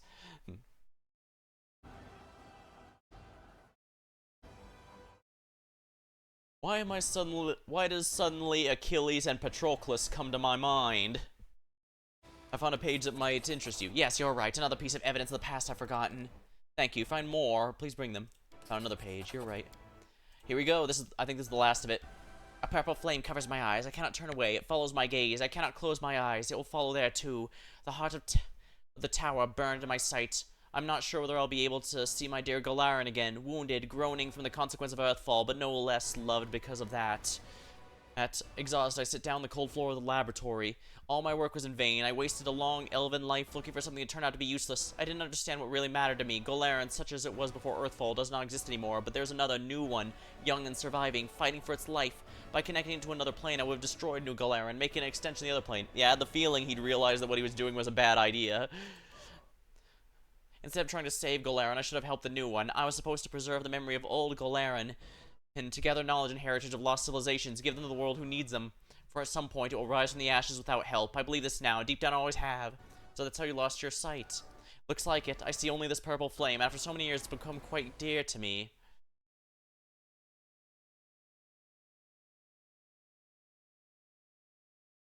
You almost opened a world wound yourself. You're right. It would have been a terrible crime against Galarin. A murder. At the time, it was much weaker than it is now. It wouldn't have been able to resist the demonic invasion. Luckily, I was wise enough to stop before it was too late. Please continue. Rise, elf, this is not the end. A masterful voice rings in my head. A silhouette of an angel appears in flame. Purple flames reflected on her gleaming armor. She has no face, just two fiery eyes, burning deep within the steel hood. Rise, elf, rise and bow for the will of Pharasma. His voice changes and becomes adamant. Rejoice, elf. The Lady of Graves has deemed you worthy. You pursued your goal despite opinions of those around you, even fate itself. But you managed to stay your hand once you realized your mistake. You saved Galarin from yourself. For this, the Lady of Graves wishes to give you a gift. You will become her usher, an immortal psychopomp. You'll take the place at my lady's side and become the keeper of history. Not just for Galarin, but for all the planes. In return, Pharasma requires one thing. Tear up your bark-covered notebook. Let the knowledge you obtained remain secret for many generations after you. Pharasma herself sent a herald to me. For the first time in my life, I, the last archmage of Keonin, and proudly looked the eyes of the demon lords, felt unsure. Who proudly looked in the eyes of the demon lords, felt unsure. My hand feels the notebook on the floor. My fingers run over the tree bark and cover lovingly. I don't need my eyes to recognize it. I know its cracks and bumps. It's like my child, the only meaning of my meaningless life. I don't want to destroy it. I can't find in me to obey the order. You refused, Pharasma herself. I did a stupid thing, didn't I? I, the last mage, was just a fool who lost his purpose and then dared to disobey the goddess. If I were her, I would have ordered the herald to destroy this deranged old man. Tell me about the herald Pharasma sent to you. The steward of the skein, a warrior and herald of Pharasma's will. The Lady of Graves sends her to restore the balance of fates and also pronounce a great prophecy.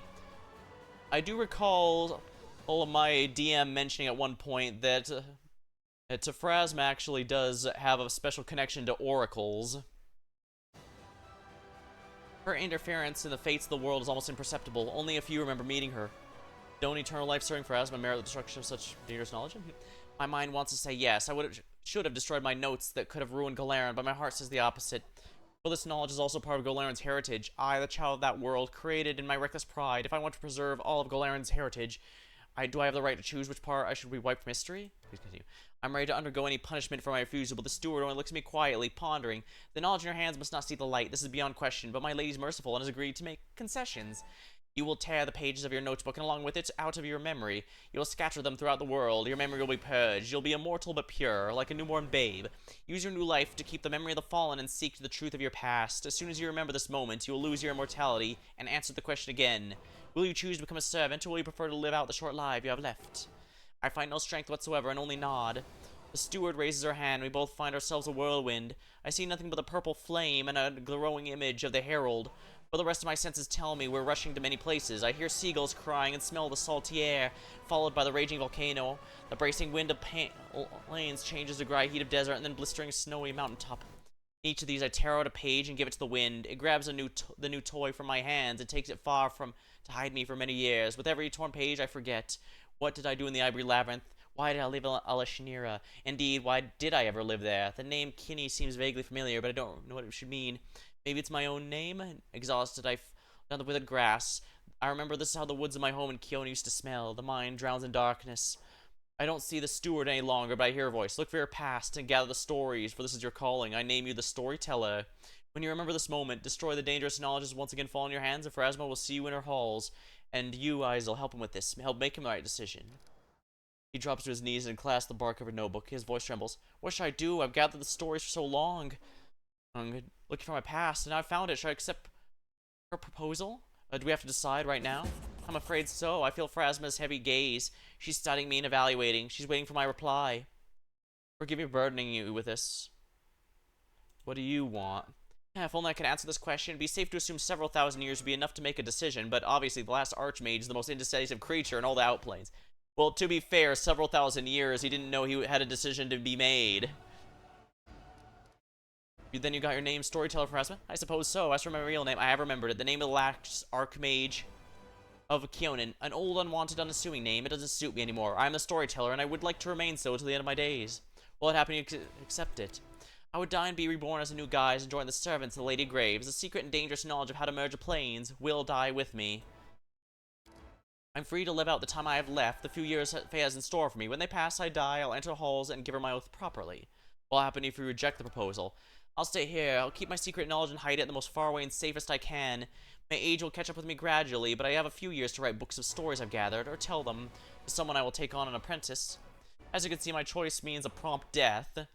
But I'm not afraid, for I, having seen death of 1,000 civilizations and outlived time, know better than many what is enough.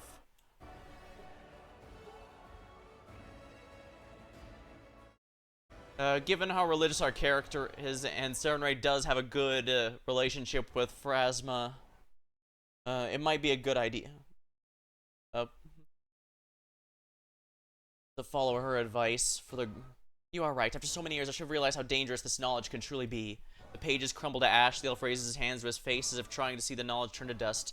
Then he chuckles and shakes ashes off. Well, that is it. Now it is all over. Now everything is over. I know my story, the one I yearned to know all these years, and I once hid from myself, all because of you. Thank you. You give me the greatest possible gift, myself.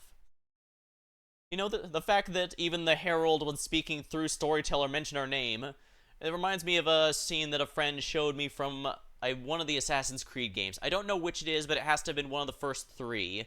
Basically, from my understanding, the story of Assassin's Creed, or at least the first few ones, is that they were about using genetic memories to view the past, hence going through different periods of time, and some of the messages sent through there were for the ones who would be watching later. And I guess that's kind of the case of what's going on here. Interesting. Ezio, yeah. Yeah, I'm familiar, I know of Assassin's Creed, but I've never played any of them. Might be worth a try at some point, if only because, they're probably, yeah, they were one of the earlier examples of, of having open world games take off, after all.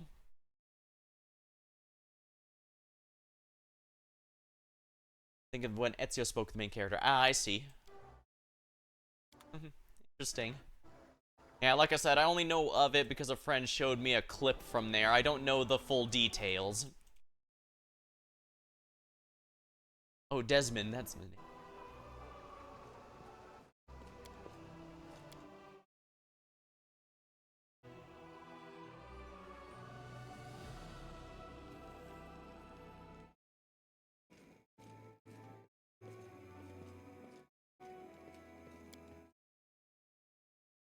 Alright, so as long as I do it during the week of a goal run the 15th, I should be in good shape. So I've got plenty of time for this. And that's plenty of time for me to finish off the logistics thing as well. Play that game below to see to make a what? Yeah, it's kind of interesting. Yeah, that's for certain. Enchanting voice. One of the units ran into a monster with 100 female heads. They were singing in sweet voices, and singing was putting both crusaders and demons. One death knight slew the creature, but even death did not silence them. When the soldier cut them off, gagged and brought Dresden. What should be done with the head? Sell it, use it against the demons. Demonic lullaby. What's the target? Sleep. The most experienced general. I don't think our most experienced general needs that. Sell it. Use for healing. Interesting, this is a trickster one. And once again, another Wendog choice. I guess for healing, just for the reduction of losses. At times, emotional wounds are more dangerous than physical injuries. Many soldiers suffer from nightmares and insomnia, and healers can now ease their anguish. Excellent. Only 4 more days.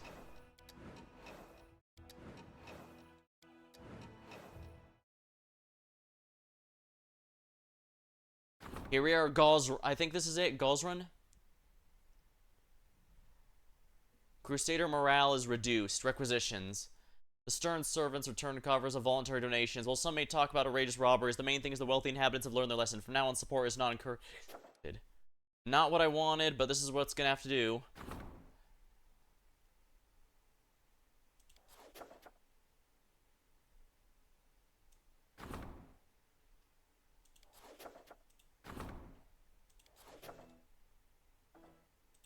Might as well get one of these to see what they look like.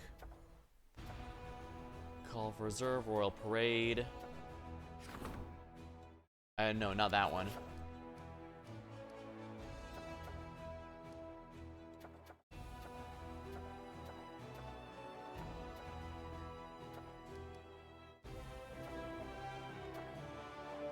Glory of the heroes. I should probably do that.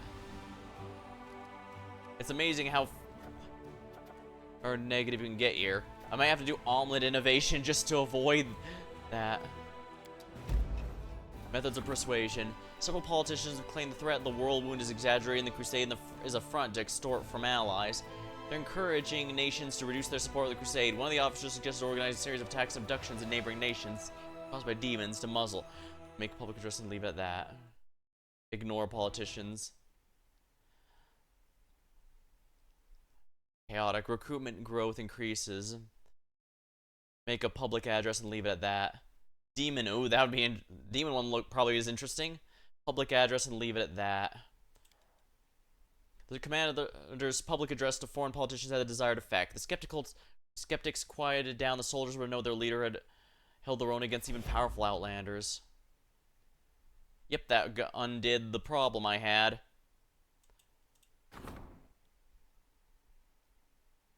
Oh, I don't need to do that one again.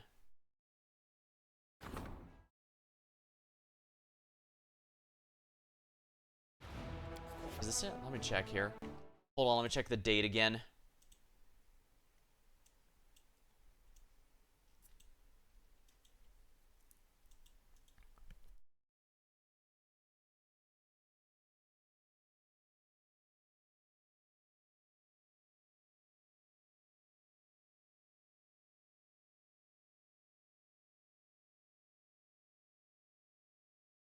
Of Gauls run. Yeah, this is the month.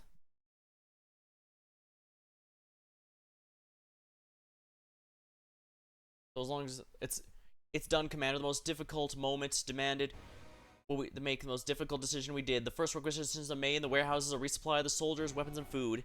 People curse our names, call us fellows of the crusade, except they're back home and we're on the front lines. They couldn't see that we were hanging by a thread. They can't understand the way we did. History will absolve us, Commander. This crisis taught us to use resources sparingly. We even end up with certain surplus. Are you kidding me? I propose we use them to build a majestic cathedral. You know we have a few sins on our conscience. If praying forgiveness, maybe buying it will. Forget it, let's celebrate. I said we use spare money to build ourselves one hell of a palace, a real commander's residence, like peacocks. A cathedral will be wonderful, but I have a better idea. Let's use it to create a magnificent garden, memory of the fallen, and promise that very soon Sarkoris will bloom again. We're still at war here. We should fortify our defenses. We should construct a kind of fortress that would deter everyone from attacking Dresden. Good calls the fellows out loud. I'm afraid so. But what can we do about it if that was the only way to win? Don't listen to them, Commander. You're the words of our people back home who owe you our lives. You can court-martial me after war if you want, but right now we must snatch victory from jaws of our enemy at any cost, and by any means necessary. Do we have any other choices? The end justifies the means. We're fighting for this world. I don't care what it thinks of us. We'll save it by force if we must. I want to hear what my advisors have to say. Woljiff, what do we need a palace for? What do you mean to need it for? To live a life befitting people of your status, without getting soaked to the bone in a tattered tent, without shivering the citadel's drafts. Something can have a little class, you know, with servants, a marble bathroom, a warm privy. I'm a veteran of the crusade. Can't I have a few small pleasures in life? Palace in the middle of the war? Woljiff, there's a difference between your sob stories about your rough childhood, which we aristocrats who've been eating off gold off plates could never understand, and the shameless depravity you've just offered us. The crusade's not a shop you can squeeze every now and again for some coin. If I hear more suggestions to splurge at the expense of the holy cause, I'll treat you to a nice warm bathroom of privy and drown you. Ruchelet, what is it time to be cultivating gardens? There's always time to make beautiful and living things. Once our course was flourishing, plentiful land. The wound changed it, but we're here to fight the wound, aren't we? With magic potions and skilled gardeners, we could create a blessed nature of old Sarkoris, and from that garden, the seeds of a happy future will scatter through the surrounding lands. Once we have a palace, we can grow whatever you'd like. Flowers, cucumbers, anything. Go crazy. But right now, we need something more substantial and comfortable. Chief and I, we've been bending over backwards, breaking our necks growing veggies. We deserve working and living conditions. Land, do you think we can surpass Dresden's fortifications? We can certainly reinforce it with some improvements, and we'll place another stronghold inside the existing fortress, and that's even more secure. We'll collect the money to support the war effort, didn't we? Yeah, so that's what we should use it for. Otherwise, it's shameless extortion. The war's nearing its end, and we're on the offensive. I doubt we have to defend it again. It's our enemy who should be preparing the defenses. Lord Glinda, I thought you weren't particularly religious. Why do you think we should build this cathedral? Right you are, Commander. I've never been pious, but my reasoning is purely pragmatic. If you want to placate, you build a temple. The priests get their gold, the gods get their prayers, and the people quickly forget they've been robbed and convince themselves they donated gold to a holy cause of their own volition. What, we just handed this gift on a platter, you want to give it to the gods? Ain't just spoiling them a little? You know they can shove it. Don't listen to her, Chief. You got something for yourself for change. I'm not here for the glory. A palace increases finances. Only one can be built. A garden, a spiritual garden. A cathedral provides all units, with only one can be built in total.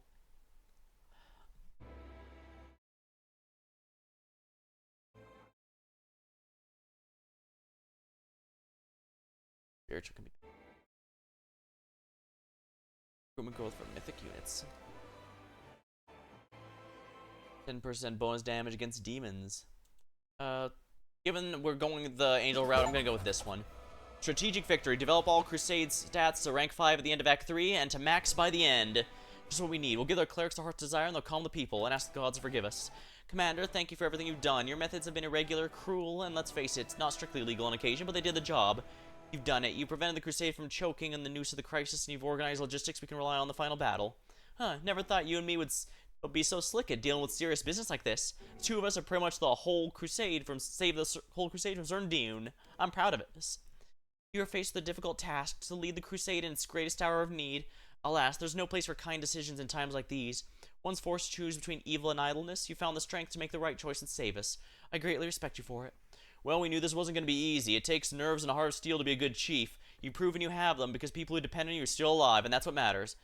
The logistics service will continue its work, but I don't think we'll have to call another meeting of this council. Congratulations, Commander. The logistics are more solid than ever. Now you can only have one concern. The front lines. Offensive. Victory. Now, the only question is, do I want to bring Social or Darren to the final battle? As funny as I bring Darren, I do think Social might be the more practical option.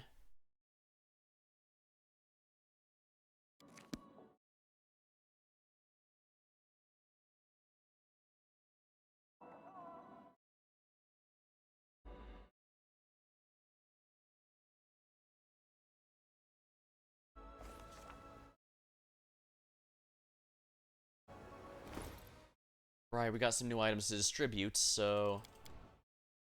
Bedtime? Is this Grasp of Devotion better than his, Defiler? Yes, it is. Okay, where? Yeah, that's not even that good of an item, if we're honest. Bonus to initiative. I'm gonna want to give her this wisdom. It doesn't stack the bonuses, but I do want the saving throw. The whole party member, everyone party getting some protection against mind effects. As far as belt goes, that might be a main character option here. Yeah, any critical I hit automatically succeeds. I lose 2 in all stats, but I don't need as much physical stats, I guess. I still need dex, but I think my dex is good enough. You know what? Since I'm going to be using Ring of Triumph in advance. Oh, not that one. Here we go. Devastating Will. No.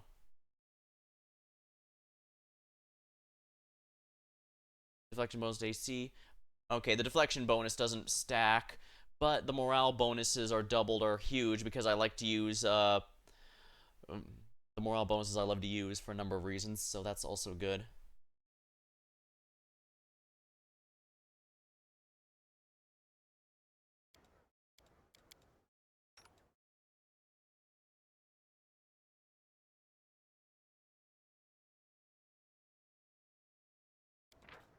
Maximize. All numerical value are maxed.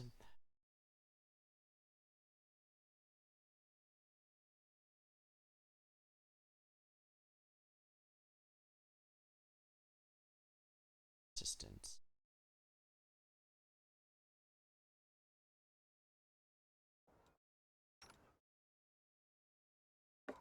Quicken. Where? Grandmaster. Maximize and empower. Greater selective. This should go on Nenio.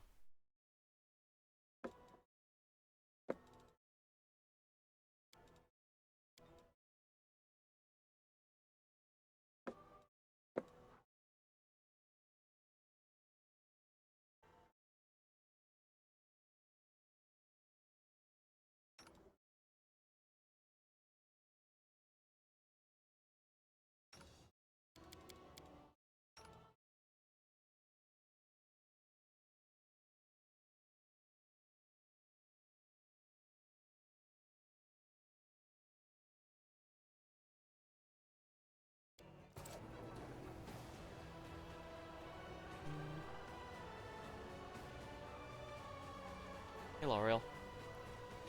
I never lost hope during my endless years of imprisonment. Dreamo. I don't really want to do the fights with Dreamo there.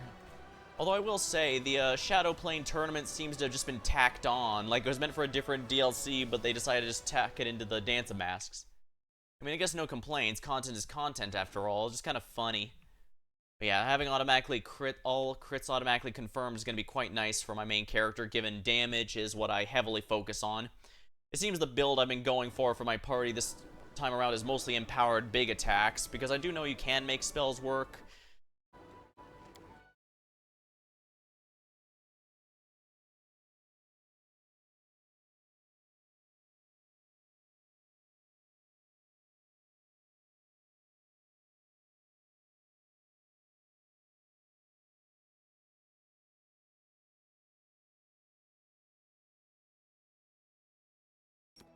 Last barrier.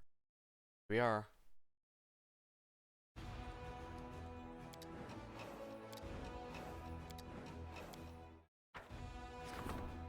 Call upon angels. An astral deva is added.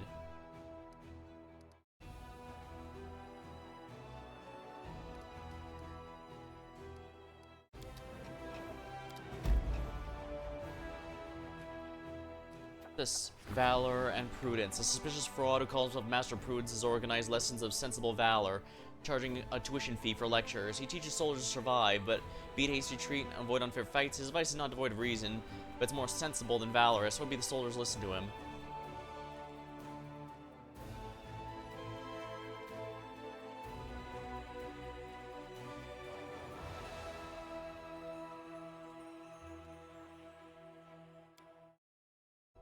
Path of Legend, huh? Reducing Crusade morale.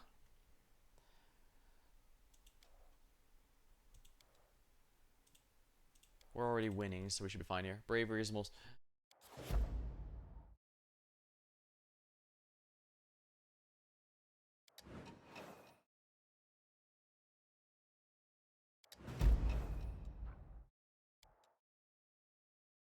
One's being besieged. Oh, I thought a different army was there.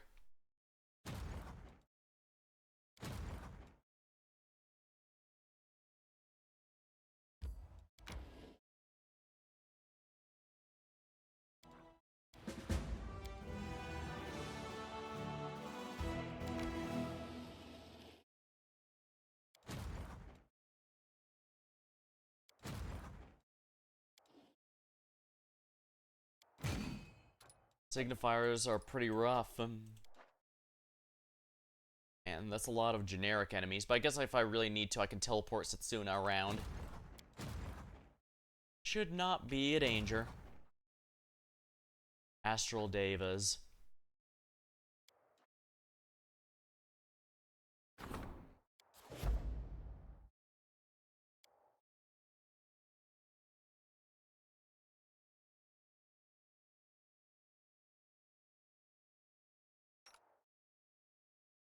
Alright, let's make sure everyone's spell books are in order, since this is going to be our last chance for a while. I'm assuming as long as it's within that week, we're in good shape. Alright, we should be fine then.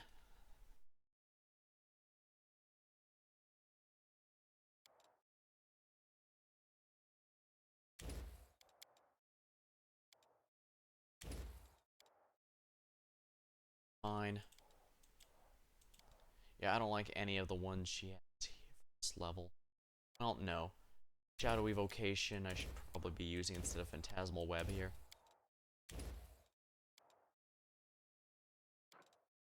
Phantasmal Killer, good. Probably using Fireball more than anything, but whatever. Haste, you can never.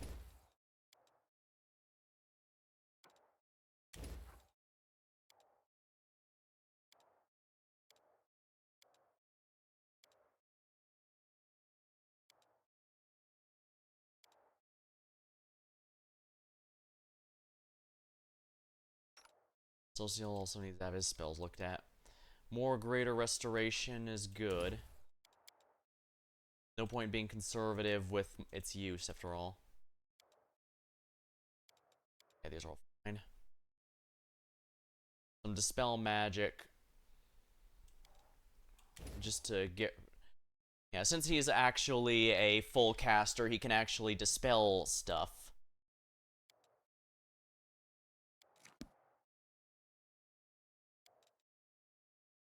Alright, we're gonna use the good stuff here. Which was my favorite one a while ago. Demon Slayer Soup. Great favorite. +3 to everything, basically. You can rest. Horn length check. Now let's measure your wingspan. Please spread your wings out fully. Can't stretch them any further. I'm trying.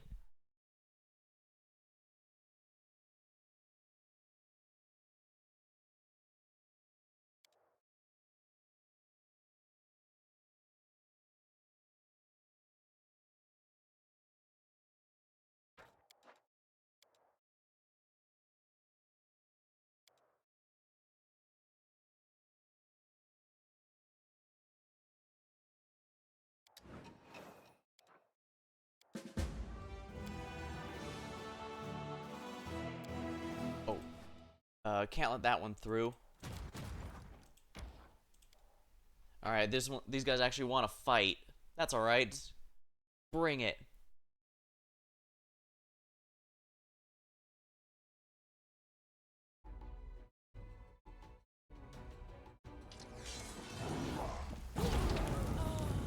Oh, that's a pain in the ass.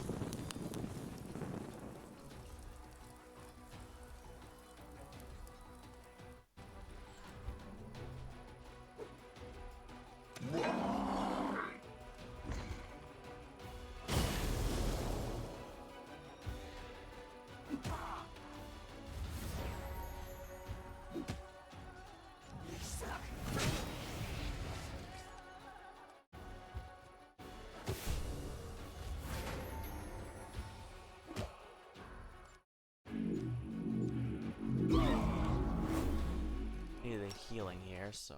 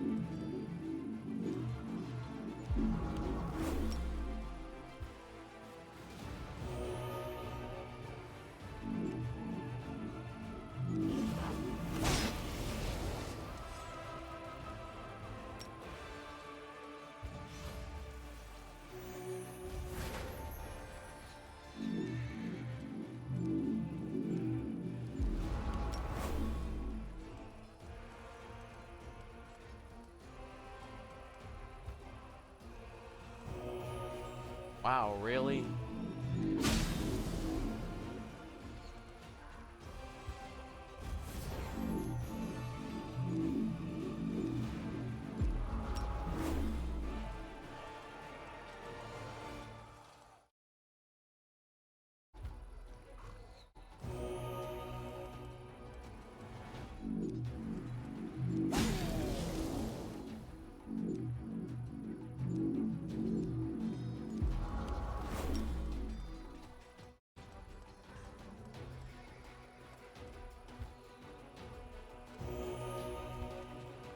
Here we are.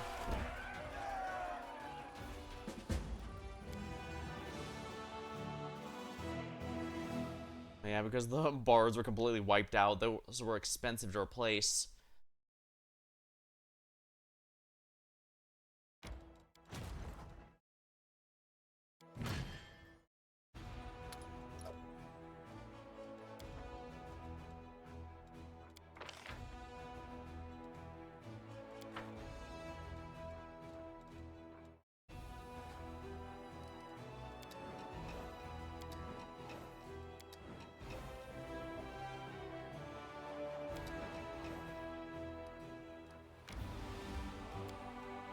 Here we go, time to enter. It's only when you just have to enter it, right? It's fine if you rest. I thought that was the Gorum mat, but no, it's the Goals Run month.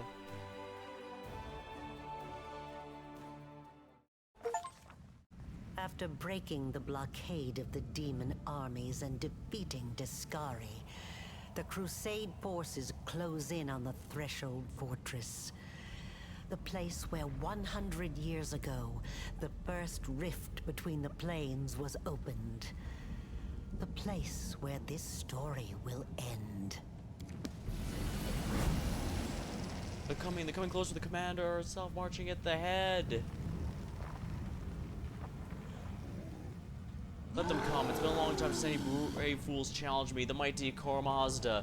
I will tear them to shreds along with their commander.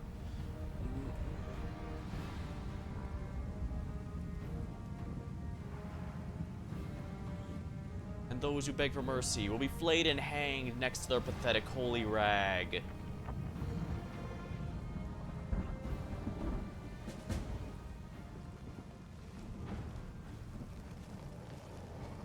we go.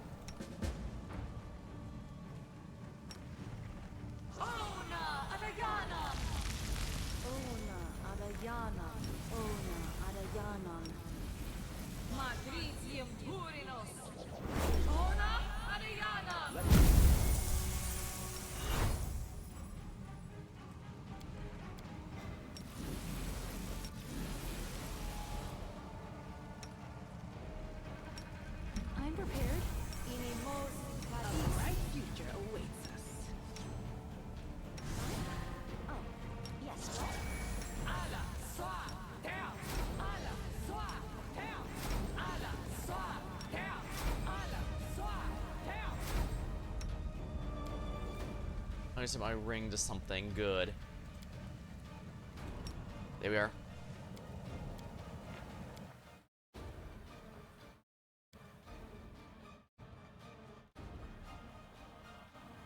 Here we go.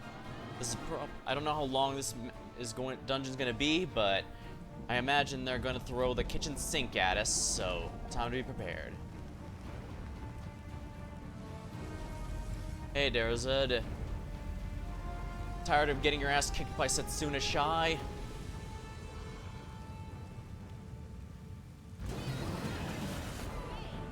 Darkness. Bremian and the Hell Knights.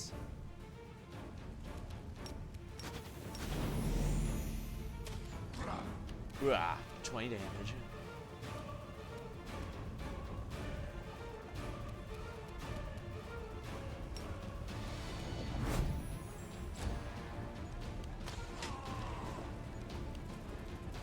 Devastating Greater Apocalypse Locust.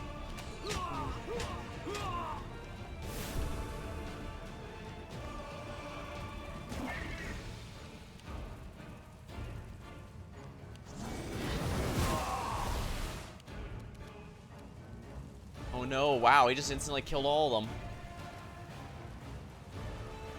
I'll worry about that later.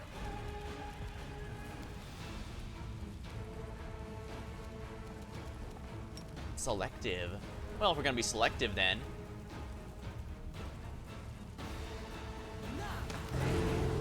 Weird. Oh wow. That Ravager got completely torn apart.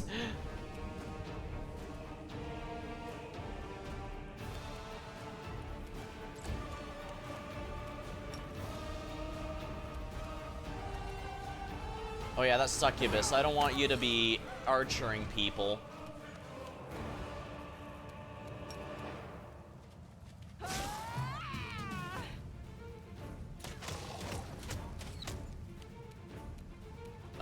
Arushale, take care of that other Succubus. Guide my hand.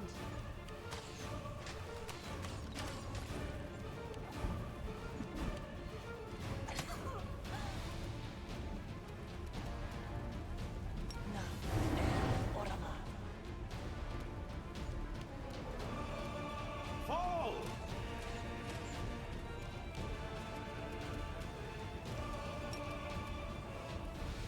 That archer actually deals a lot of damage, so... Oh, wow.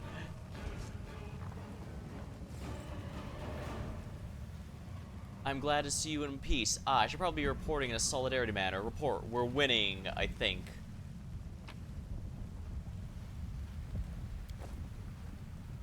Paralictor. Reporting, my troops fight in full accordance with the dogma of the measure and chain. No cases of court-martial have been discovered quite yet. Yeah, I probably shouldn't bother picking up anything that isn't of immediate use to me.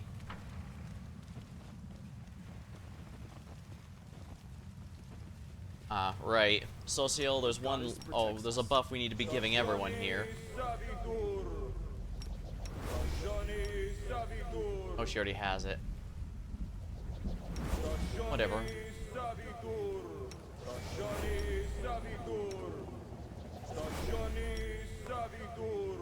Yeah, I can't be having negative levels on you guys, so let's make sure we're in good shape here.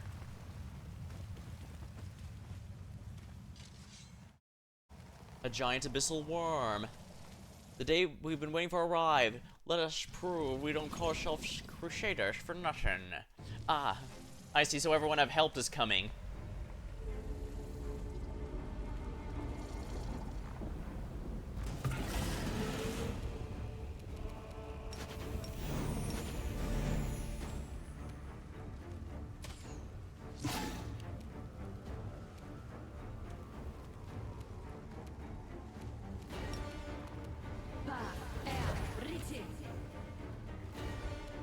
Make your peace.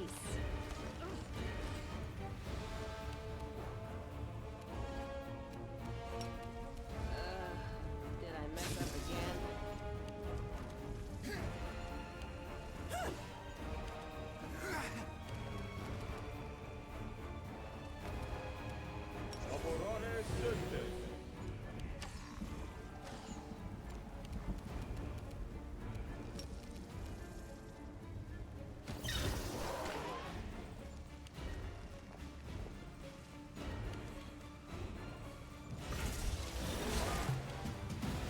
Intimidation check failed.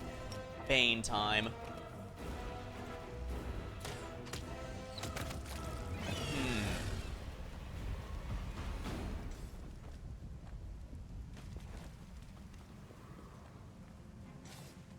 It's an honor to be fighting alongside you.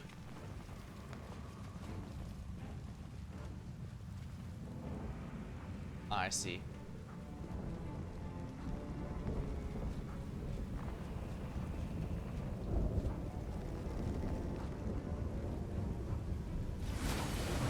Hey, Derazend. I am the flame. Let the dark withdraw, for I am coming.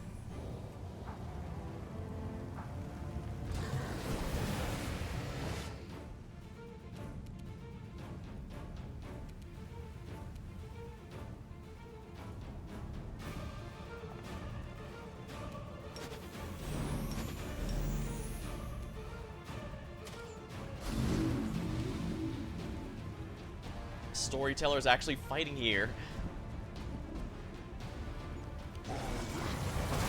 Just another Battle Ravager, right? I will resist.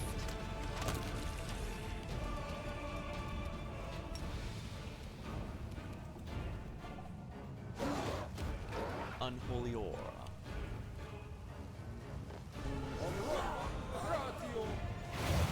Storytellers are pretty buffed, actually.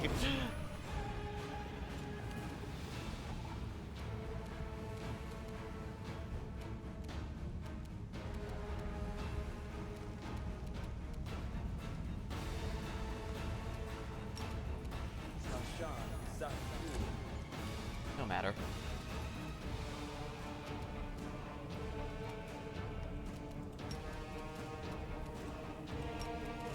Nice try. Huh. Gotcha.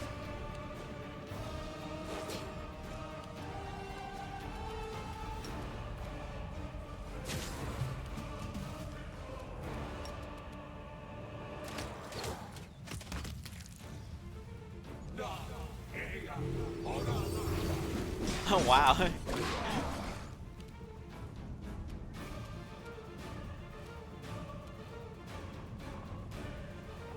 Prepare yourself.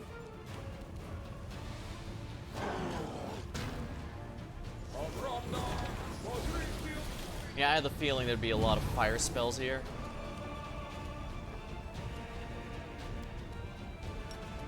Let's get a bogeyman to help us out then, shall we?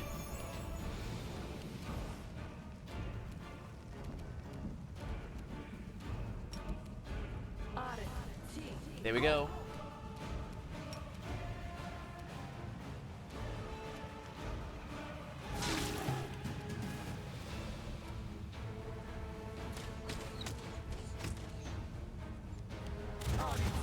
Scattering blast. Oh wow! Storyteller completely obliterated that guy. Desna, guide my hand. Wow. Yeah, that guy is frozen, so... I will bring down the divine wrath.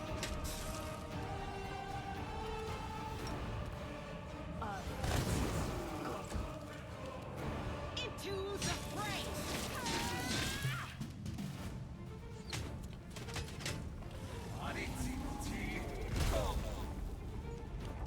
Right, it's a mythic enemy, so...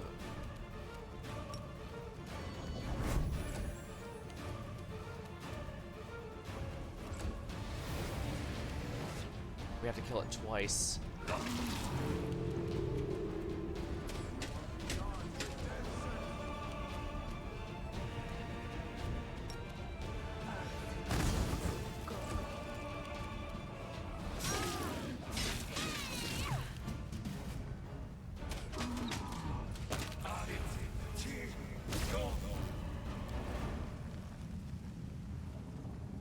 Go forth and remember, history's being made here this day.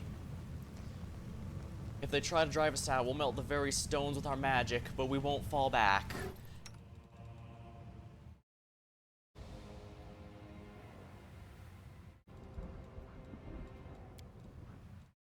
Ulbrig is being our frontline fighter,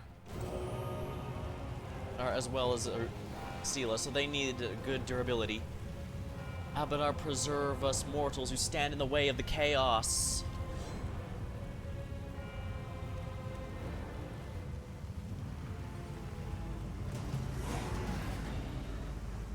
Oh, that's a mythic devastator. Oh, that's gonna suck.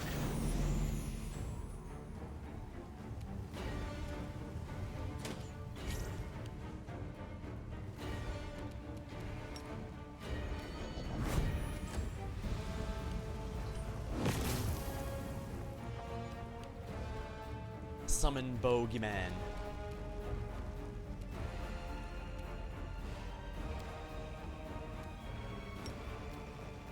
Axiomite.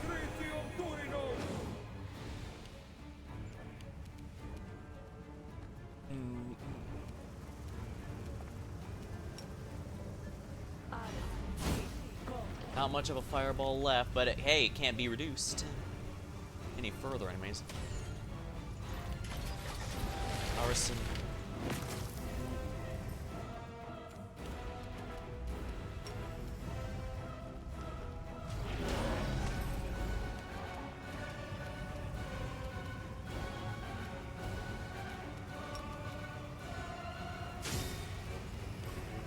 Queen Gaffrey's in the fray.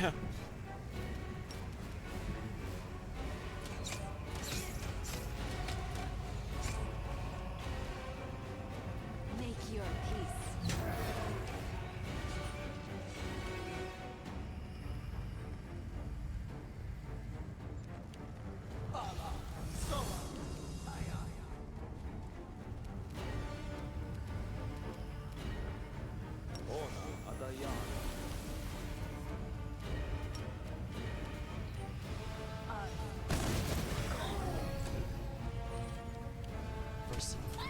Oh, poor Ursino.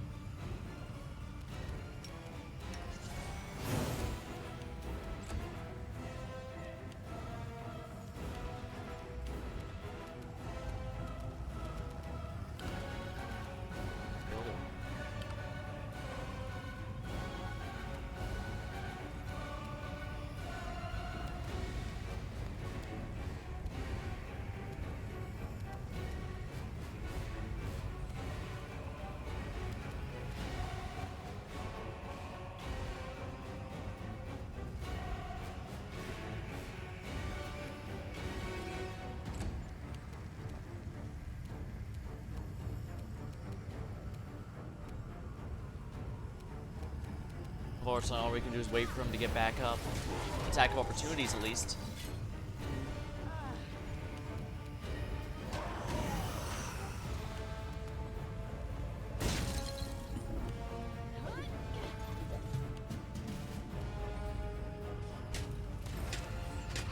We are. Yeah, Queen Gaffrey is definitely not disappointing for a combat performance. Do not delay, Commander. Lead your troops forth, and we shall hold this position. I'll stay here in case they're wounded in need of help.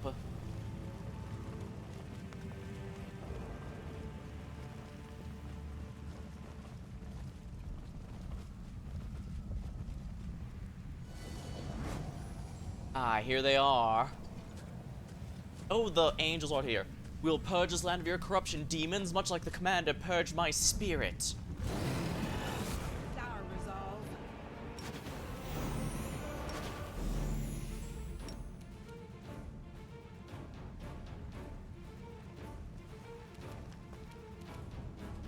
As long as one hits, I'll make it easier for them to hit.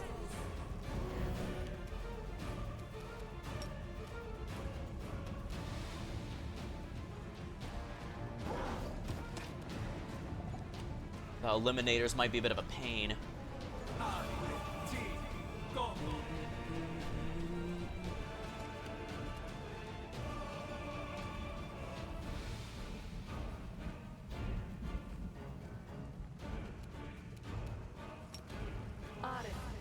Excellent. With that guy frozen, nothing else mattered. I can ignore them. That's a lot of damage. 84. Holy crap. Oh, nice attack of opportunity.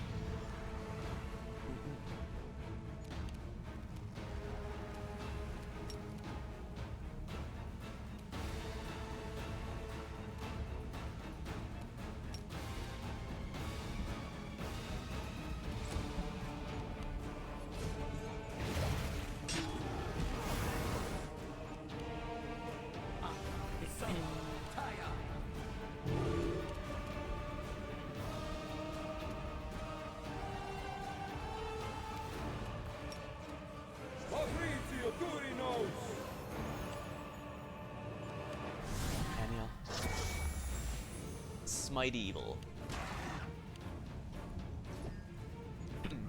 That's a lot of baboos. But you know what? Nenyo with a selective weird should take care of most of these at least.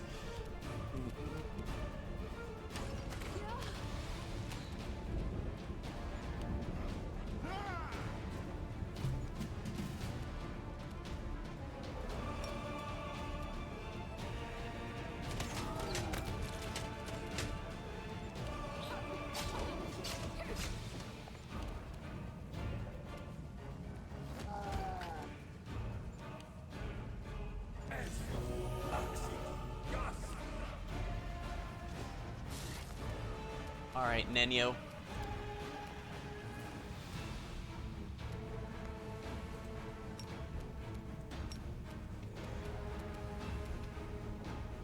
Oh dear. This might be a bit tricky then. Well, you know what's not going to be tricky to use?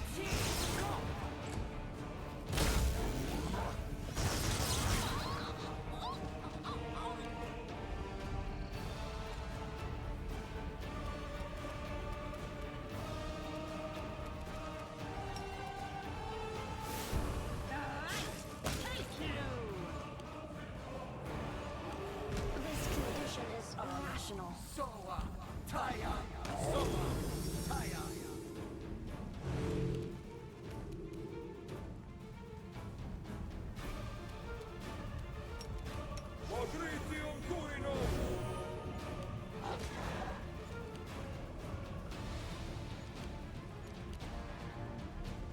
I will resist.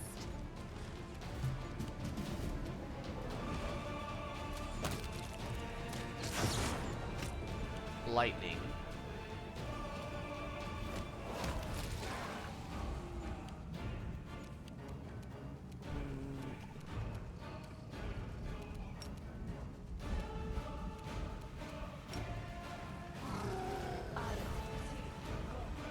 Alright, he's been slowed.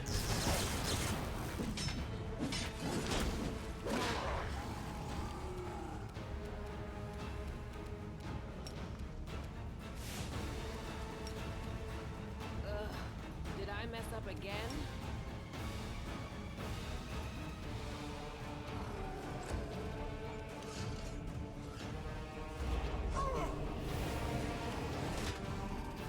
Attack of opportunity.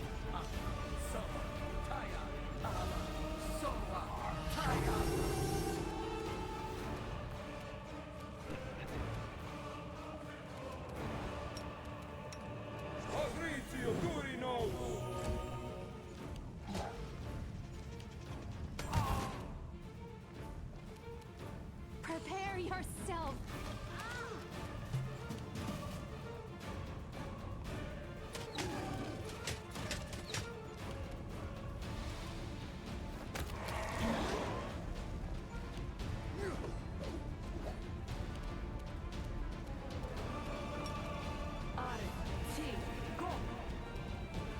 Reflex saving throw failed.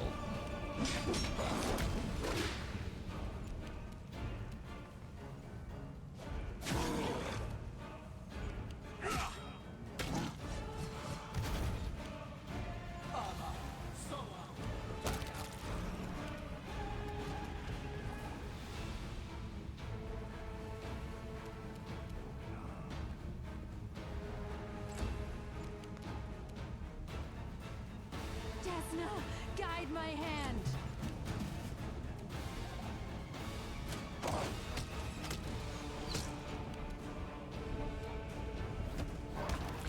There we go. 30 minutes passed.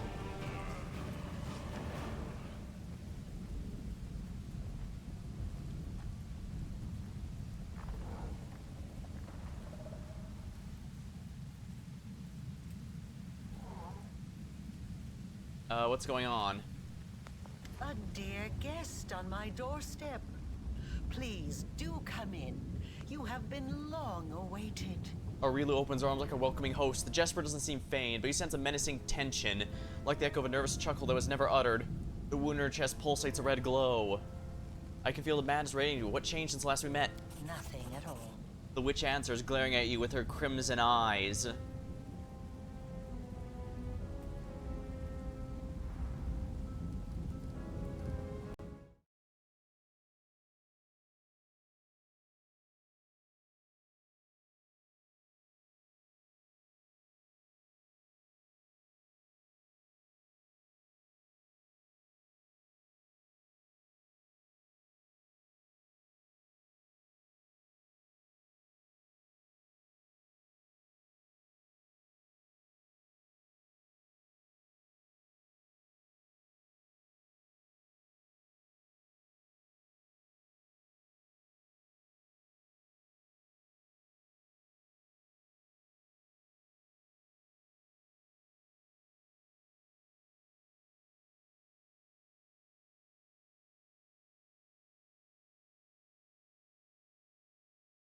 Let's have the courage to stop with your games.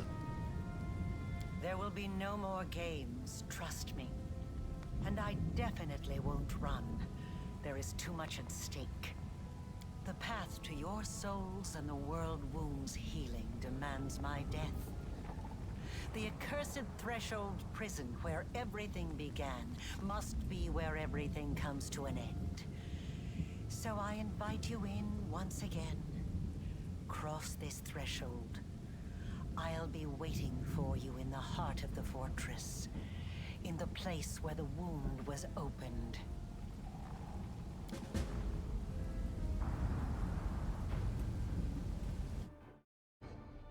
Wait, we're loading? I thought we'd go right in.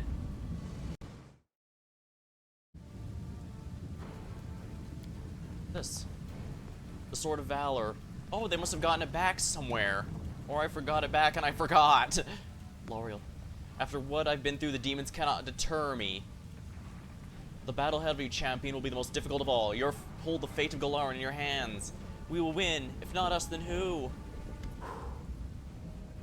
Not a bad spot to end this war. Formidable, menacing. It has a certain style about it. He has an unhurried puff of his pipe. Seeing as our contract is coming to an end, Commander, let me just say that you are the most impressive client I've ever had the pleasure to work with. And a highly lucrative pleasure it's been, too. You don't regret taking me up on my offer? Of course not. Where else would I have had so many adventures? Besides, it's thanks to you that I've been able to add so many accomplishments to my service record, which will boost my rates in the future. You know, it's jobs like this, the ones that are both fun and pay well, that make me love what I do. Don't tell me you crawled right to the Mall Abyss for the sake of gold. Well, it sure wasn't in the name of Iomade. Of course, money's not the be-all and end-all. You dimwits need someone with a clear head on your side, someone to watch your back. I know how you hero types love sacrificing yourselves at the drop of a hat. He struggles to maintain his deadpan expression, but his mouth breaks into a smile despite his efforts. Time is money, we shouldn't squander it. Now you're talking. Why don't you show me who it is we need to kill to win this war? Aurilu Vorlesh? I'll wish that lady sweet dreams with unalloyed pleasure.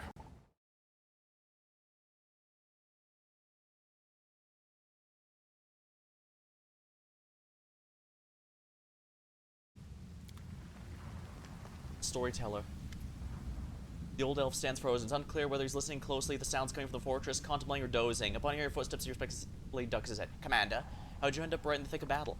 This is not my first battle, Commander. I know how to defend myself, and the thunder of a fight has never stopped me from getting to another adventure. I've come to witness many great things, and some unsightly demons will not dare get in my way. Will you help us in this battle?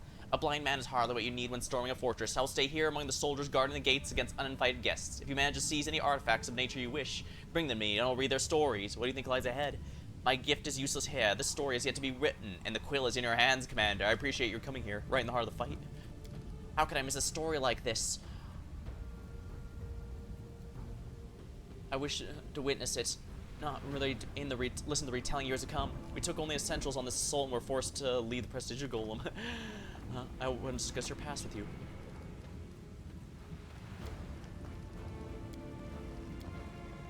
Oh, he touches the mask, the worries of the and raises his eyebrows. This mask, this item, I feel a particular kinship, as if it calls to me. Remarkable. Shall we? Show the mask. Can you tell me, find something about it? I see cold darkness, cold, endless, hiding numerous secrets. I feel someone's presence in the darkness. Someone's waiting for me there. This mask is a torch designed to pierce the darkness and reveal age-old secrets. Just put it on, and I still sense deceit. As if by agreeing to this mask, I will learn much but lose as much. He gulps a frightened expression on his face. I sense this mask is meant for me. It's a trap they meant to lure me in a long time ago. I still thought I was the Archmage of Kyonin and was looking for a way to unite Galaran in the Abyss. Unfortunately for the hunter, I was too engrossed in my research to pay attention to the bait. Please take it. I was not interested back then. I do not need it now. I do appreciate that the Prestigiator Golem and all that stuff lets you freely edit your characters and such.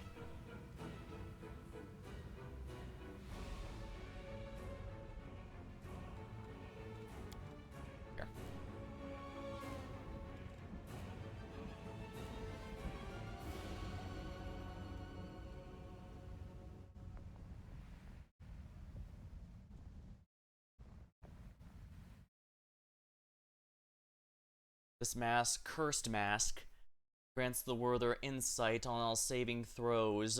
DR fast healing. This mask doesn't work against Ereshkigal followers, and its wearer suffers a penalty. Saves an AC while on Ereshkigal's domain. Unequipping is only possible after using Remorse. Yeah. Is this basically meant to be an uncursed version so that you don't have to deal with the ending change that Ereshkigal's mask grants you? I might want to just destroy it. Might not need to destroy, but I'd put it away at least. Anivia. Commander, you promised us victory when it seemed impossible, and you did not let us down. Doing the impossible is your specialty. You have led us here, to the very gates of the enemy's lair. Now we will end this century-long nightmare once and for all. You're so good at toppling fortresses by now, you can almost keep time by it. The Grey Garrison, Dresden, and now Threshold. So are we coming up on noon or midnight on the commander clock? Doesn't matter. The bards can settle that one. It's the hour of your triumph. So much time has passed since we first met. Do you remember our first meeting? Of course. It was a long time ago now, but it's not the kind of thing you forget. I was almost buried alive. If it wasn't for you and Sela, my skull would be lying in some cave right now with only rats for company. It was unforgettable. That attack on the Grey Garrison was the last desperate push. The last hope of holding the city when it seemed only a miracle could save us. We would have died there. But you and Anevia leapt out of the ground, and then miracles began to happen. How would you rate our chances of winning? We have a chance. And that's a far sight better than how things stood not so long ago. Of course, it's too early to celebrate. We've still got a battle to fight, the likes of which we've never seen before. But I think you can pull it off. With you leading us, those monsters should be worrying about their chances of escaping with their lives. What are you going to do after we win? Personally, I'm going to be doing a big pile of nothing. For a month, or maybe 2. Hire Beth too. Wheedling, blackmail, violence. I'll stop at nothing to drag her away on her first ever vacation. Whatever you say, I can see surrender as my only option. It's time to finish this. We've waited so long for this. Onward to victory! Lead on, Commander. This endeavor rushes toward its conclusion. I wish to speak with you. To be honest, I almost stopped believing that I would live to see this moment.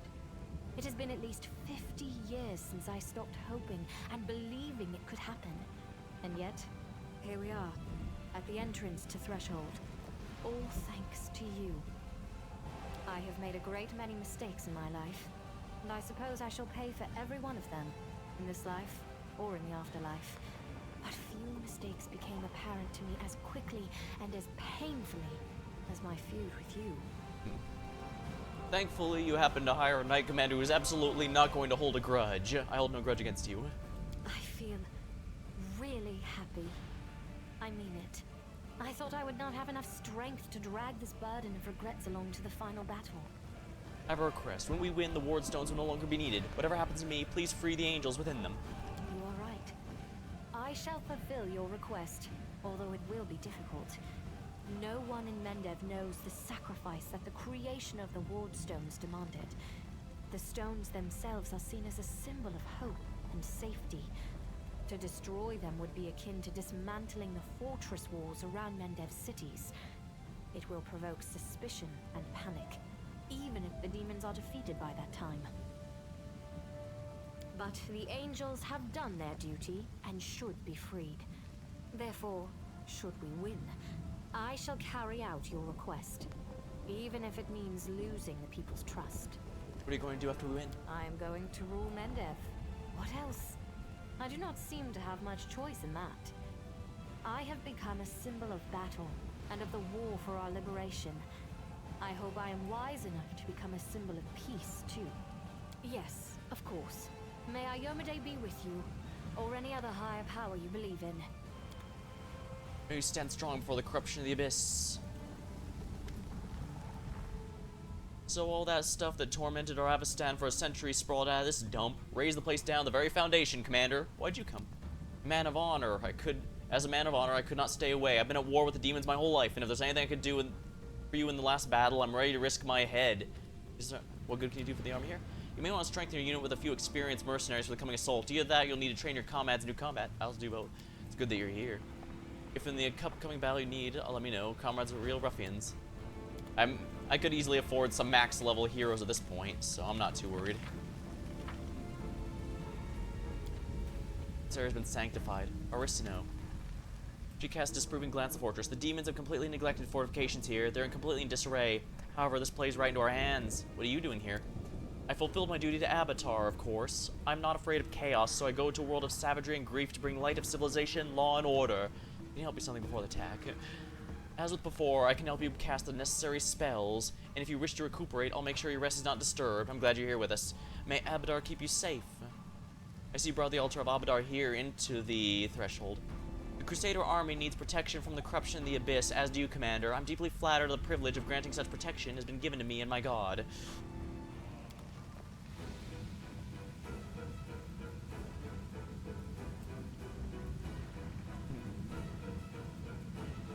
The hour of grief will be soon, but the hour of now is battle. I've lived my whole life for this moment. When the moment of victory comes, the storm of chaotic energies in the sky will disperse and we'll see the stars. That's a fine position. And as soon as they show their faces, we'll incinerate them.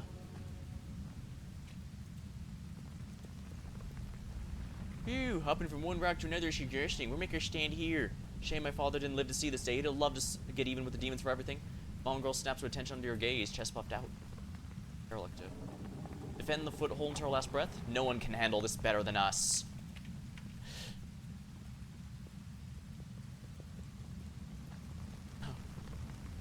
I can't even imagine how bad the war must have been. I mean, yeah, 100 years of endless war is one thing, but the thing is it's not just that. The demons basically get, what, free respawns? That's... by all means, that should be impossible.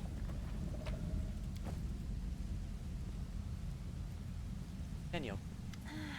I am calculating the likelihood of your victory.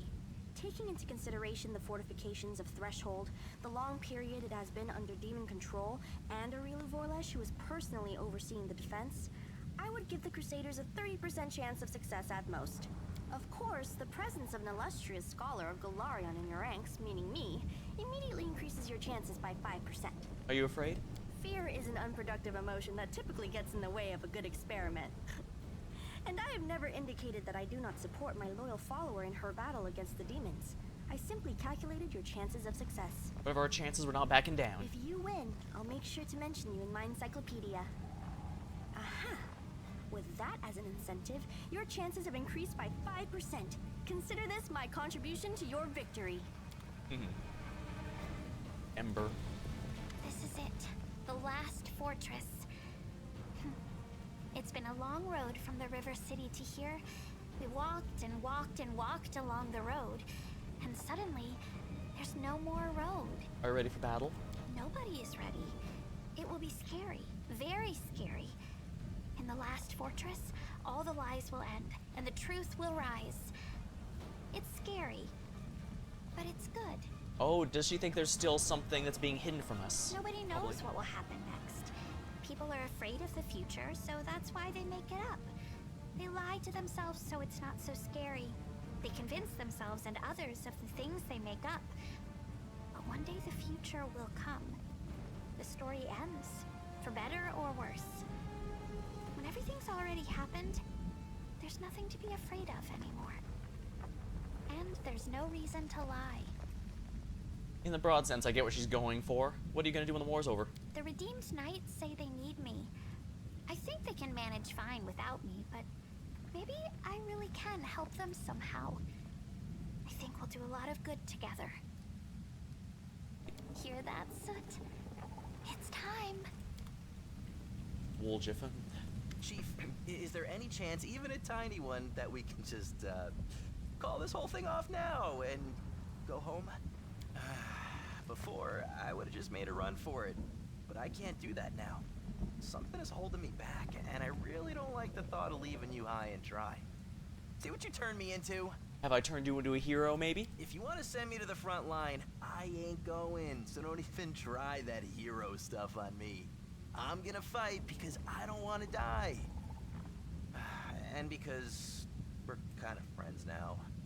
And don't you go getting yourself killed either. I can't stand being sad, so just don't do that to me. Everything will be fine. If it isn't, I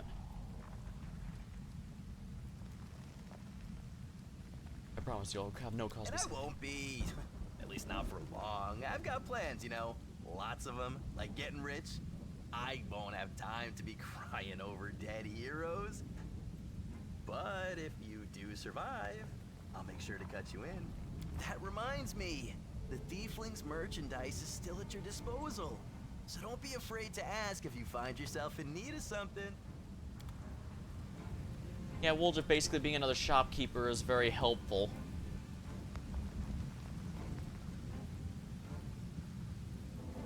And yeah, when I checked the guide, you weren't kidding. There's a lot of ways Iz can play out. Like, it's not just Holrun who could have protected the guards. Other characters, depending on your mythic path, could also do so. Kind of neat. Just how many different outcomes are there.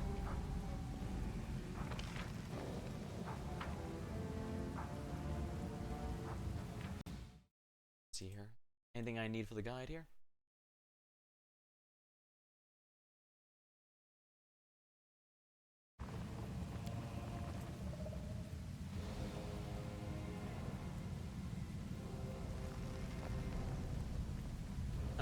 Odd, I did the correct decree, it says here, but the guides, there should be something else here.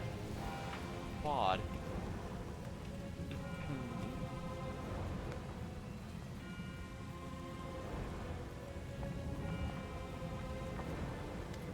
Need to catch my breath.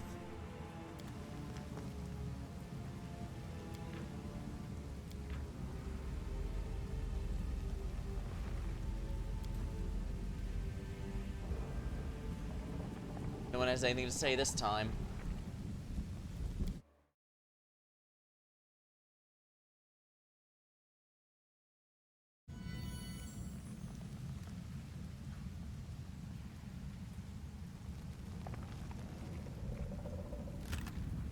Yeah, let's put the mask in here because I don't want to risk something going wrong with it.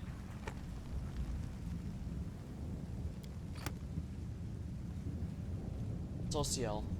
There it is. The Citadel of the Demon Army. You know, I expected it to be formidable and fearsome. Something that would make me quake in terror. But now that I am standing at its gates, I'm surprised at how little fear I feel. Do not mistake this for bravado. Our enemies are dangerous, but no more than that.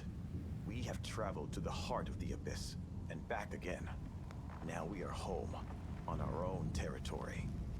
This time, let it be the invaders who quake in terror. I regret that Trevor did not live to see this battle, but that means that today I will be fighting for myself and for him. For everyone who did not live to see our victory. What are you going to do after we win? I will go home to Endorn. I will lay down my weapon and never pick up another so long as I live. Save a knife for cutting grapevines. I will serve the goddess in our old temple. And when the peasant children come to pepper me with questions about the crusade, I will do my utmost to make sure that my stories give none the idea that there is anything beautiful or romantic about war. Changed so much since we first met. I had to. If I had a choice, I probably would have stayed the same naive little boy I was before the war. The boy who had never killed, who had never been to the Abyss, who had never buried those with whom he had sat around a campfire only the night before. Even so, when I set out to join this war, my head was full of so many romantic notions.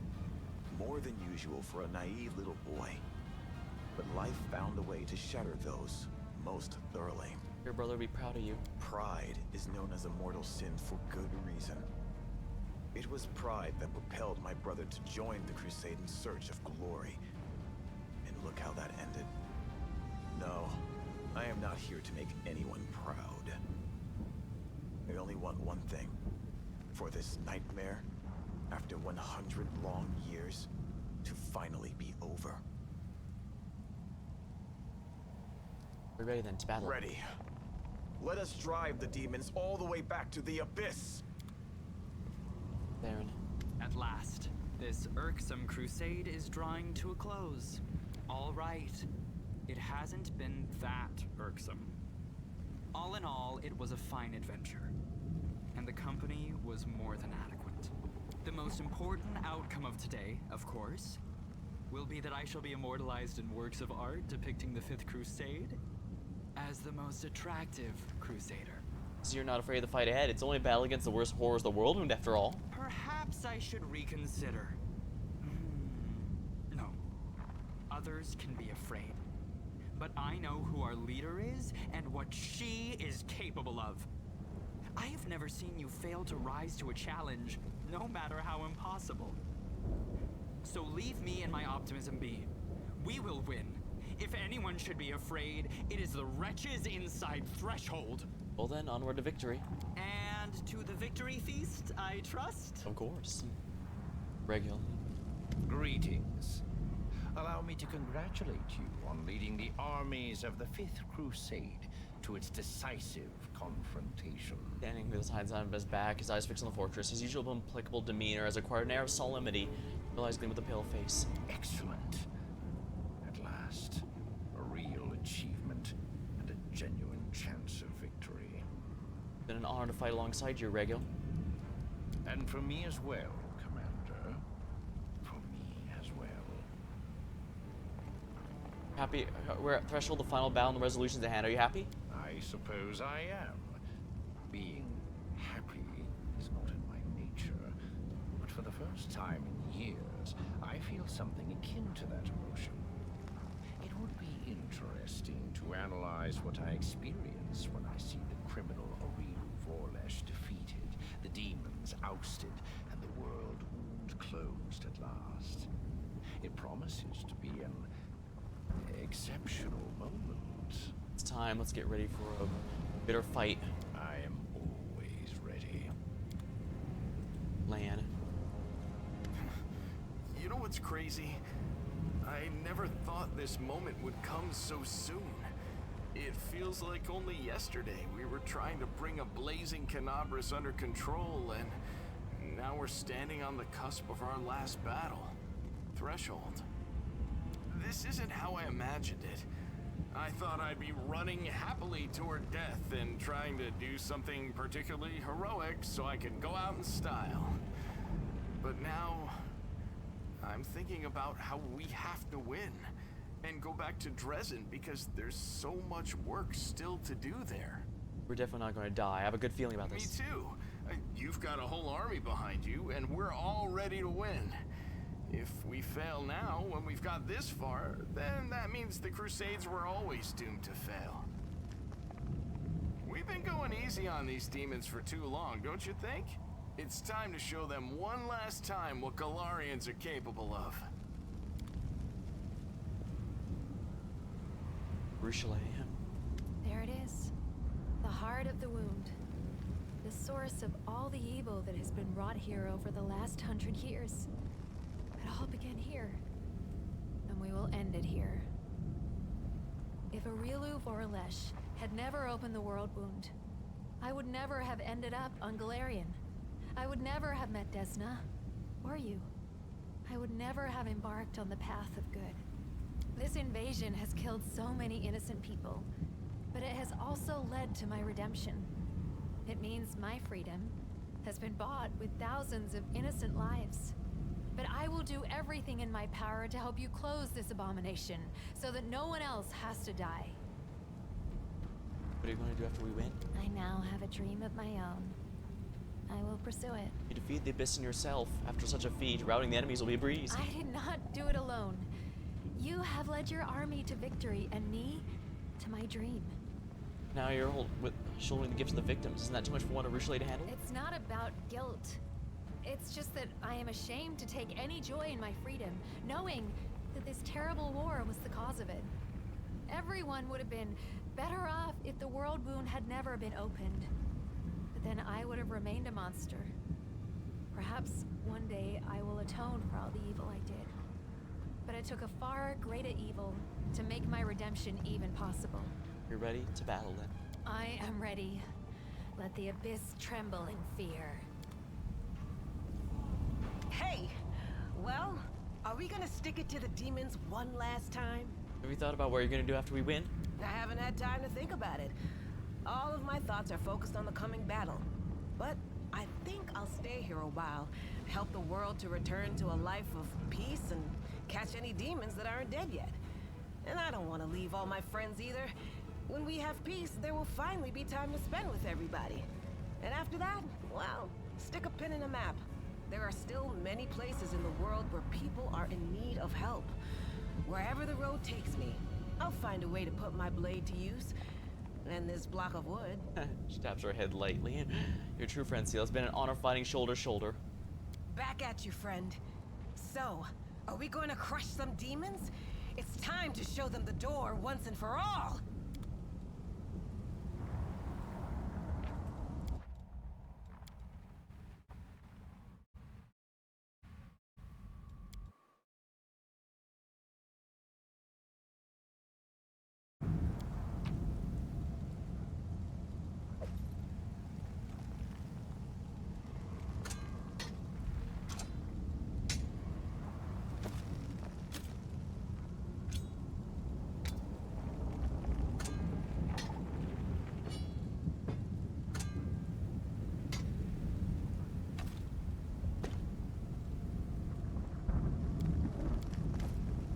At the gates, darkness, dense and vicious, a brutal cauldron. The darkness devours all life from the outside. This requires an Azada specific. It's not only within. The companions you don't take will remain here to guard. They must be ready to fight as well. Darkness. For a moment, you think you see blurred silhouettes, but then you realize it's just your eyes playing tricks on you. Whatever's lurking in this darkness, it now lies waiting. Waiting for you.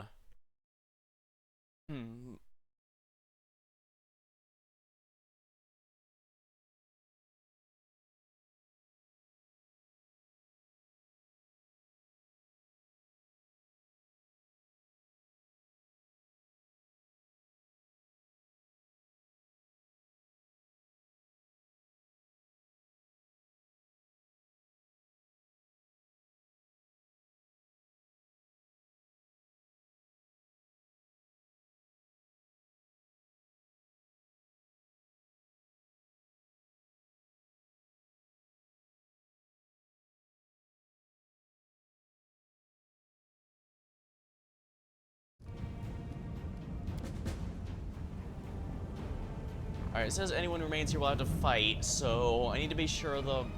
Yeah, I think the party left behind is going to be good. It's not the... In that case, maybe it is good that I'm bringing Social, because I need a really good healer to keep everyone up there.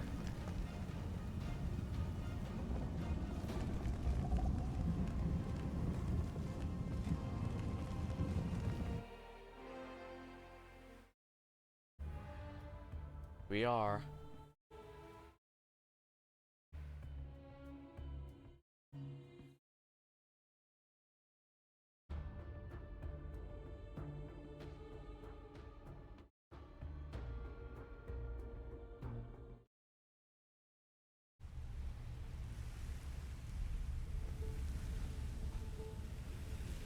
You require my unbiased opinion?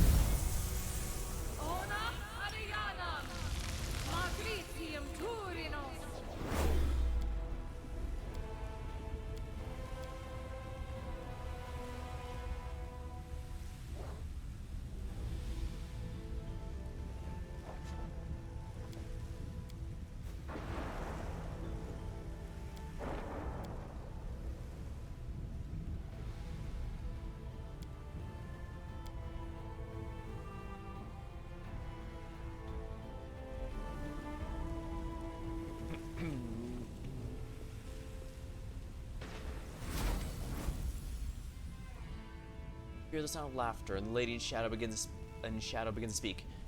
You do not disappoint, my chosen. Your performance has been flawless. I hope you'll continue to impress me, and that you'll do what needs to be done in the end. Do you know what lies ahead? Better than anyone, and yet not well enough. You're about to confront the most lethal, powerful, and capable servant I've ever had. She's unmatched in her abilities, but you're her creation, her masterpiece. You're the only one who stands a chance of stopping her. The creation must surpass the creator. You truly desire victory. Why don't you join battle yourself? Why? You're doing perfectly well on your own. Everything's going as I'd hoped. What do you want from me? Isn't it customary among mortals for a noble lady to bless her knight for the final battle? Well, can I not do the same? Stop playing games. I do not belong to you, neither will my victory. Sure, whatever makes you feel better about yourself. I have to go here. In the past, you rejected my profane gift, but the situation is different now. You face a dangerous enemy, and you need all the help you can get. For the first time in my ages of existence, I offer my patronage a second time. You spurned me once, but I'll ask you again. If you accept, I'll protect you during your fight during a Relu. If you refuse, you'll face her alone and die. Yeah. What is the... Every succubus can bestow her dark patronage. There is one more aspect to a profane gift. I don't need it. You regret your decision. Your moment of defeat, you remember the victory could have been yours. But your keen insight pleases me. You're defiant, headstrong, and driven, just like me. I do not yield to the power of others. I refuse to give up my independence, and it seems you are the same. We have so much in common. It's possible that you're more deserving of my gift than the obedient servants who subjugate... Is it possible you deserve more deserving of my gift than the obedient servants who subjugate themselves? Yes, think I will give it after all. I've woven this wreath from the darkest and insidious shadows. Wear as a sign of respect. Darkness caress. Isolf, you've remained resolute against the enticements of the Lady in Shadow. You've rejected the temptations of the demonic power within. You remain true and loyal to the Crusade. You've accepted no gifts or favors from any of the demon rulers. I, Iomade the Inheritor, bless you before battle. I demand no vows and impose no oaths. They are not necessary. Our beliefs are one, and so are our reasons to fight. I've given you my blade and grant you my power. May you strike down your foes without pity. The Daybreak. Oh, I can't use that.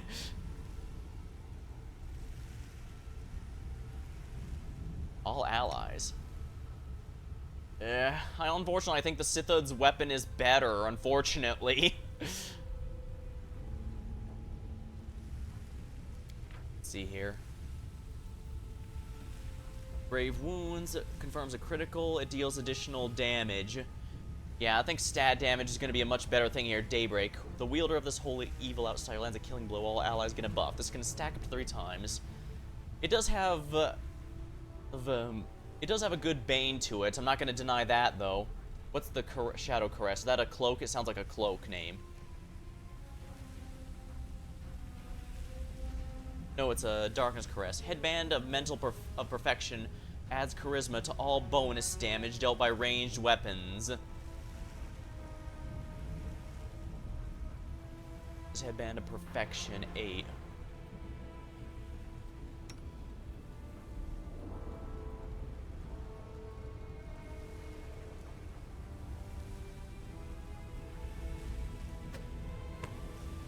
Okay, that's interesting. Let's see if the guide warns me if this is dangerous. No, it just says... no, it just says if you've been refused before, refuse again. It does say it could be good for a Ruchelet, though. You know what? I agree, actually.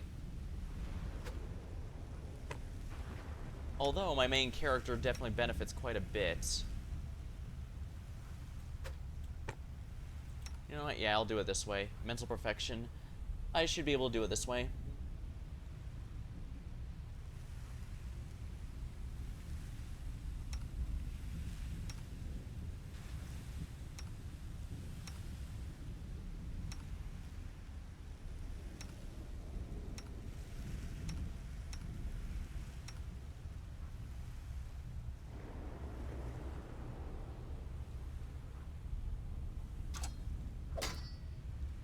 Certainly be a fitting one. I could even give this to Gaffrey if I recruited her. Yeah, because this is DLC item, it's stronger, so for better or for worse, I'm better off with that.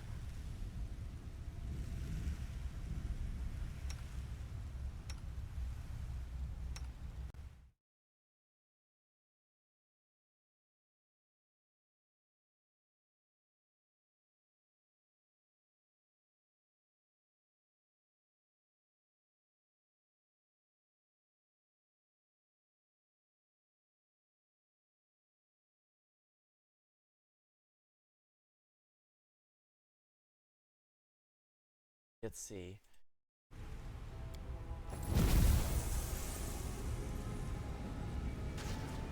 Hey, a Stormcaller. We are the light. They are the darkness. Oh my, I forgot I need to activate this.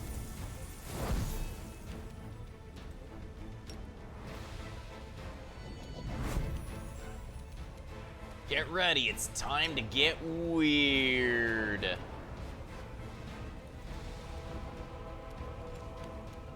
Oh.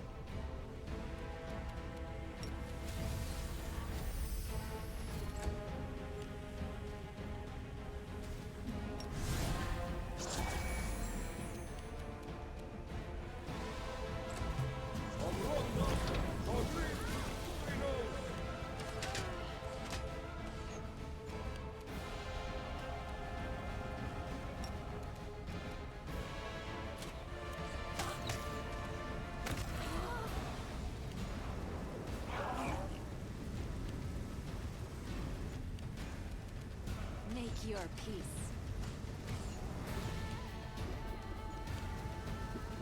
Oh, Nenyo got polymorphed.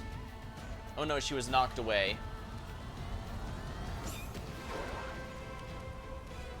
The Inheritor, guide my blade.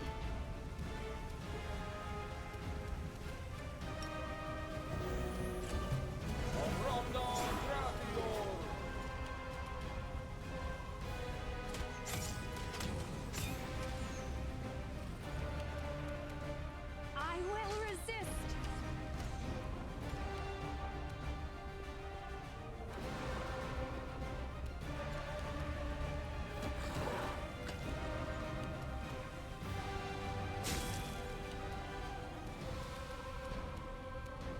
Eternal Rose, I call upon you!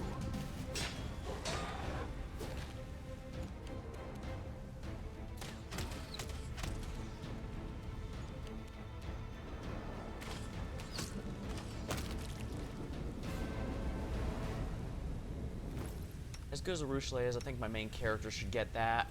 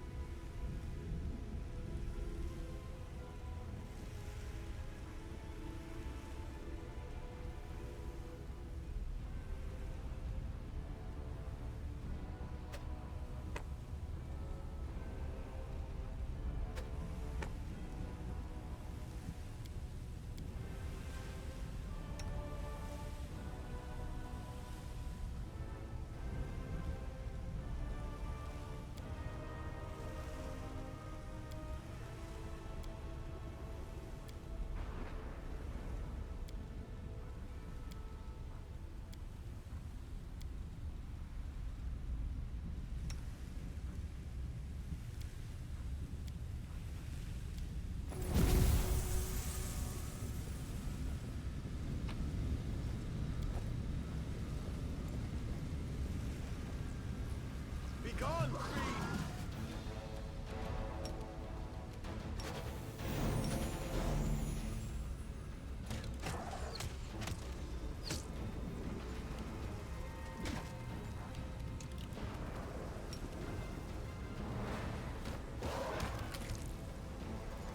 Word Locust Swarm.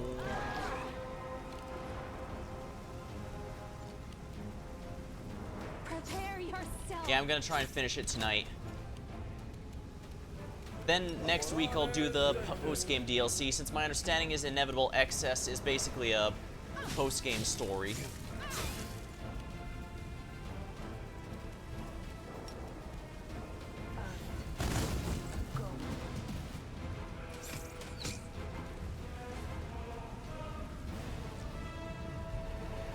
sense something.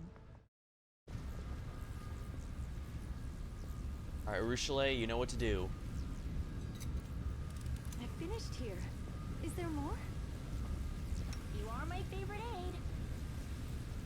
Search for the beauty with your heart, not your eyes. One I haven't actually done yet because he fresh runs his builds. Yeah, it helps that I... Yeah, it really helps that I came in here with the explicit intent of... Commander, are these demons bothering you? May I remove them?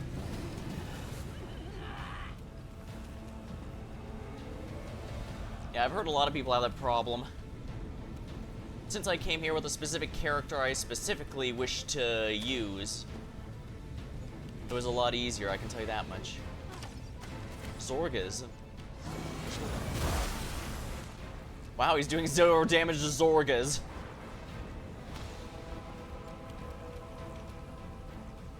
That's kind of funny.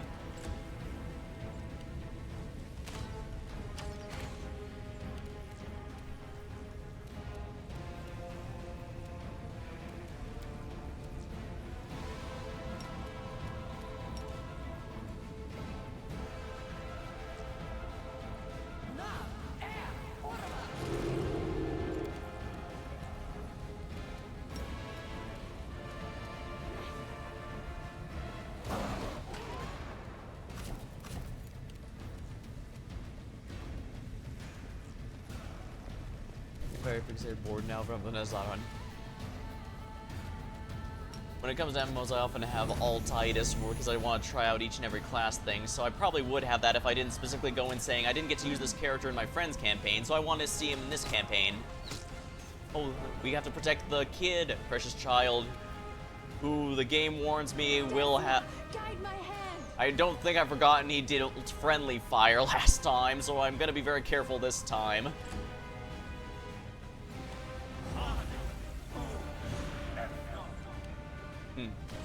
The clip-off powers are on my side too, it seems. And this has been very entertaining. I'm glad that you think so.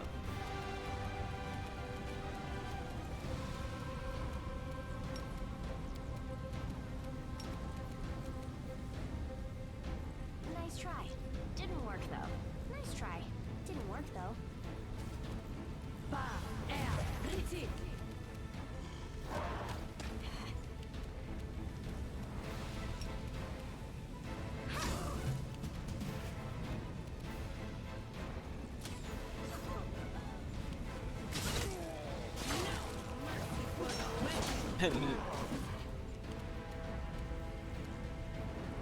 Make your peace. Yeah, Kingmaker, without spoiling, Kingmaker had a ton of different ways that could end. And not just the endings, but even the final confrontation, so I won't be surprised at all if this game is the same.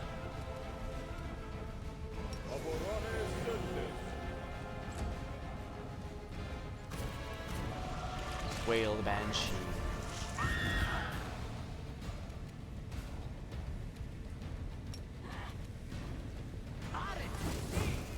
Hellfire Ray seems to actually be pretty good offensive damage.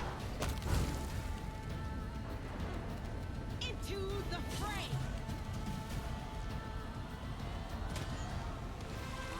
Here we are. Perhaps you were surprised that we met so soon. In my wanderings, I received an answer to the question of who I am, but I do not know what to do with this truth. Yeah, I guess you... This... Elven notes. I thought we had gotten them all. Time to see if he has something else to say, or if it'll even let me go back.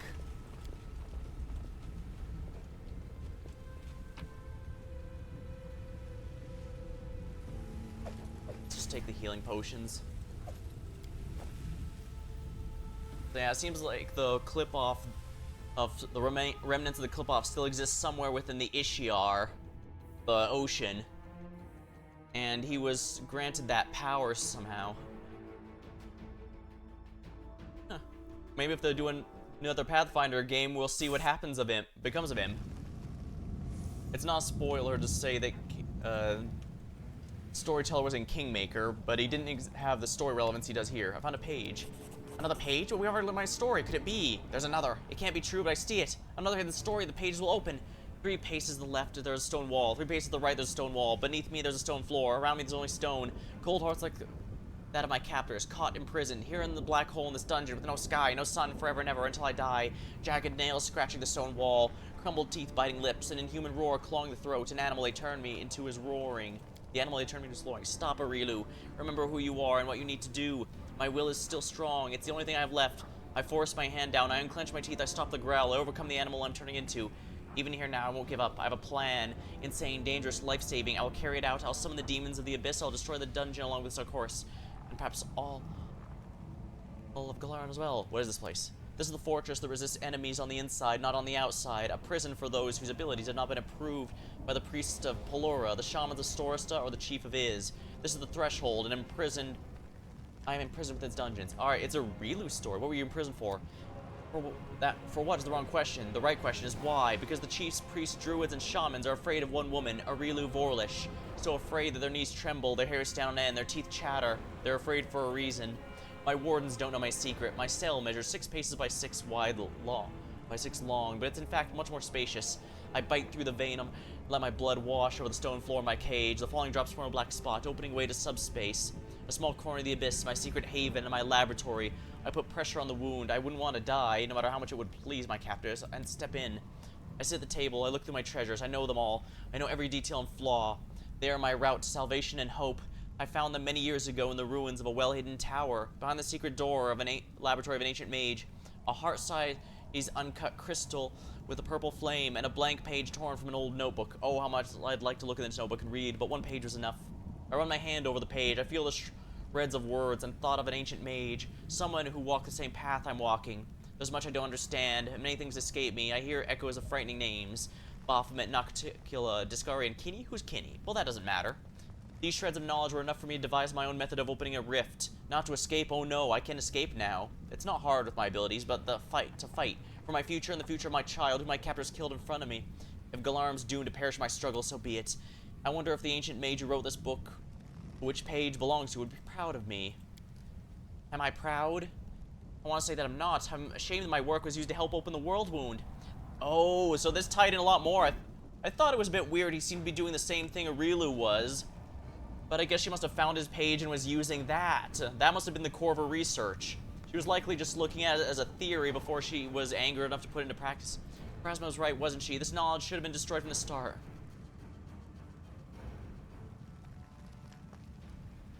Evil stems not from knowledge, but inherently from knowledge of those who possess it.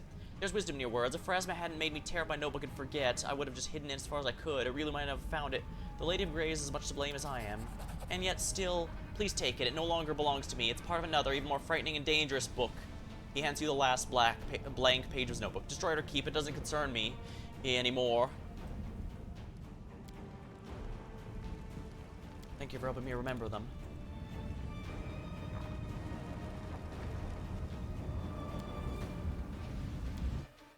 Everyone should still have their buffs active, as we shouldn't have only been there for a few minutes. Interesting, so there was a bit more. Something tells me this blank page is going to be very important going forward.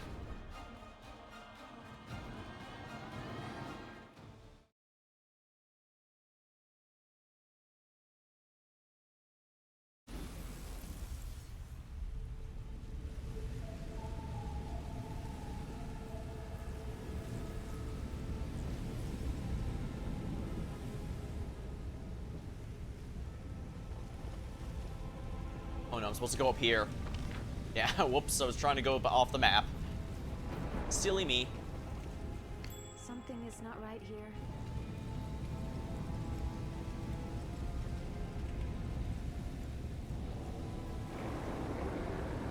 I'm always open to ideas. Weird time.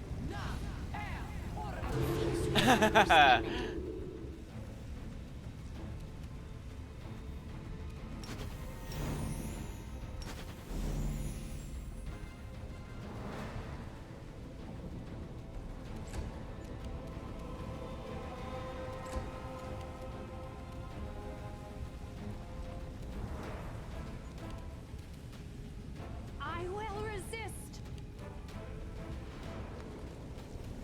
Wow, even our haste didn't end.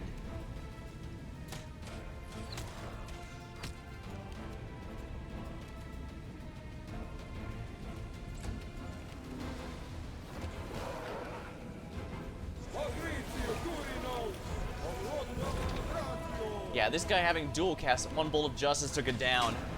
Yeah, Bolt of Justice I like because it's one of the few spells that gets stronger the more powerful the enemy you use it against. Meanwhile, most spells do the opposite. They reduce significantly. I kind of wish I wasn't using a recoil attack on her, but but it's such a powerful bow.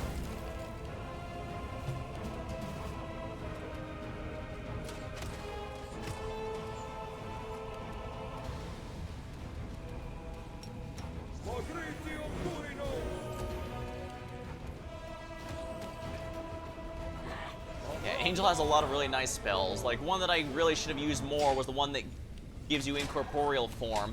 It doesn't last for very long if I remember right, and I guess I was worried the duration wasn't enough, but as Divine Power has been showing, it's kind of nice.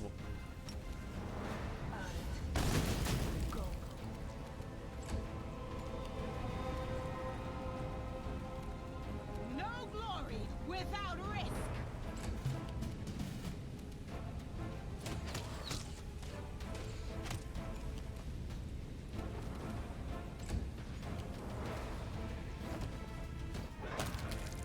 There we are.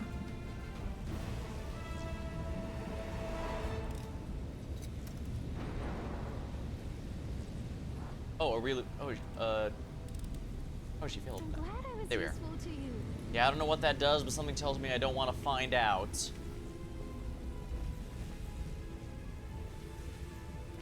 Right, let's use the staff again. Alright, I need to use the titular Wrath of the Righteous spell.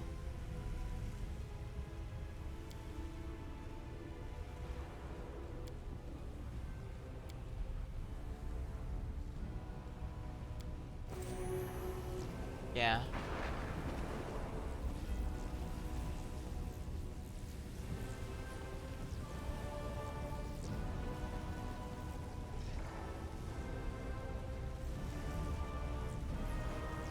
Are we ready to move out?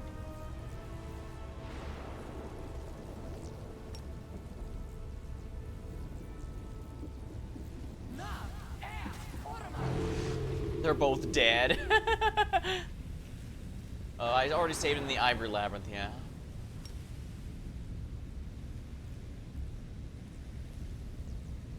Can you? Oh, it's They will break against our resolve.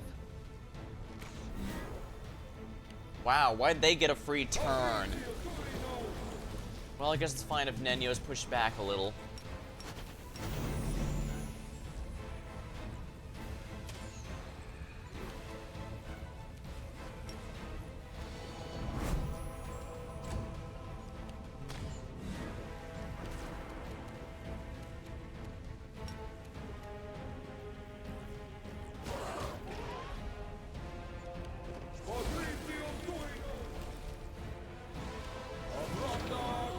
Legs are shaking.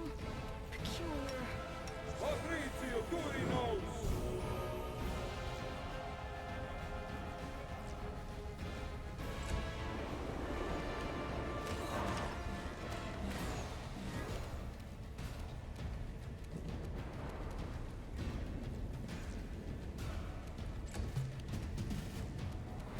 No point being conservative with Bane uses.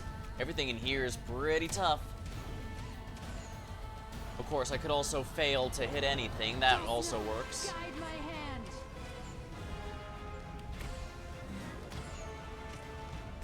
AC 54. Holy crap. I'm sure for people who actually know what they're doing, that's basically... that kind of AC is basically nothing.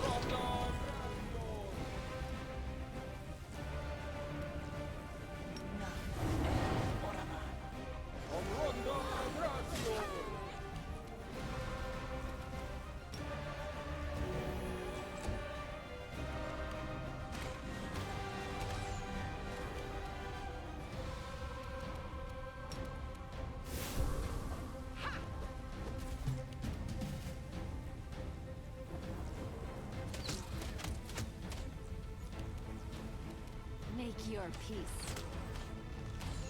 Wow, she... This condition is irrational.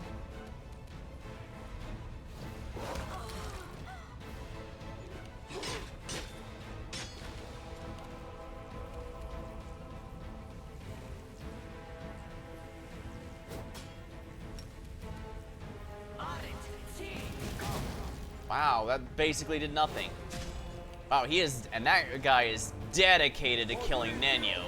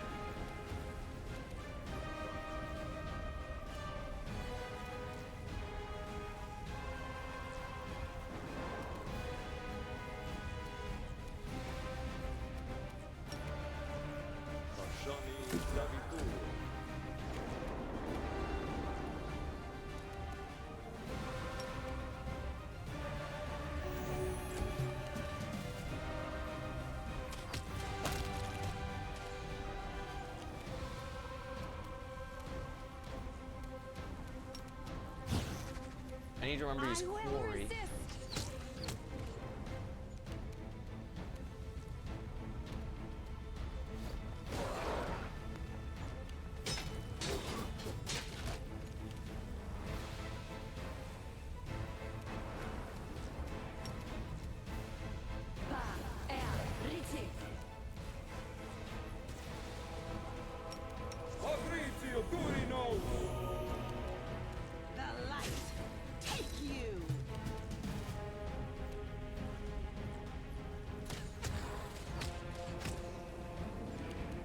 Man, that is so much HP. At least we're getting some good criticals.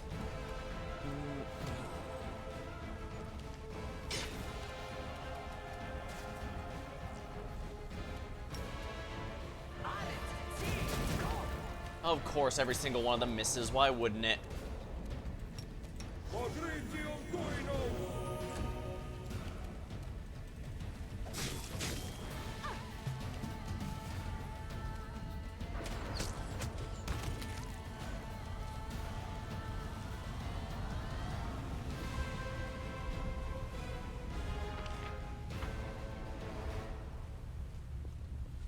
Yeah, this is a pretty linear thing.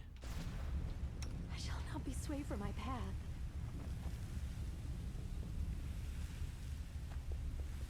Yeah, whatever this is, I'm pretty sure it's too much. Finished here. Is there more? I'm sure whatever this is, we don't want to have to deal with that. So.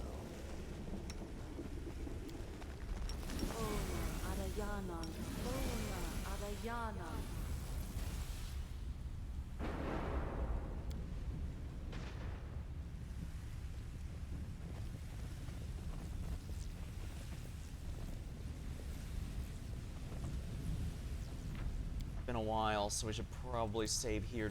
We made so much progress.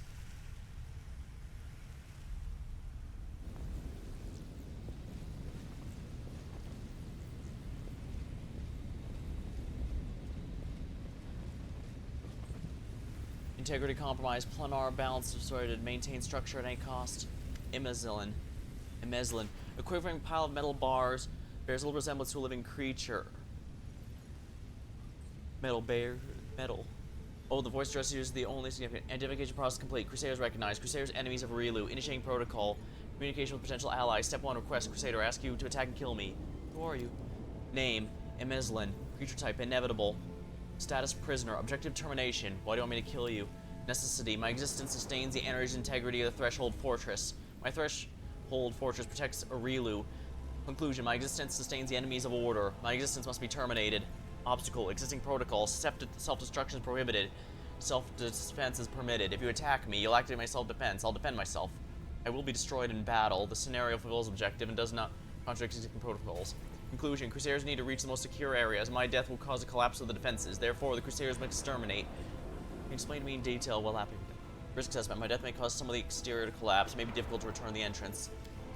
Chaos will prevail. The defensive and load-bearing magical structures to sustain the integrity will be destroyed. There's a high risk the fortress's exterior walls and gates will collapse. However, my death will also destroy defenses around where Rielu is situated. The heart of the threshold is the heart of the world wound. This location is currently inaccessible to Crusaders, therefore they require it. Just some questions. Initiating, I'm ready to respond. How'd you get here? I was on a deep reconnaissance mission, sent by the Axiomites of Axis to investigate strange new disturbance in the Threshold Fortress, but I was captured by a Rielu and her demonic allies. Since then, I have remained both her prisoner and test subject. The inevitable essence is used to stabilize the essences. What about Threshold?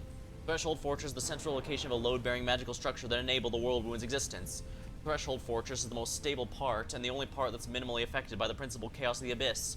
This paradox should not lead to confusion. The fortress remains in a state of quiescence, but this is not its natural state. Aurelu uses external sources to prevent its destabilization. This purpose I unwillingly serve. I supply the power necessary to sustain it. What can you tell me? This is very different in Aeon. You can literally order it shut down. Oh, dang. Are they from the same plane, maybe? That's kind of, yeah. I imagine the end game changes significantly based on whatever mythic path you're on. Aurelu, formerly a mortal woman, now half demon, possession of mythic powers. I guess she chose the demon mythic path. Oh, she doesn't seem to care what path I choose, though, which is kind of interesting. Threat level comparable to demon lords. Psychological profile extremely unstable. Her capacity for deep analysis and understanding coexists with a predisposition to manias and fixations. Conclusion: she's an enemy of order and therefore subject to termination. As servants of Aeons. What can you tell me about the World Wound? A comprehensive account of all the data I've collected. This phenomenon will take, by my exclamation, 4 days, 6 hours, and 35 minutes. Account of this duration is unacceptable and current. Proceeding to recount key points only.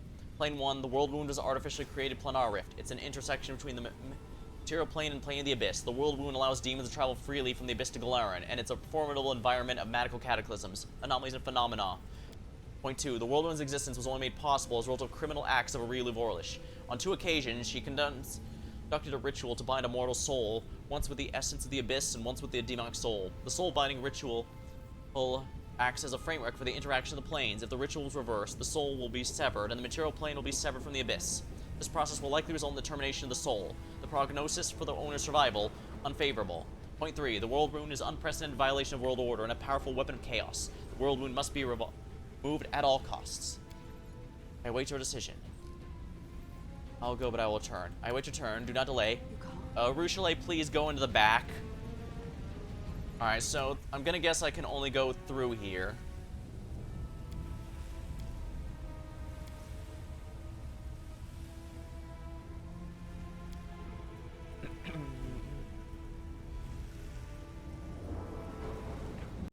Check here, just to be safe, huh?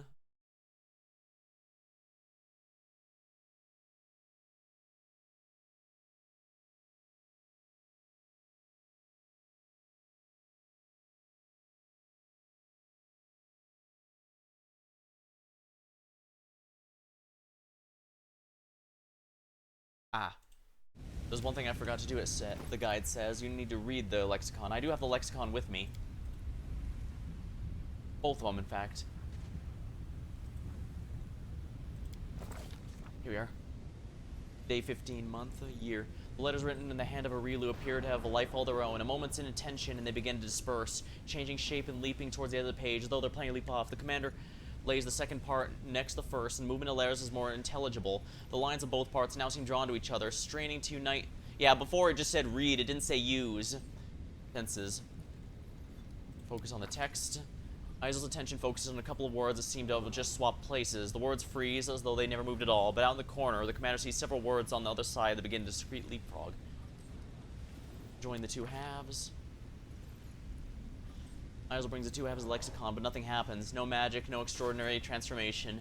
The lexicon remains in two ripped halves. All that happens is the line of text begin to move before their eyes.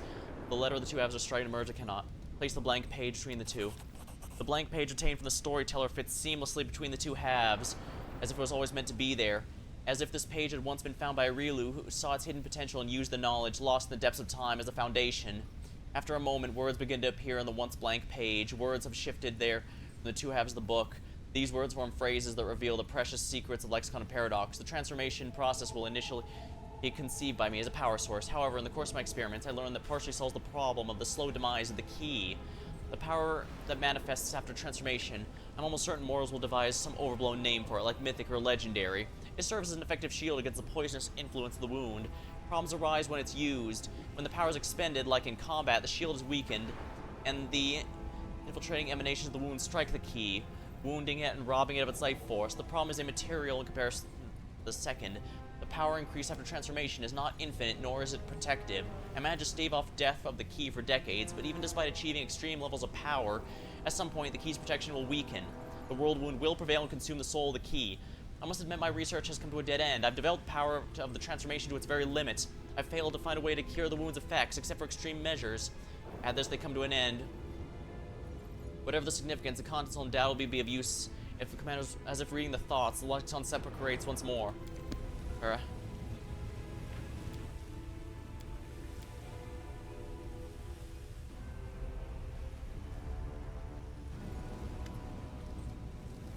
I should check here real quick.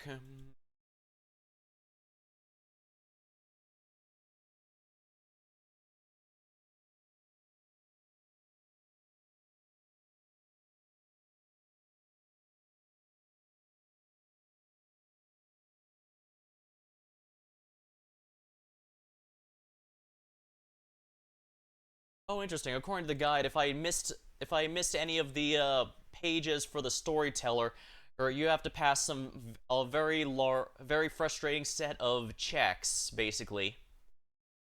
I guess it's possible I could still pass these. Both my main character and Nenyo have a lot of knowledge and lore checks that could easily handle this, so.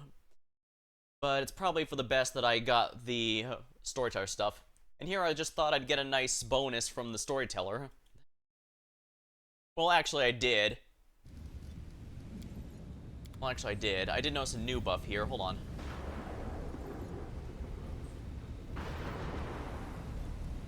Commander's Banner. Was a default one, isn't it? I thought it gave me something new.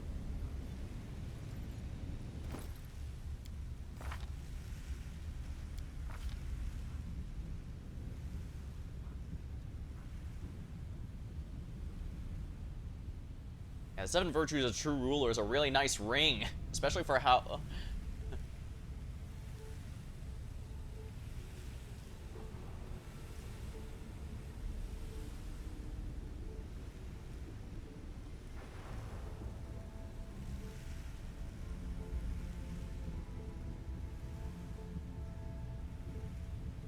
Here, Storyteller's Knowledge. Yeah, I thought it gave me an alert that I got something. Increases caster level by 2 and provides insight bonus, a saving throw against arcane. When making knowledge or lore, you roll twice and choose the best result.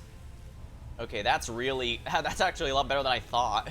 Although the caster levels by themselves are huge, since that basically increases my DC checks and stuff, which is especially essential since, as I've been constantly complaining, partial casters do not have very good DC checks. Yeah.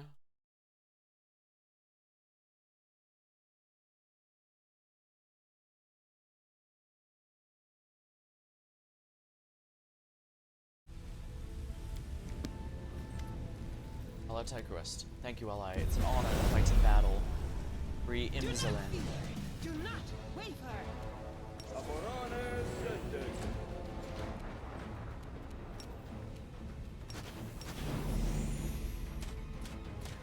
Oh wow, that's a lot of defenses.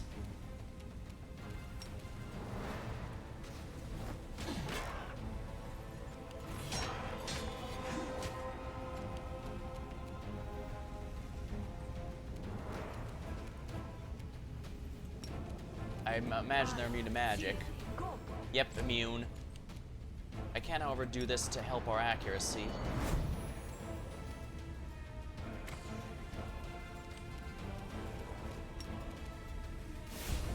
Into the fray!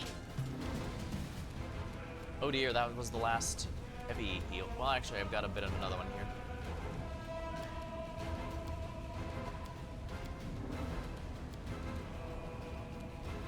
Your critical wounds mass. Bane.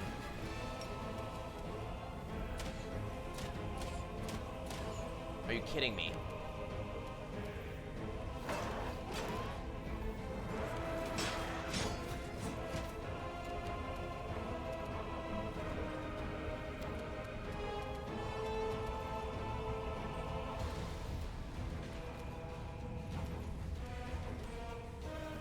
imagine it's not going to be that easy, but... Alright, let's see if he's immune. Yep, immune. Ori.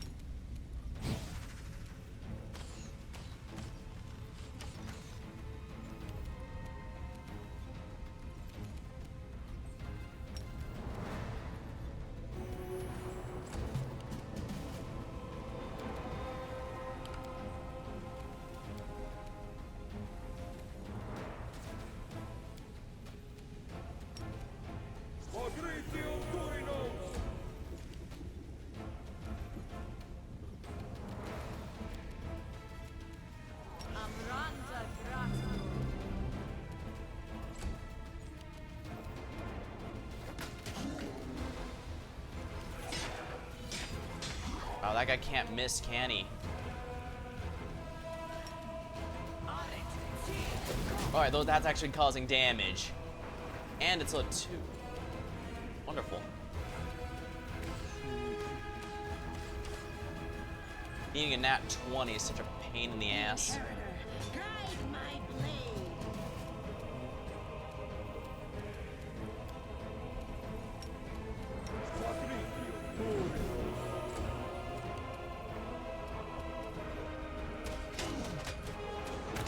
There we go. My damage is really good, apparently.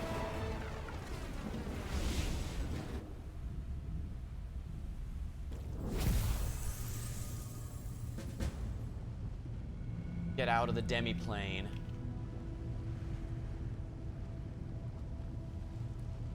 I might actually have to seriously rest here because that's a lot of things to be out of.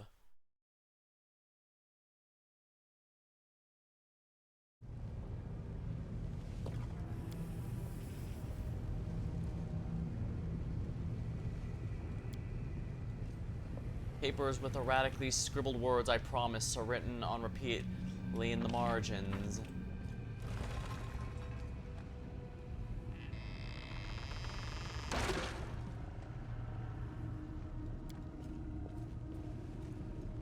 The resurrection scroll has been ripped to pieces.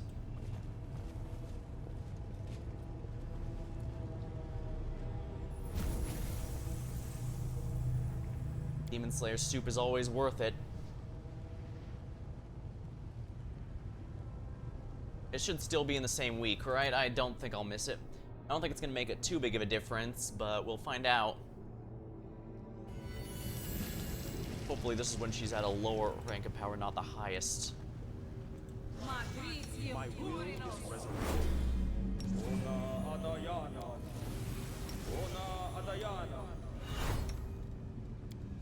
Ona Adayana. Ona Adayana. Ona Adayana. Ona Adayana. Anything new? Ala Swa Down. Ala Swa Down. Ala Swa Down. Ala Swa Down. I just had to enter it. That's good. An empty stand that may have once held a large crystal. A diagram of a tower next to a quick sketch with a large crystal in the center.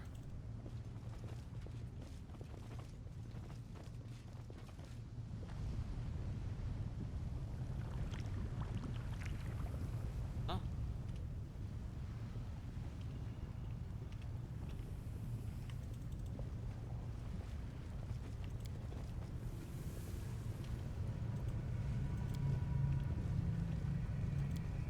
Shards of several dozen diamonds appear to have been unsuccessful spells.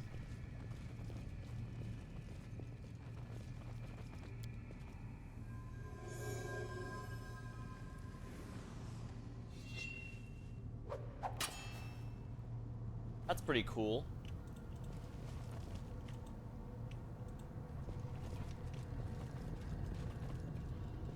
Hold on, yeah, I can't forget this.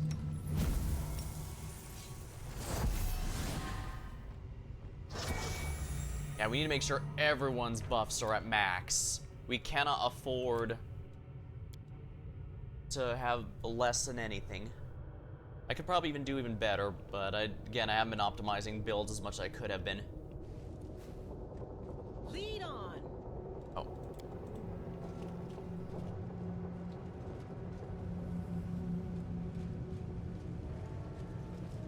You require my unbiased opinion?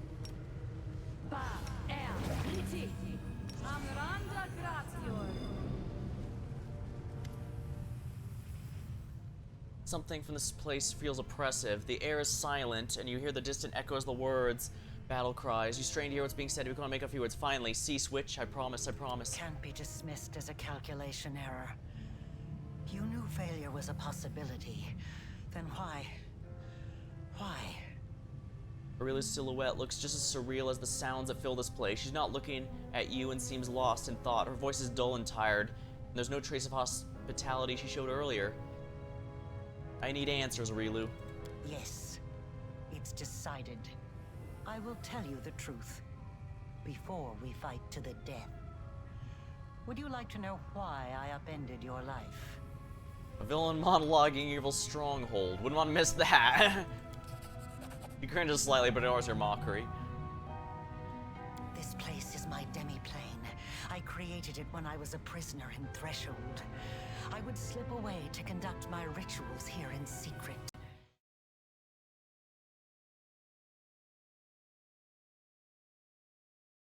This is where I made all my preparations. Do you understand? Escaping was never my goal. I could have easily disappeared from Threshold. I could have passed through it like water through sand. I didn't need to go chaotic there. Let's go back. It's not a big deal.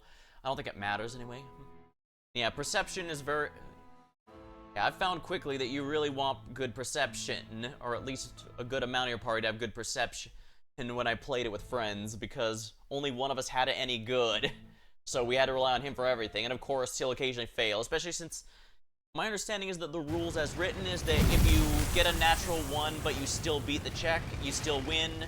But our DM preferred to have a bit of fun and have a failure on natural 1 even if you pass normally. I don't hold it against him for that. I can get why. Can't necessarily say I'd agree, but... Yeah, but... Well, actually, I don't know. I haven't DM'd before. Can't be dismissed as a Yes. This place is my demi-plane. I created it when I was a prisoner in Threshold. I would slip away to conduct my rituals here in secret. This is where I decided to create what mortals would later call the World Wound. This is where I made all my preparations. Do you understand? Escaping was never my goal. I could have easily disappeared from Threshold. I could have passed through it like water through sand. Some believe that I brought Sarkoris to ruin out of revenge, and I suppose there is some truth to that. I did have reason for revenge. You've been to the secret part of my laboratory and know what I'm talking about. Or at least you have an inkling. My laboratory. The old house in the middle of nowhere that marked the entrance to my lab. It was the home of Aurilu Vorlesh when I was still a mere mortal. I lived there with my daughter away from the din of the crowd and sheltered from the keen gaze of the Sarkorian witch hunters. It was a place where the reality of our world was in close proximity to the abyss. A place where I could study the magic forbidden to all Sarkorians.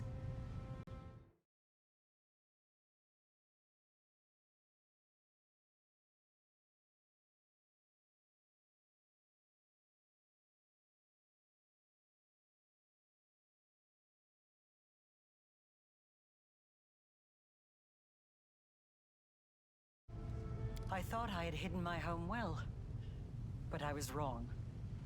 They found it. They found us. At that hour, I was there, in the laboratory. That damned laboratory I loved so much.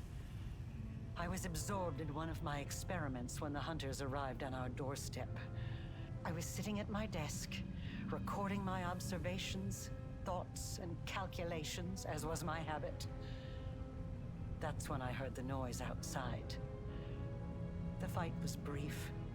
It barely lasted a moment. By the time I sensed that something was amiss and hurried out to see what was happening, it was too late. All I could do was cradle the body of my dead child and cry after their departing soul. I promise.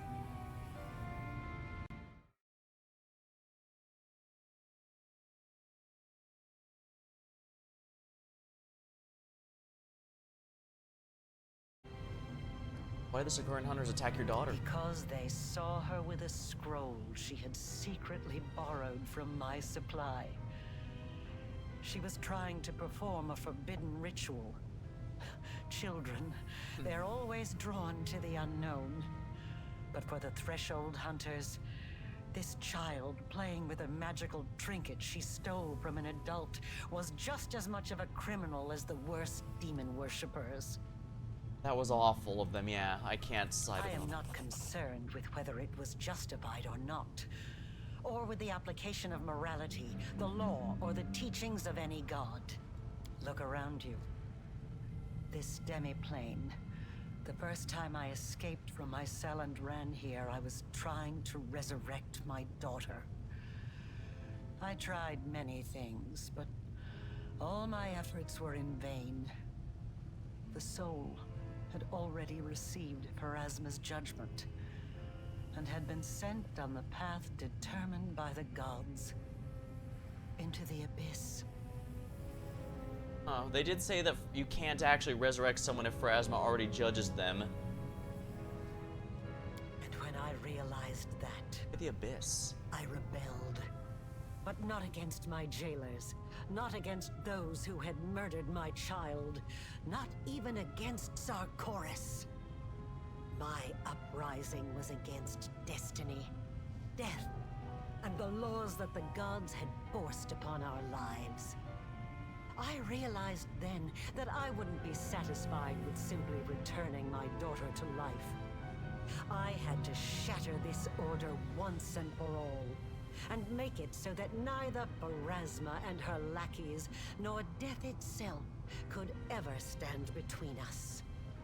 Only by stepping beyond the bounds of what had been ordained for mortal kind, by obtaining powers that rivaled the divine, could we become free. And with this newfound purpose, I turned myself into a half-demon. Fusing the spiritual essence of the two planes was the only way I could achieve my goal. I let the abyss into my soul, and into this world. I opened the world wound. I danced around 3 demon lords, making them assist me without ever revealing my true intentions. They just believed they were dealing with another power-hungry mortal. But in reality, I was after one thing. I wanted to find what was left of my daughter's soul and give her a new birth. One that would prevent anything from ever harming her again. It wasn't just her daughter's death that pissed her off, it's that her daughter died and was ordered to go to super hell for some arbitrary reason. Seemingly arbitrary anyways. And yeah, they said that the usually ones who are sent to the abyss are people who have earned it through their actions. So... And then I found you. I chose you because I felt a faint affinity to you. I thought your soul could accept the remains of my daughter's soul, like the soil accepts a seed. I thought that I could bring back my child by tethering the mangled remnants of her soul to a pure mortal soul untouched by the abyss. I thought the power of the Nahindrian crystals would allow me to protect her forever. That I could tear her away from the dominion of mortal nature. But I was mistaken in both assumptions. Now I'm about to face the consequences of my mistake.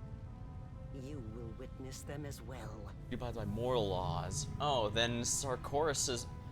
Huh. And I guess, yeah, so you could say that Sarkoris is still ultimately to blame for that, since... So they were pretty awful about that. It's no wonder Rila was drawn to mad science and all that. But it's interesting. Yeah. As with the philosophical debate made earlier, or nobody really knows was what determines if Pharasma holds off on judgment to allow a resurrection, at least for a time. It doesn't seem to be like the Dragon Ball Eternal Dragon, where it can only happen once, or has some sort of limitation. No. It just seems to have some sort of and it does seem like she has the powers of an oracle to some degree. And one could even say that maybe that was why she wanted so badly for him to do that. But then again, if she could see the future, wouldn't she know that he wouldn't?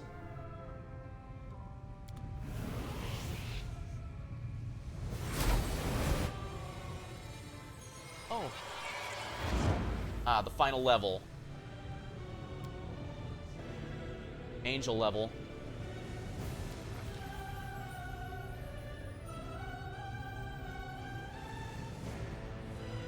I love the mythic power theme.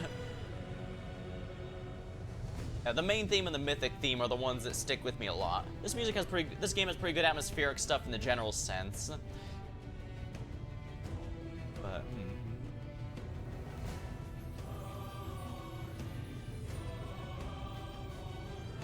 extra mythic power. I've already got Abundant Bane, didn't I?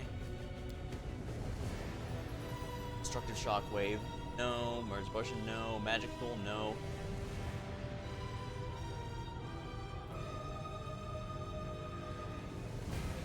With Kingmaker, I recall liking the boss themes in particular, but that's also because I noticed they had a kind of a nice leitmotif to them.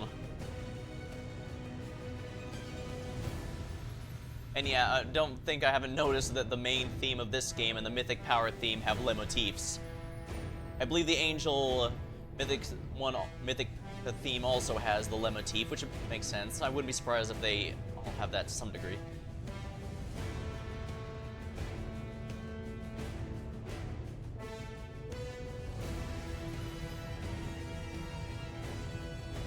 Operational Leader. Your allies gain a bonus. Initiative, saving throws, and concentration checks. Still that stand.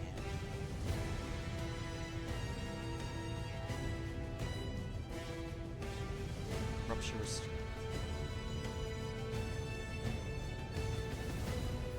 Thundering blows. Magic nullification. If it wasn't for the fact that this dispels stuff on you, it would be. Yeah, I'm probably gonna listen to all of them once I beat the game. Like, probably after tonight, since it looks like I'm gonna be winning tonight. And yeah, as I expected, it was, yeah, the final mythic power is given basically right at the tail end.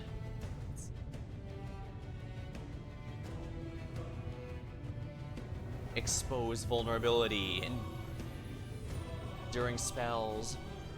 Lasts longer than an hour, but shorter than 24 lasts 24. Unfortunately, my big stuff don't really last that long. Like, I'd love to have the... There's a bunch I'd definitely like to last, but...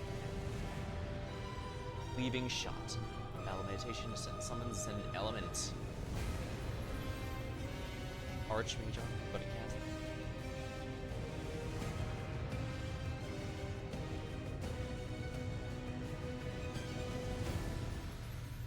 Retribution. That'd be probably better if I was a melee character, ever ready.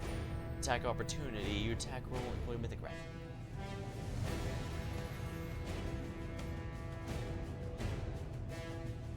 This might not be a bad option just because of how often, because I do have that. But then again, exposed vulnerability is good for raw damage.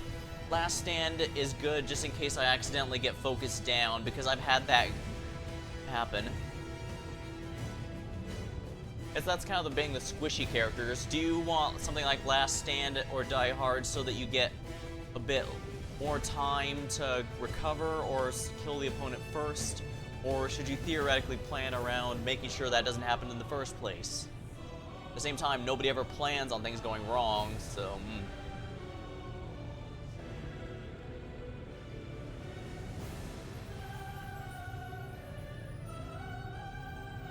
Leading Strike. Melee one.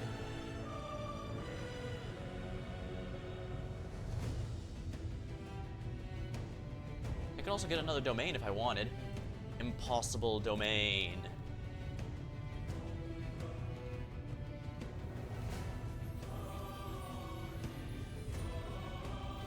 Unity, guard her. Community. Ever ready.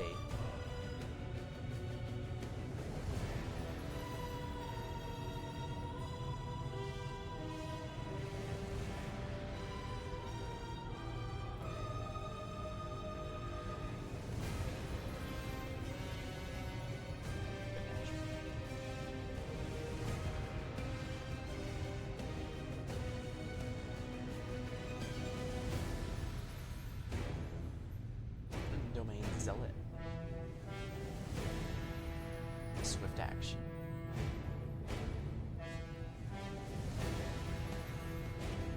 Might not be half bad for me, just so I can spam such a good. Though inspirational leader's not half bad either.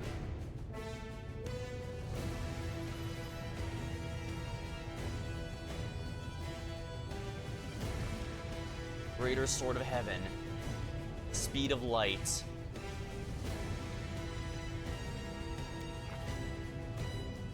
Rekindle, Phoenix Gift, Army of Heaven, Eye of the Sun.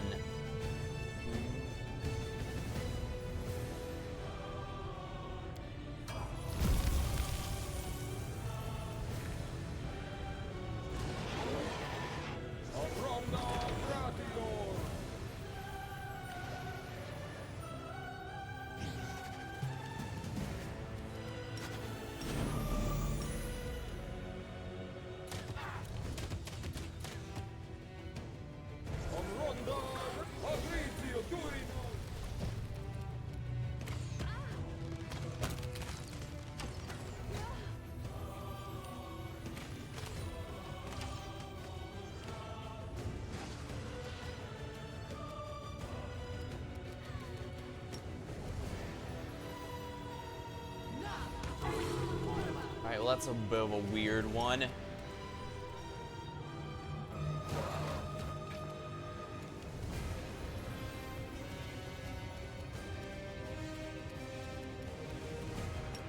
let's not take risks.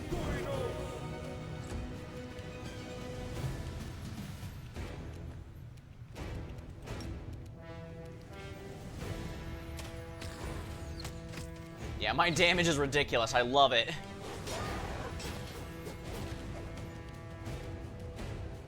I will resist.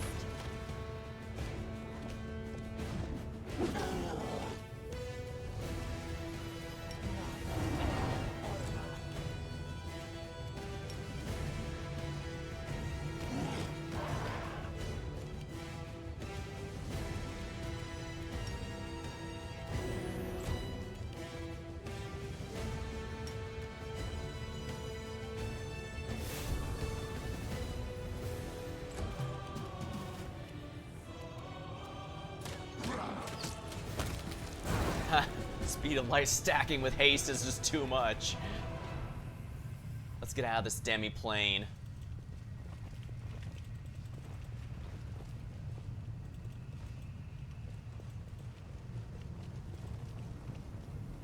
Well, that was easy. Then again, I think she intentionally... Wait, not yet. I forgot to give everyone else their mythic powers. What's he got? Greater Abundant Casting. School Mastery, Illusion. Oh, why didn't she get that sooner? Improve critical longbow. Toughness, Mythic. Yeah, I think I have an inkling of what it might be. Well, first things first. Let's heal up Olbrig.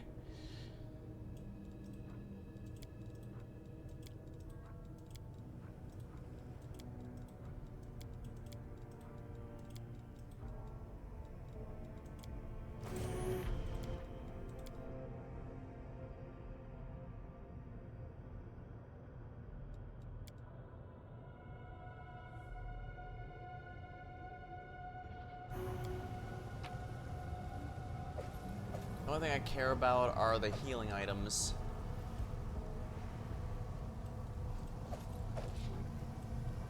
Yeah, you can keep the rest.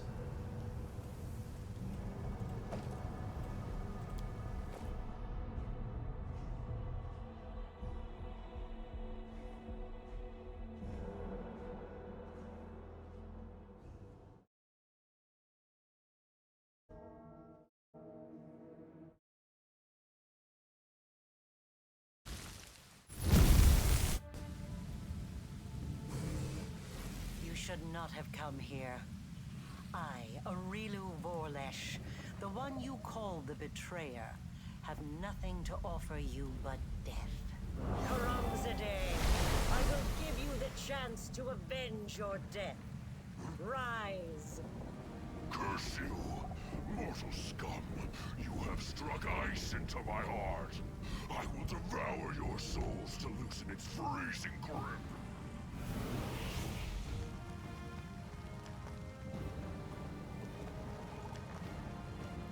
Oh. I have to fight with my B team. Let's make this quick. And I don't even have time to buff up. Wait, what's going on?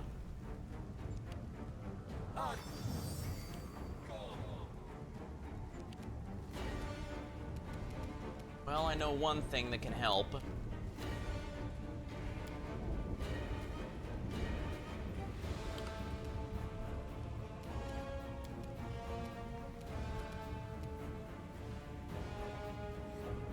He's as bad a fighter as you think.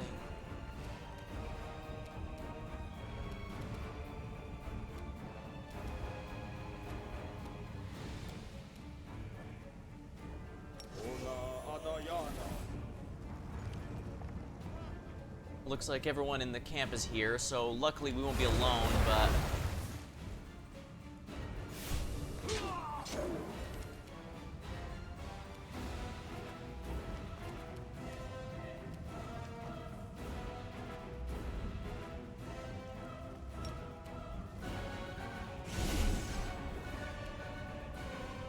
You've crossed the wrong mongrel.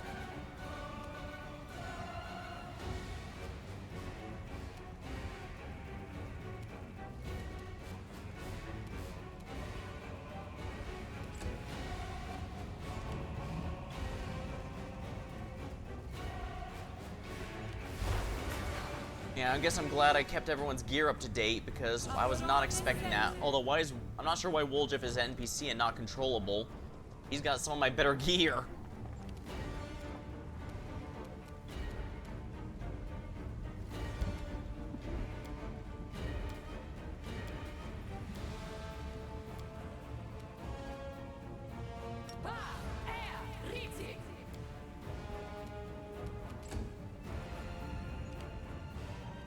Gotta keep her. Yeah, Ice Body I know is a good buff. Especially since I just gave everyone fire resistance, so fire weakness is no longer present.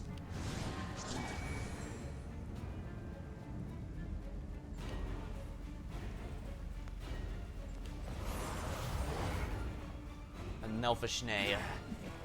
Those don't have anything too specifically bad about them, but...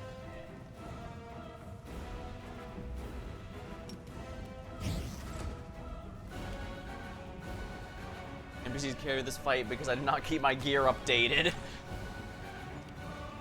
At least Gaffrey being here is in our benefit, since she actually is a really good fighter.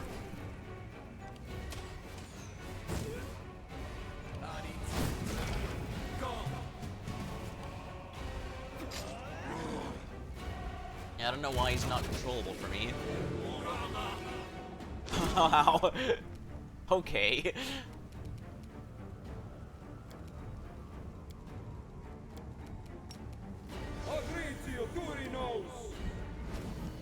Huh. Well, like I said, if you don't know what to do, summon shit. Thankfully, I know Darren is straight up my best character in this group, and he can definitely help a lot here.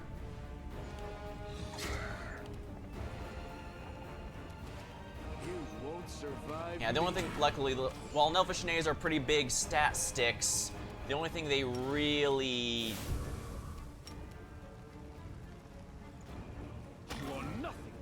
Yeah, the only thing they really have is a stat stick. Well, I guess the horror Nimbus is kind of a pain in the ass, but I think that's about it. I guess thankfully all the people I helped means I have a lot of NPC allies here. And I know that from Nenyo... Yeah, that's a good spell.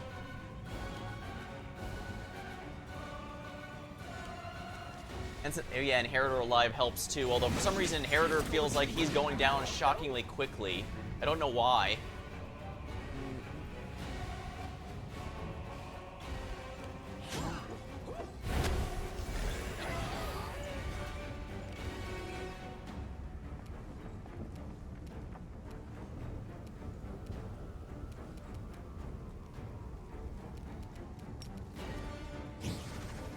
Simply business.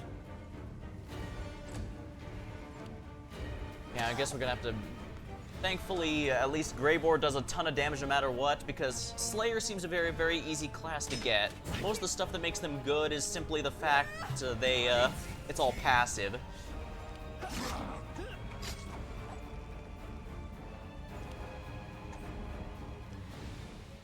Desmod Reborn.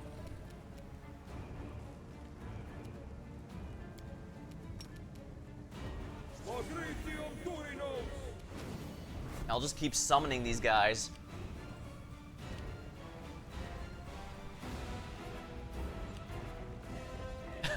Well, that guy's just not gonna do anything productive.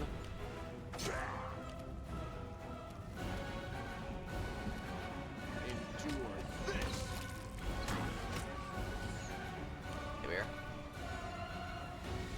Raygill's horrified from the horror Nimbus. Oops. Oh dear.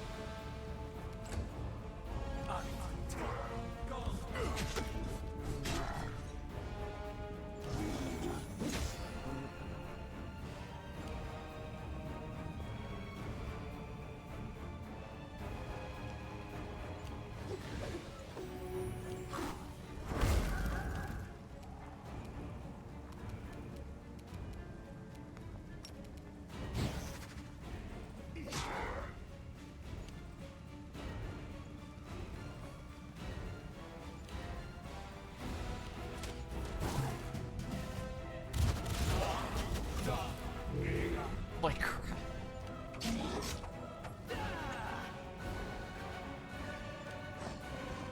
I find it amusing he's been feared. Wow.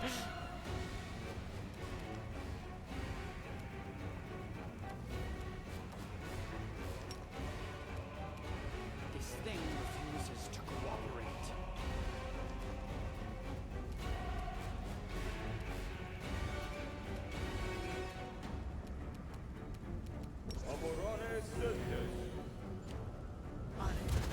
Thana Demon. Alright, they needed Darren to select a target for them to focus that.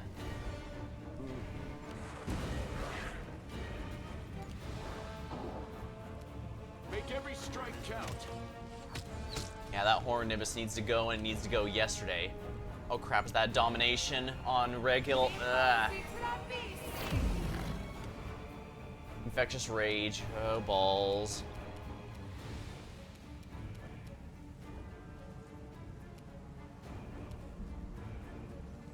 I guess I can bring Ember over here.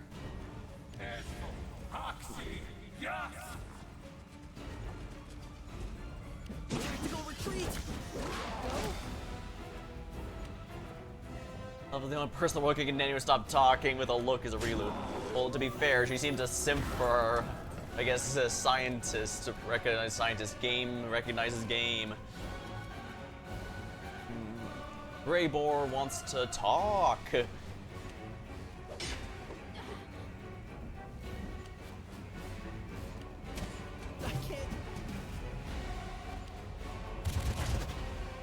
Wow. Okay, I love seeing Storyteller in action. But I guess with all his memories, that also means all of his spells have returned. And for better or for worse, it would seem he's going to indeed get the Tella from Final Fantasy IV treatment, which is gonna suck. But that can happen when it happens. Now you guys get to know what it's like to have levels stripped from you.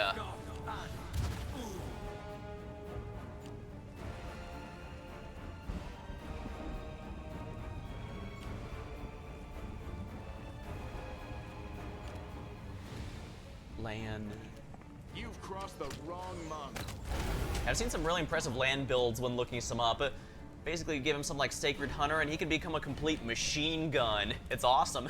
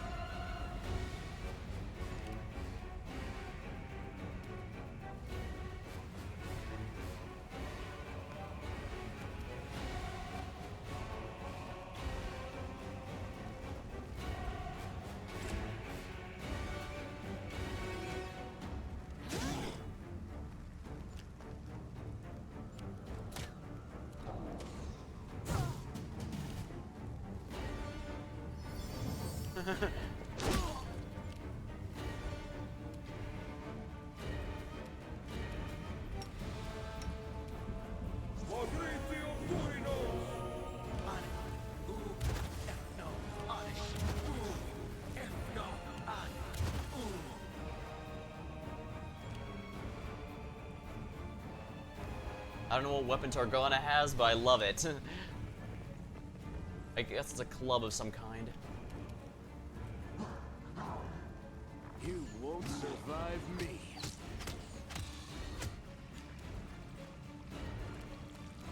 Smite Chaos. There we go.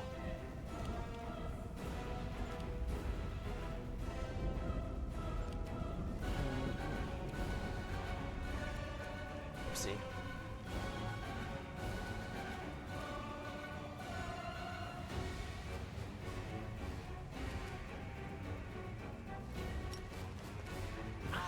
Greyboar time.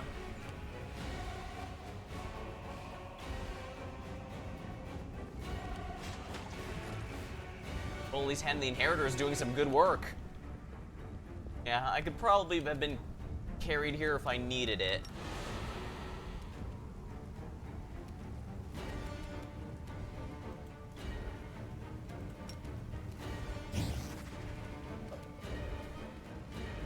Yeah, because I've been helped so many people. There's a lot of there's a lot more for the big Gondor calls for aid stuff. I think TV Tropes called it.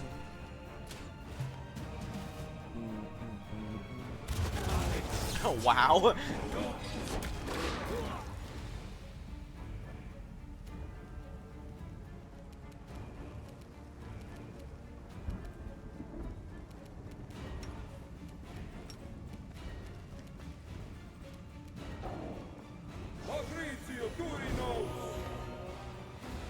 As much as Darren keeps insisting he hates Gaffrey, the fact he was genuinely hurt by her death really well, I guess it was obvious even from the start Darren was being an asshole to hide a lot of stuff underneath.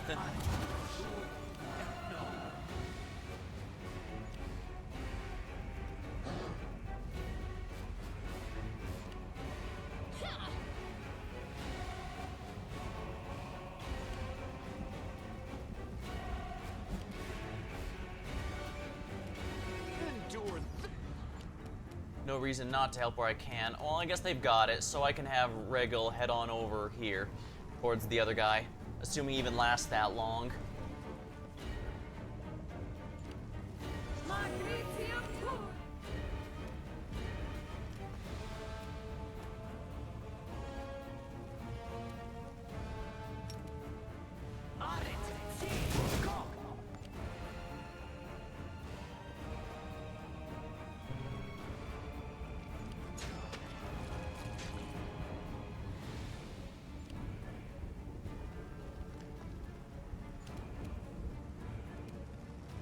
It's your time to see. Oh yeah,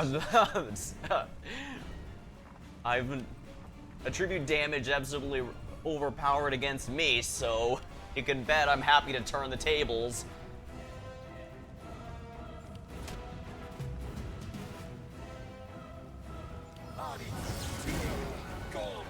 Okay, good. He's down.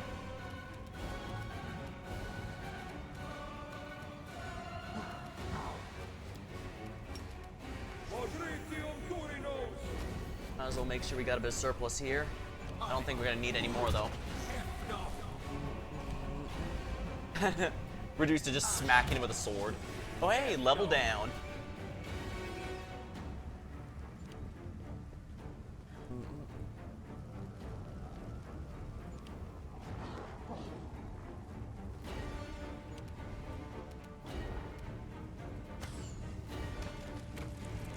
Woljit suffered a crippling wound.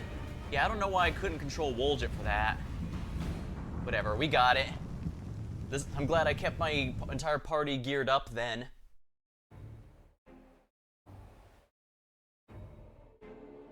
I did try to rotate them out at least a little bit, but it's clear I had a pretty favored team by the end, huh? And yeah, I'm very much glad I left Darren behind just because he was the most geared up there, so if all else fails, him and his Thanademons could have carried me. But of course, being nice to the other guys really paid off. To the end. And find Aralu. Reach the end. Only one failed quest in the entire game. Time and time again do paths and fates interweave in an infinity symbol, the point where its lines intersect is threshold, the fortress and prison. Once a jail for Sarkorian mages, it became the birthplace of the world wound. Here, it all begins and must come to an end. I hope you're ready, Commander. And it's kind of interesting, the journal here is written by the main villain. It's not a spoiler, but Kingmaker's journal is written by one of your party members at the start of the game. Who joins at the start of the game, so it's kind of neat that it's diegetic like that. Only a few steps left, the heart of the threshold will reveal itself to you. Make haste.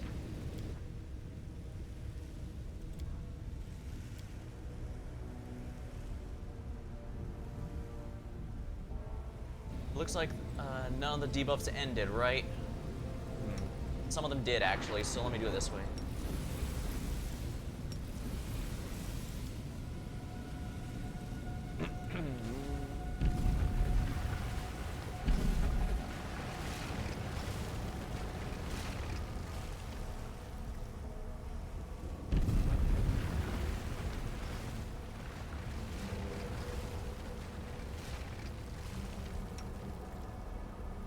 Sword is still active, right? What is it? You are my favorite aid.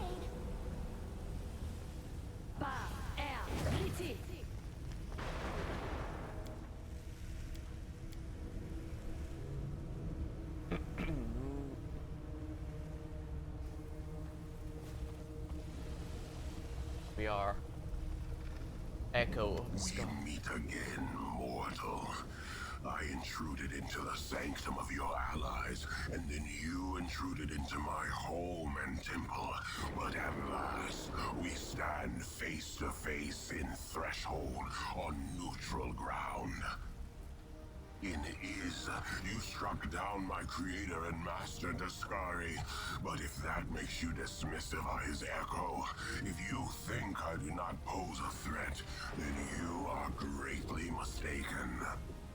I guess I should have known. I was at the end of during that fight. I was wondering. It's been a while since I fought Echo Daskari. He seems to be the main rival for the main enemy for the Angel Mythic Path in general, since he is personally responsible for a lot of our problems. Whereas Daskari, is he too afraid to fight me personally? Master is in the abyss, in his realm. No, he does not wish to meet with you yet. A demon lord cannot afford 2 deaths in succession. It will kill them permanently. Little does he realize, once he dies, Arilu will be the high priest for both Baphomet and Daskari. Make no mistake, I'm well aware I'm about to be fighting them both. Hope you're ready this. already run for this. You owe me a great deal, and I tend to collect it. So many words. I prefer pleas and screams. And believe me, I will make you scream. He lost to you. He lost. The great Discovery himself lost to a mortal. So what happens if I succeed where the Great Lord failed? If an echo destroys the one its originator could not defeat, who would that make me? What would it prove? I'll risk my life to know. You are not just my enemy, you are my chance. A chance I won't miss.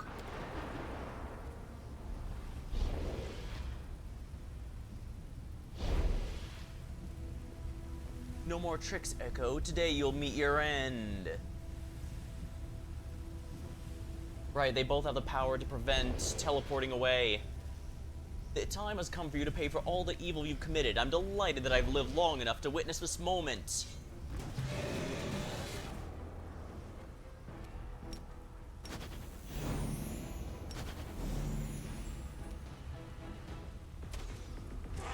Okay, good. That's gonna make life a lot easier for me.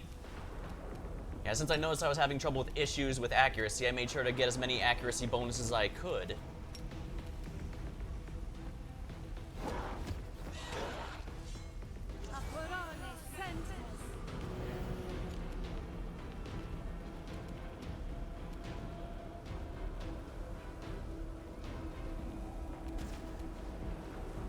Oh, right, the death. Oh, dear.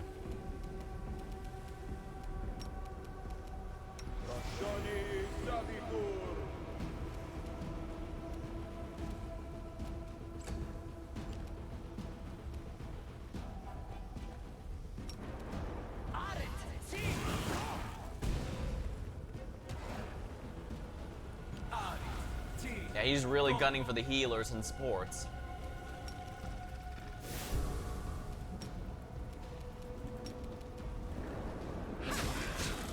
Fortunately for him, we're pretty strong. Prepare yourself. Here we go. The Echo is dead. Brilliant energy scythe.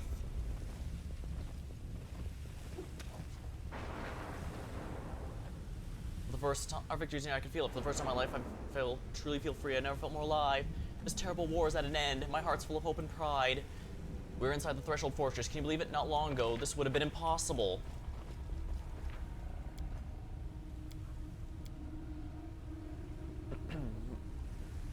But yeah, now Aurilu is officially the High Priestess of 2 Demon Lords, and as we've found out, they have no choice but to come if she calls, even if she doesn't want it.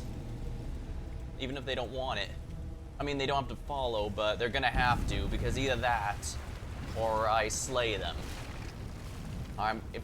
Once she does, I'm definitely gonna have to take out Discari first, because he has the far more annoying stuff. Baphomet is a pain in the ass, but he's mostly a stat stick.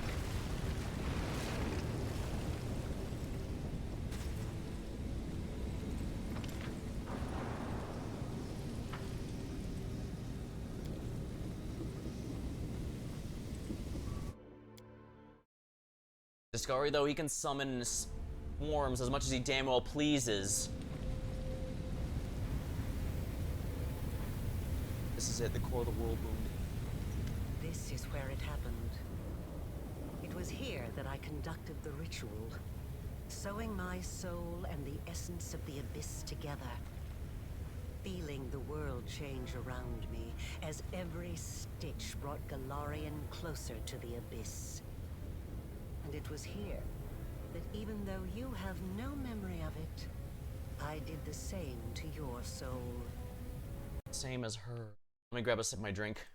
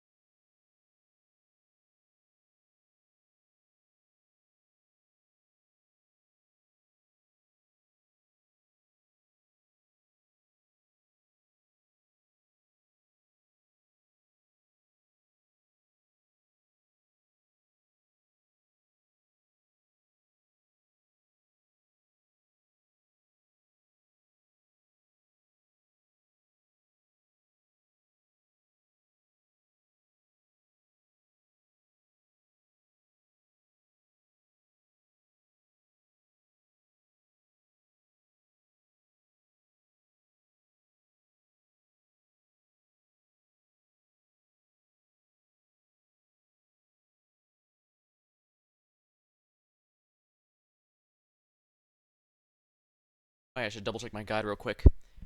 Oh, it does say I can change the difficulty to unfair here, since the achievement for beating the game on that difficulty only checks for the final boss fight, but I'm not gonna do that. I don't need to. Although I guess if I were to do one, the main thing I noticed is that the mythic levels seem to be very, very backloaded on the game. Like, as I mentioned, I got level 10 basically right before the final boss fight, but all throughout Chapter 3 felt like the longest one, but I only got one mythic level there entirely when I picked up the Lexicon for the first time. I don't get another one until the start of Chapter 4 when I go into the Abyss. And from there, it kind of just speed runs getting the remaining ones until 8 when I will get back, because that's when you choose your final mythic path, unless you take the demon route, the devil route. Interesting.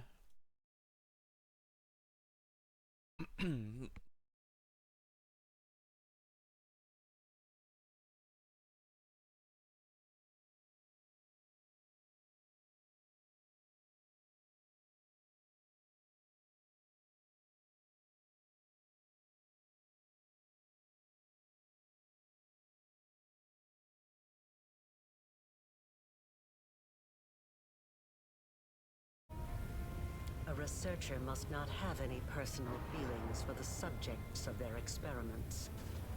And yet, I find myself unable to remain completely detached from the world wound. I created it. I allowed it to be. It holds a place in my heart, even if I'm slowly paying for it with my life. A researcher must be particularly resilient in the face of mistakes, incorrect hypotheses, and failed experiments. You are my failed experiment. I think I'll feel some regret for ending your current life, but you can rest assured that such sentiments will not stop me. I can tell you've been preparing this place for battle, but there's more to it, right? Barriers waiting to be activated, but there's something else, something deadly. You're so adept at magic. There's some hint of pride. Of course, I've been preparing for our meeting. And hopefully I've prepared well. You've done all this just to save your child? Yes. And no. Even if I could have brought back my daughter, I wouldn't have stopped at that. I wouldn't have been satisfied. Not after what I'd gone through. Not after the things I'd learned. That's a mad scientist for you. I wanted to become stronger. And I wished the same for my child. I didn't want to be afraid of anything. It wasn't the dogs of Threshold or even Sarkoris itself that threatened us. It was the laws of a world governed by death, weakness, and separation. That is why I needed the power of the Nihindrian crystals. I did not merely wish to stave off the agony of the wound. I wanted to tear my daughter from the grasp of everything that makes us weak and mortal. You have seen a goddess. You have been face to face with demon lords. Were you awed by their greatness? Do you enjoy living in a world where your entire life cycle has been predetermined? Where everything, from your birth to what will happen to your soul after you die, has been decided for you? Or do you find, now that you have experienced the mythic power coursing through your blood, that you prefer to live in a world that you can change? A world that offers you a chance to be anything you want. I should probably check to make sure I don't choose anything specific here. Let's see here.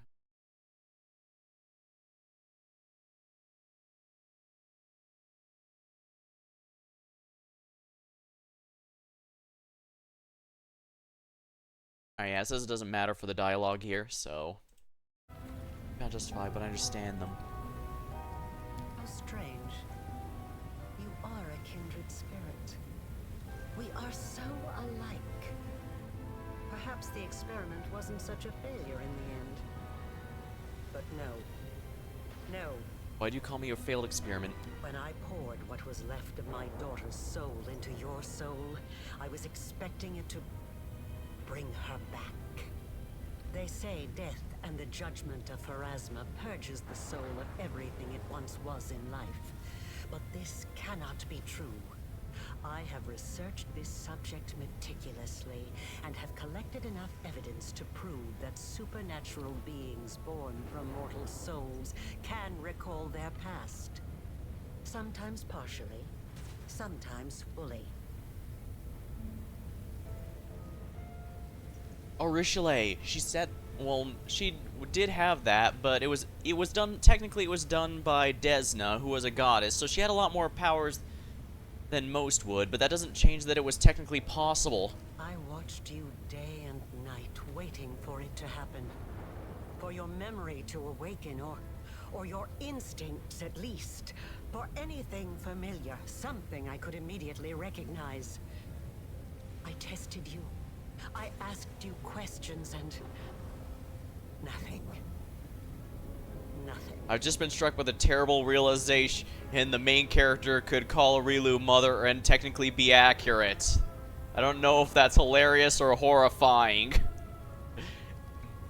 Well, you murdered your daughter's remnants of mine, so why do you want to harm me? If a hypothesis is proven wrong, it needs to be rejected. But the research process does not stop there.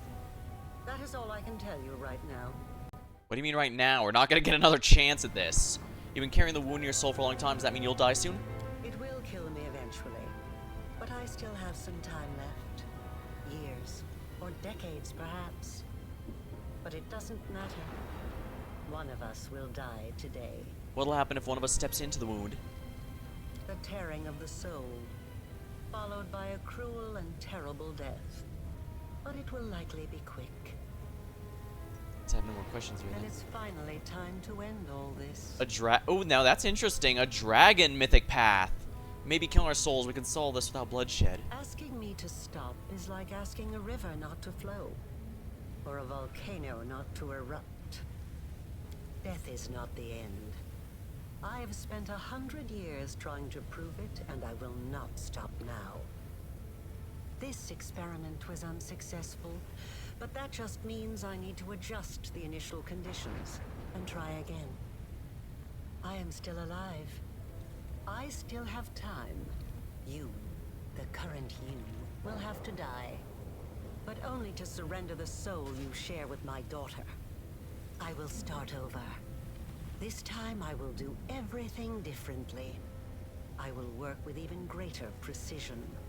I will turn the world upside down if I must.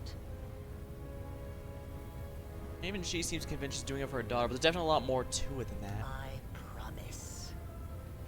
So that's what it all comes down to, her promise to do something about this.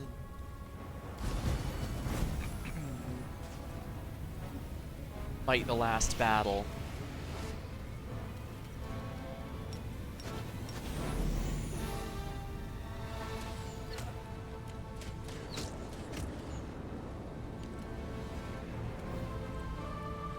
Oof. Yeah, think about the boss themes of this game also have some clear leitmotifs to them. Oh, I should have done something else here.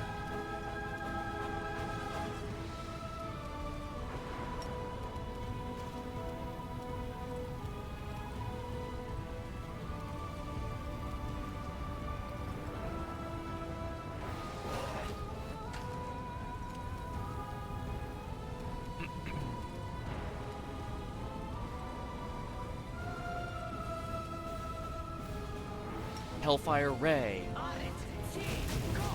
Wow.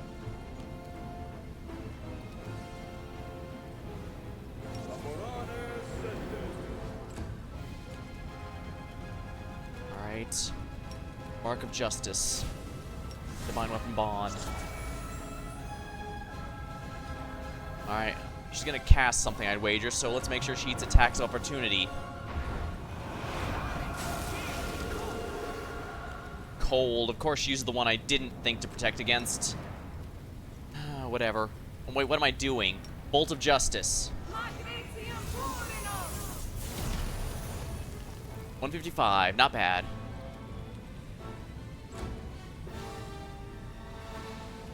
Rangers bond.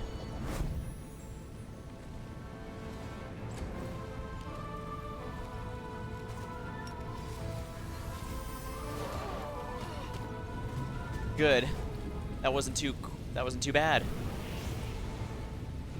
I never thought that I would be responsible for the creation of my most powerful enemy. I can see you, Suture. Show yourself.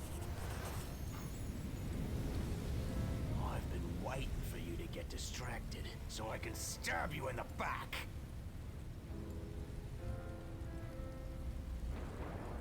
Wait, I've uncovered your plan. The spell's the chamber. They're to kill you if something goes wrong. You've been preparing for this outcome from the start. Very perceptive. But you didn't think I would make it easy, did you? I won't let you win. You need me alive. You want to use me to close the wound, but I can destroy myself before you have a chance. This madness is an act of evil. It's pointless. You won't even accomplish anything. Is this the road to go? We should go. You're right. I won't gain anything from this. So what now?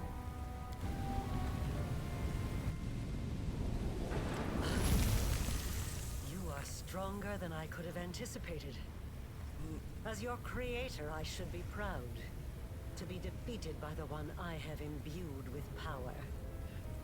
Is there any higher praise? But I'm tired. You won't hear me pleading. Let us finish this experiment here and now.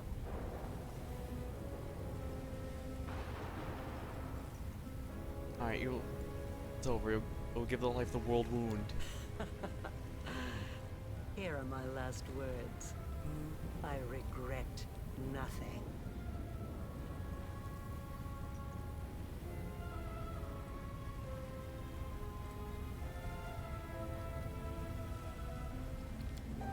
The violent flames rise around Aurora like a storm, as of this moment's existence, the world.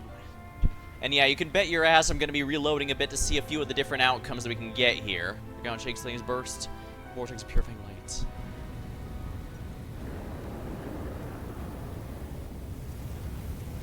I'm just going to see what some of the endings look like and decide from there what I want. That's part of the fun here.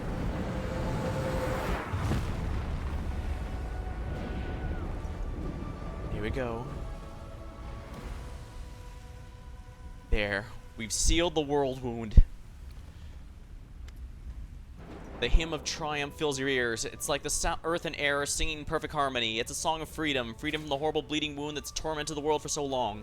And it's a song of joy, shared by allies as they join forces in swelling chorus. The world wound's no more. It's gone. My beloved land, my fallen star chorus. You're free at last. There's no more bloodshed, no more corruption. It is done. Done. This is worthy an eternity of torture in the abyss. I would suffer it again just to witness this moment of glorious victory. The old paladin drops one knee. Glory to heaven, and glory to you, Commander. It seems impossible. Aureliu is gone, and so is the wound. We're free of that accursed witch and her terrible creation. After 100 years, all it took was a single mortal. Mortal became angel. No, who became more than an angel. I've never thought of such joy and delights in all my life. If I live another 100 years, I will probably never experience a moment like this again. I want to heal wounds and celebrate our victory, but there's something we must do first. You've already killed Discari. Right now he's weak, vulnerable. Most importantly, he is no longer immortal. If we go to his abyssal realm, my radiant friend, we can end him. But is he still dangerous? Yes, he's evil beyond measure. The demon lords are violent dangers, but he's unique in his ambition. And he will not stop there. He seeks to invade heaven itself. Eventually he will gain strength and seek revenge. He bears a special hatred for you, but you will also pour out his wrath against the people of this land. We cannot allow this to happen. What happens if I kill him now? Will he stay dead? Yes. When a demon lord is killed, they're reborn in the realm, but they also become vulnerable. If killed again, they do not come back. You're right. Neither the world nor my allies are safe as long as that monster's alive. I've never felt this eager to go into battle. I want to watch the sunrise, knowing this land, the world is no longer a threat to demonic darkness. Okay, but what about Baphomet? We still have to kill him too. Have ourselves some beef. Or, wait, what's goat meat called again? Venison? We're gonna have ourselves some venison.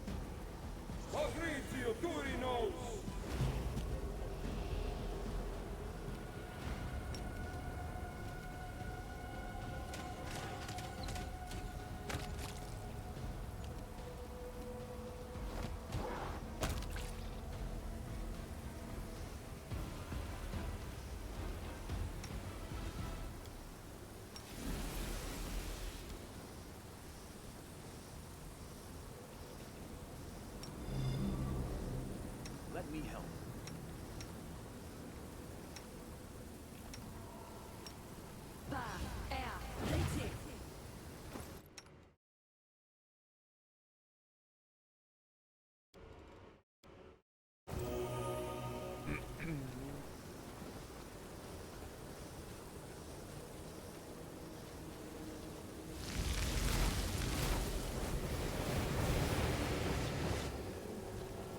Mortal gnat! How dare you fly into my realm? I have silenced your echo. He was just an echo. I closed the world wound. You closed the world wound. So what? You may have delayed my plans, but you will not stop me. I killed you in Iz, and now I kill you again, and this time your death will be permanent. No, I will not die at the hand of this former mortal. He finally loses composure. He backs away like a frightened animal.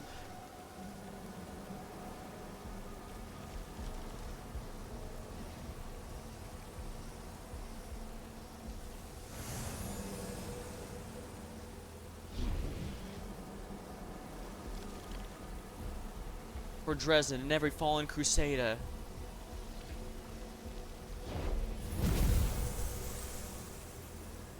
For every tear that was shed in Sarkoris, now you'll pay for everything you have done.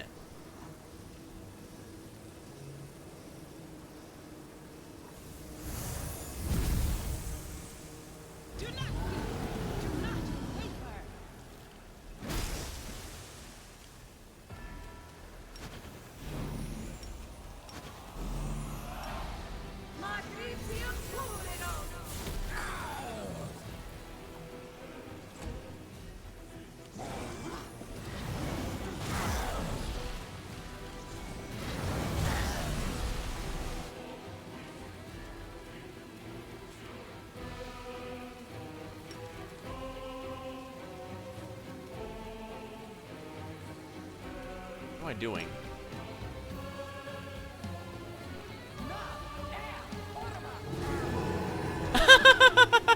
It actually worked on Discari! Oh, that's hilarious. He really is pathetic without all of that.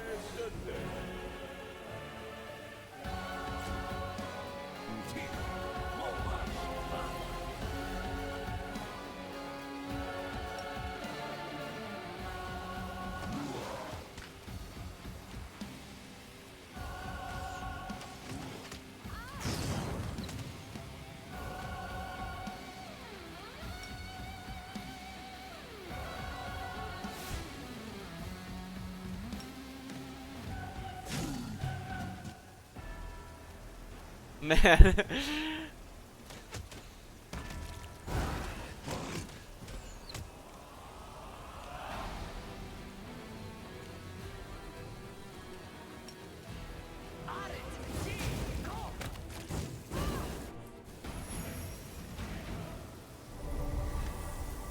A golden ray of light illuminates your Know face. that I will be happy to welcome you into heaven after your earthly deeds are completed, if you so desire. Hear a psalm choir in the distance. A shining road appears, leading heavenward. Heavenward. The words of the goddess. They are waiting for you there, in the halls of heaven, where true angels belong. The legions of heaven are in need of a new commander. Someone who will defend the innocent and remain steadfast in the face of evil. Will you accept my invitation? The gates of heaven await your arrival.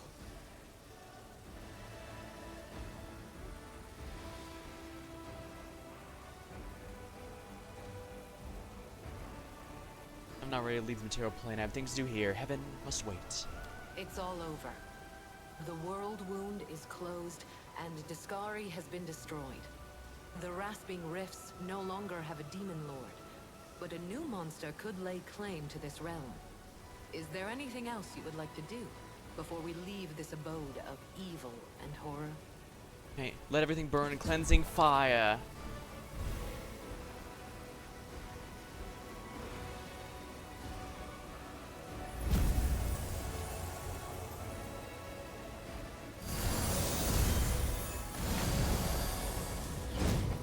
We gotta leave in style.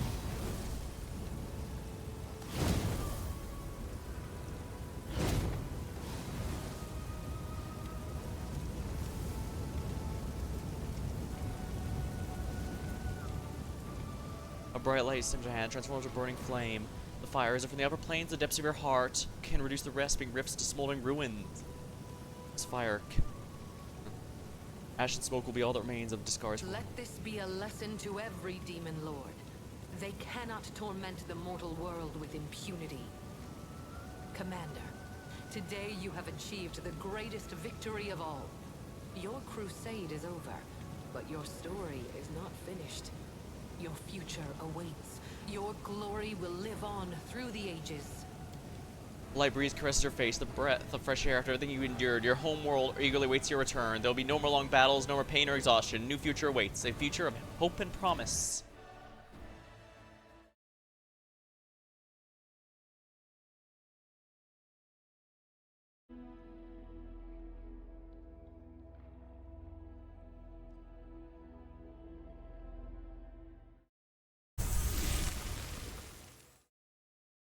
Life and death, destiny's great deeds, answers to mysteries. The search for one's true path. The mind can comprehend all of these, and then such concepts can be written down as a sequence of formulas, a series, a chain of thought. Still, a moment always comes when it's time to wrap up, to reach a conclusion, to cut a period before the end of the last sentence. The impossible rift, the bleeding wound that had tormented all Galaran for 100 years finally healed. The life and soul of the one who inflicted the wound upon the world became the salve. The death of the witcher Rilu, the world wound she had created, had vanished as well. The holy flame engulfed the rifts, had felt throughout the abyss. The anger and fear that overtook abyssal lords almost led to the creation of a coalition. But like many demonic undertakings, this alliance crumbled to dust under the wave of strife. Even heaven had never known a greater miracle than the mortal who vanquished the demonic power and seated and by the ultimately became an angel, a true champion of Galaran. After the Battle of Threshold, the commander did not stay long where the Fifth Crusade had waged. A new destiny and journey awaits. The impact the commander made upon the world was not confined to the elimination of the wound. Across Galaran, thousands of hearts were now aglow with the light of compassion. You chose actions protecting and saving the innocent.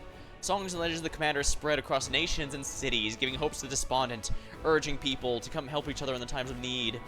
The Holy Wardens preserved their brotherhood, and would often launch rage against cultists and demons who skulked in the land. Despite all Katair's efforts, word that he was alive quickly spread among the Sarkorian refugees. It eventually reached the ears of his wife. She had grown old but lived still, and one day they met again under the stone tree and spent 100 years apart. Elandra, who had given her life over to duty, devoted herself to revival of the former lands of Sarkoris. The temples of Pelora and other Sarkorian deities opened their doors once more. The priests were eager to help heal the wounds of the people and land. As the leader of the Crusades, the commander won their loyalty and obedience. Even in the Crusade's darkest hours, the commander found ways to restore the army's supply lines. The military crewman was beyond question. To achieve impressive progress on all stats, leadership, the divided, poorly trained soldiers were made to an invincible army. Due to the success of diplomatic strategy, Mendev's true political center was Dresden, not Nerison. After gaining the support of foreign rulers and finding allies, Dresden became a shining new example of the new Mendev, one that was nurtured by the commander's ideas. The significance of the accomplished in the Crusade was so great, even a century after the end of the war, Dresden retained its prominence in the map of Avestan. The commander's diplomatic administrative political power. Queen Gaffrey returned to Nerison with intent to rule, but as it turned out, Mendev society was hungry for a change. The war-ravaged nation desired new leadership, but the queen would not countenance yielding her authority to anyone. She believed her duty had not yet been fulfilled. Quite a few wanted to see Darren inherit the throne. Upon the return to Canabras, Remian did all he could to heal the wounds left by the war. The city saw an influx of pilgrims who wanted to be close to the glory of the Crusaders. Alas, those pilgrims were followed by spies, criminals, and cultists. The Eagle Watch was barely able to keep up with the Cloak and Dagger that broke out in the underground. The Canabras save High Priest. So this is a bit of bittersweet then. The ward stones from the chain once guarded the borders were carefully disassembled, one by one. You free the angels. The angels that had been trapped inside returned to heaven to heal their wounds and prepare for new battles against evil. The victory over the World Wound changed many things, not just in Galaran, but the Midnight Isles. Nocticula spent many days pondering the words of a certain young and fearless prophet. Before long, the Lady in Shadow renounced her realm and renamed herself the Redeemer Queen. This revolt against her own demonic nature transformed Nocticula, severed her ties to the Abyss, and brought her to Elysium. There, upon creating a realm named the Midnight's Palette, the Redeemer Queen attained divine power and became a patroness of exiles. The now vacant throne was seized by Chimera. However, the power could not compare to the might of the Lady in Shadow. The Midnight Isles, which became a tempting prize for many demons, got plunged into chaos. Yeah, Pathfinder 2nd Edition canonizes that she does become Redeemer Queen. The reasoning is different, but, well, like I said, a nice thing about this game is it does allow you to mess with the canon in your own way. The Demon Lord Baphomet suffered a defeat. The world wound was closed and the convenient passage was sealed. Baphomet shifted his attention to realms of other demon lords. The cell of the Templars in the Ivory Labyrinth was soon discovered in Elishnira. The Demon Lord Discari died his final death and his cult perished with him. His followers and demonic minions entered the service of Discari's sire, Panzuzu, his father. Whether Panzuzu's terrifying rage stemmed from his offspring's demise or from his failure, none can tell. The spirit demon lord Nahindri was cleansed of the centuries-long evil and torment. This purgation allowed it to avoid the journey to Rift of Repose and appear in Pharasma. The goddess weighed the evil it had committed against a millennia of suffering and remorse, and sent him, the former demon lord, to the plain of Elysium. The Midnight Isles that had been built upon the remains sank to the waters of Ishiar. The commander's escapades in Elishnira left an impression on the citizens. Under Zelek's management, the battle bliss fell into decline. Audiences grew bored of ordinary fights, and the Nandrian League closed due to lack of members. Honestly, deserved. Realizing his talents in the arena, Steward never appreciated. He sold the battle bliss and used the proceeds to relocate to Hell. We finally made himself at home. The flesh markets have been ravaged, but it was proved impossible to completely destroy them. After the commander left, new slavers took over and new shipments were chained. Gristov, the envoy, took advantage of the situation and then rose to the top. He sold demons to other demons and used the proceeds to buy freedom of moral slaves. He soon founded the first Pathfinder Lodge of the Abyss.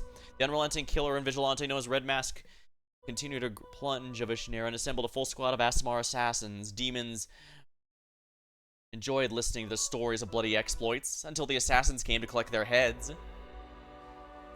The place where the commander's camp once stood became a symbol of freedom and runaway slaves. They flocked to the Nexus by hundreds and erected a real fortress, which held out against several assaults by the slavers. Alejandra returned to the Pelorus Fall and resumed her service. Pilgrims began to arrive, both to worship and honor the memory of the fallen, who held the line in obscurity. Many of those remained at the temple and helped restore it and purge the surroundings of undead. Slowly, life began to return to Sarkoris. Geshmira was true to her word. The Winter Sun clan left the land of her ancestors. Once they left the borders of the former Sarkoris, the clan split into several branches. One went to the wildlands of Numeria, others set off to free Vasharia. A small group led by Geshmira chose to travel to Andoran, where they were lost among the many refugees fleeing the other lands and wars. The Winter Sun clan ceased to be.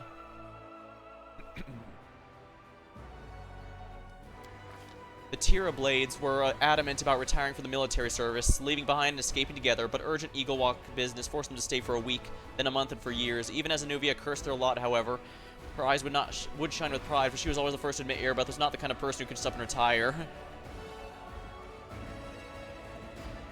They make such a sweet couple.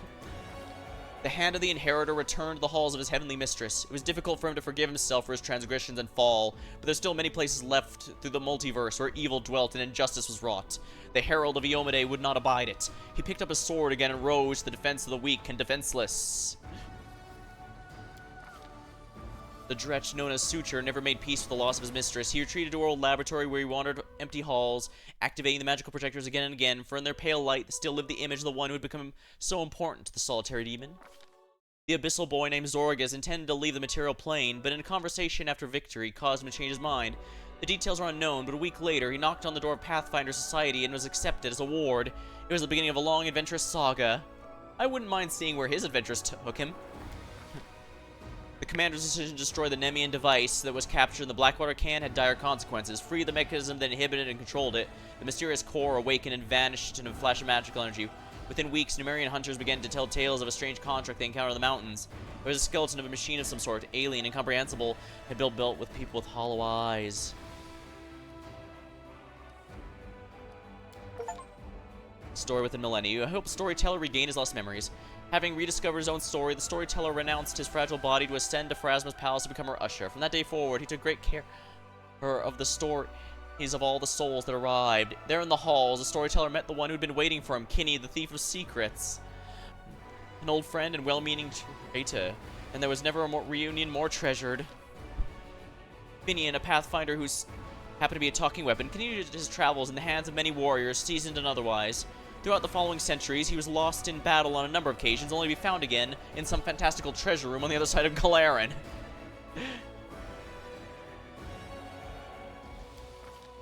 Once again, Seela heard the call of the open road.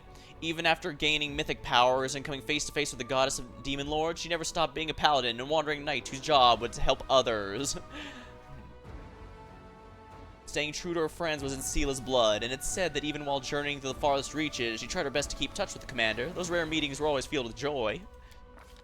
The war was over, but Lan still did not feel his duty was done. He had intended to die in the war, but for reasons unknown, his life went on. He helped the Mongols find their place in the world and kept putting off his dream. Ooh. His dream was never realized.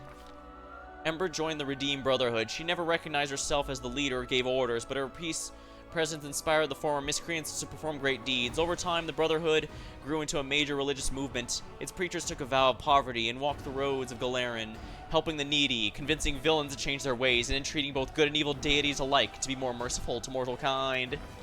Soon after the war, the tireless researcher of all things researchable embarked on a new journey. She had the sudden urge to know how much time it would take to visit every nation in Galeran. She returned after a year and a half with a pile of notes, which she promptly handed to her assistant. After all, someone had to compile her notes for the Encyclopedia Galenaraka. It only made sense for her assistant to help, given that one of the entries was dedicated to her. The 5th Crusade commander who had made Galeran history.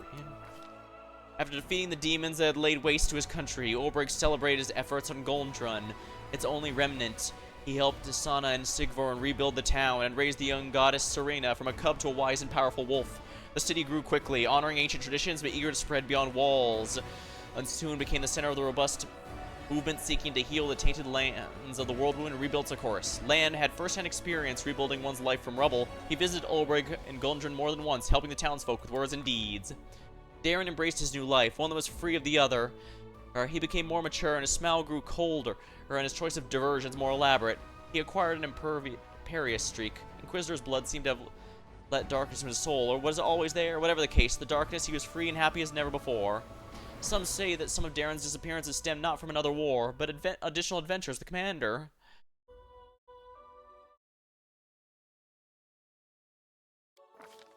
To his own surprise, Woljif became a war hero. Esteem and fame were shortly followed by great wealth. The thiefling did not let his newfound fortune go to his head, but chose to invest money in profitable ventures, one charity for street urchins. Within a year, his signature style became to include a top hat cane and a belly.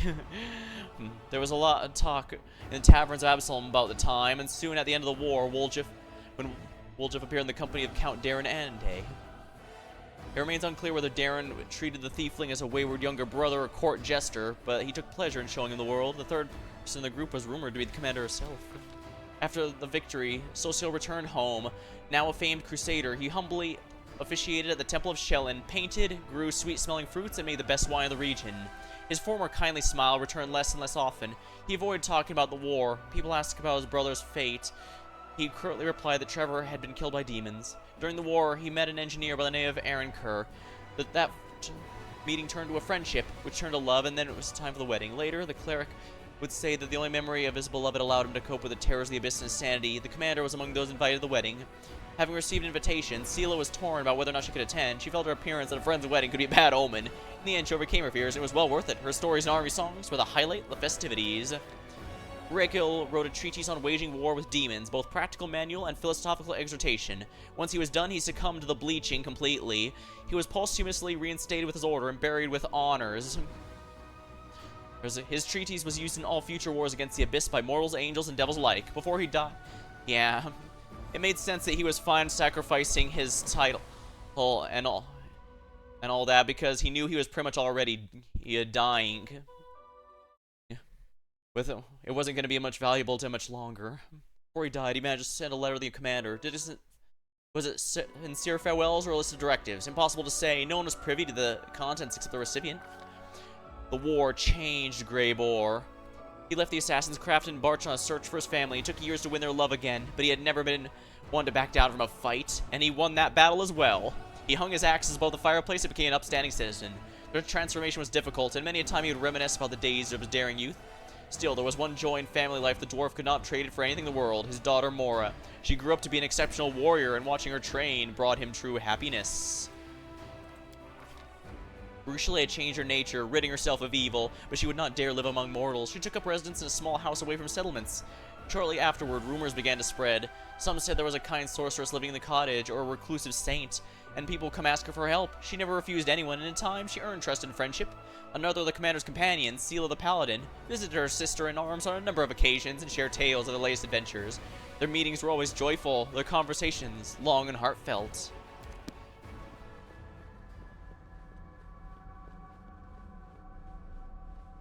How is Aurilu still alive? We saw her die. And what of me, the writer of these words? The half-demon witch known as the architect of the world wound.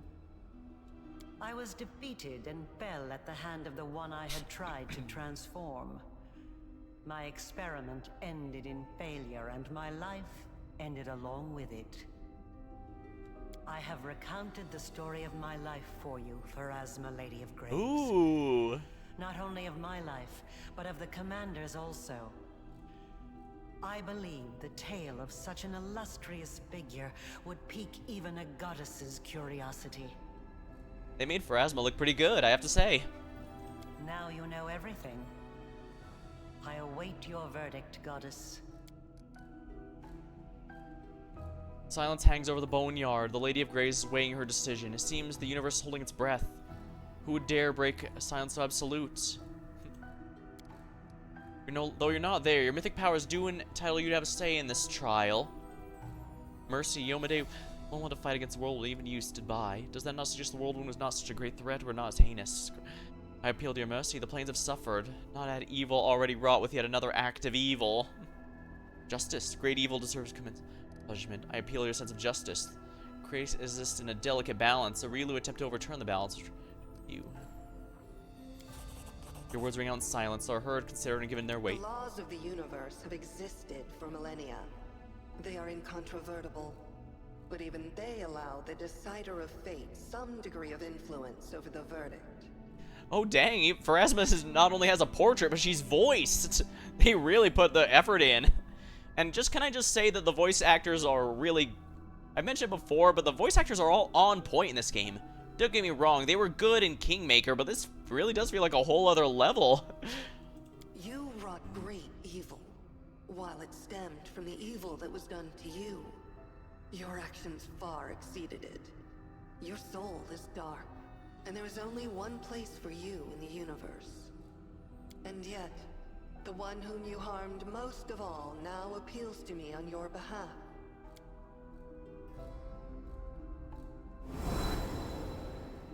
I shall send you to the Maelstrom, the plane on the edge of the world. A place to which the gods' gazes do not stray. There you will find yourself. Or you will perish in the whirlwind of chaos that is your soul. So be it. Now you, the mortal who has risen so high as to stand boldly in the presence of the goddess of fate. You have done the impossible, and you will be remembered as long as this universe exists. Go, live out the rest of your life. I look forward to tales of your future deeds. Final threshold. Congratulations, Commander. Your story is complete. That's interesting. So basically it was Aurilu recounting the whole story for us. For Pharasma.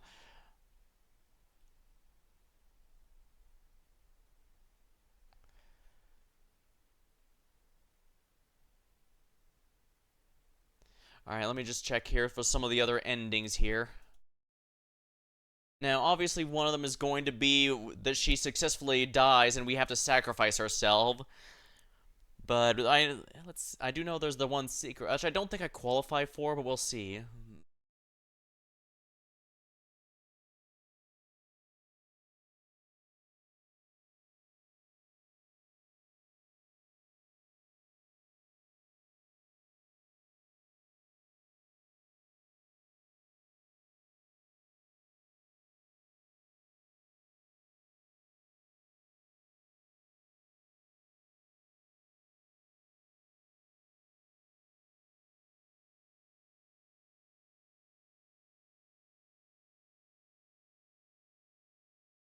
Alrighty.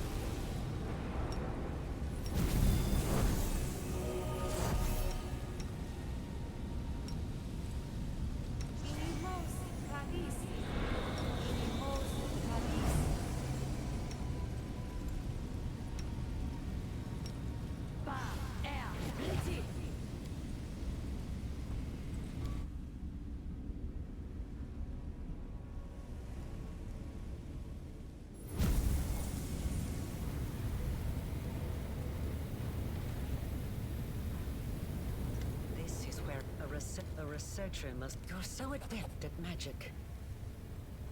Yes, I wanted to... You... How strange. When I watched you day... If a hypothesis is proven wrong, it will kill me at the tearing of the soul. Followed by... And it's finally time to end all this. Yes, death is not the end. I promise.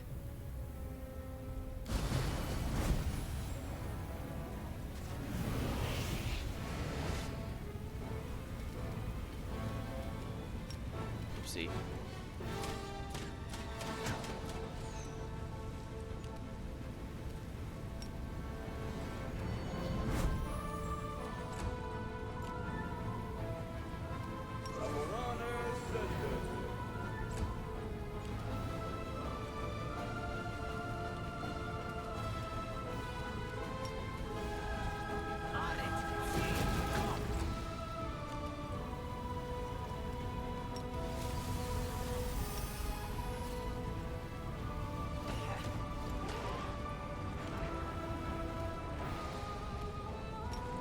Playthrough is Trickster.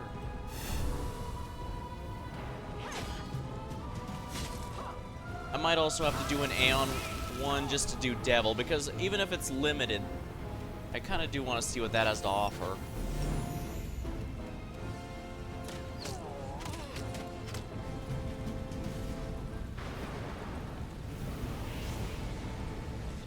I never thought that I would be responsible.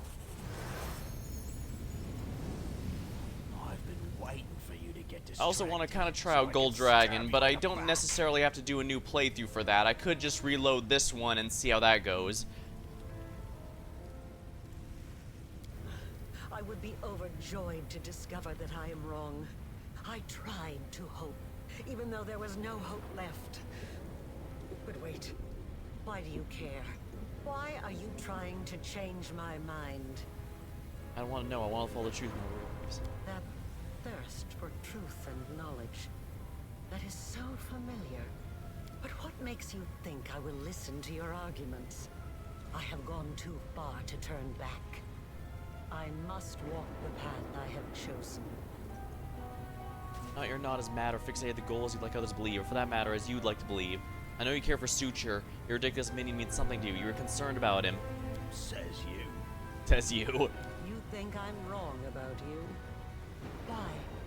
We are not talking about numbers, equations, and magical reactions.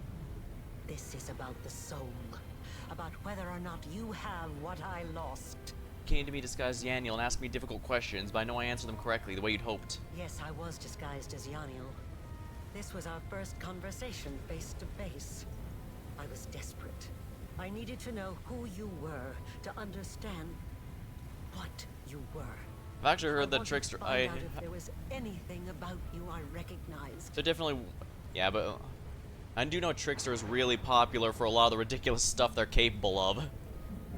Here, Nocticula's Palace, you offered me power, but I was more interested in discovering the truth. You hungered for knowledge. You desired the truth more than anything else. When we spoke together in the secret part of your lab, you asked me quite a few questions. It was like you were testing me. Did I pass? It was a foolish test. It didn't prove anything. Your answers told me nothing. I used the summoning circle to feed the monsters in your laboratory. And the vial of the summoning formula. The same formula my daughter borrowed for her own experiments. She always loved summoning. Always. I've reached the heights of my mythic power. I'm a living embodiment of plants of spiritual. You did not merely accept the power that was given to you. You mastered it. You passed every trial. I am so proud of you. It's true. That's enough. Not what you mean. I can see now. It was naive of me to think I could just revive my daughter the way she was before her death. But there is so much of her in you. So much of me. I can't think of you as anything but my child. Huh. Did I actually do it? I have wandered in the dark for so long. But now I finally see clearly. I know how my path must end. The wound still erodes your soul, as it does mine. Let me put an end to my creation. Let me step into the flames and perish, so that I can heal you. I'm sure there's another answer. Hear me out. If we work together, we'll find something. That's what the guide says to use, but it's pretty obvious as well. All these years, I've been playing a game with mortals and forces beyond mortal comprehension. But now I am a pawn in your game. I do not know your next move. I can't even imagine what plan you have in mind. So explain it to me.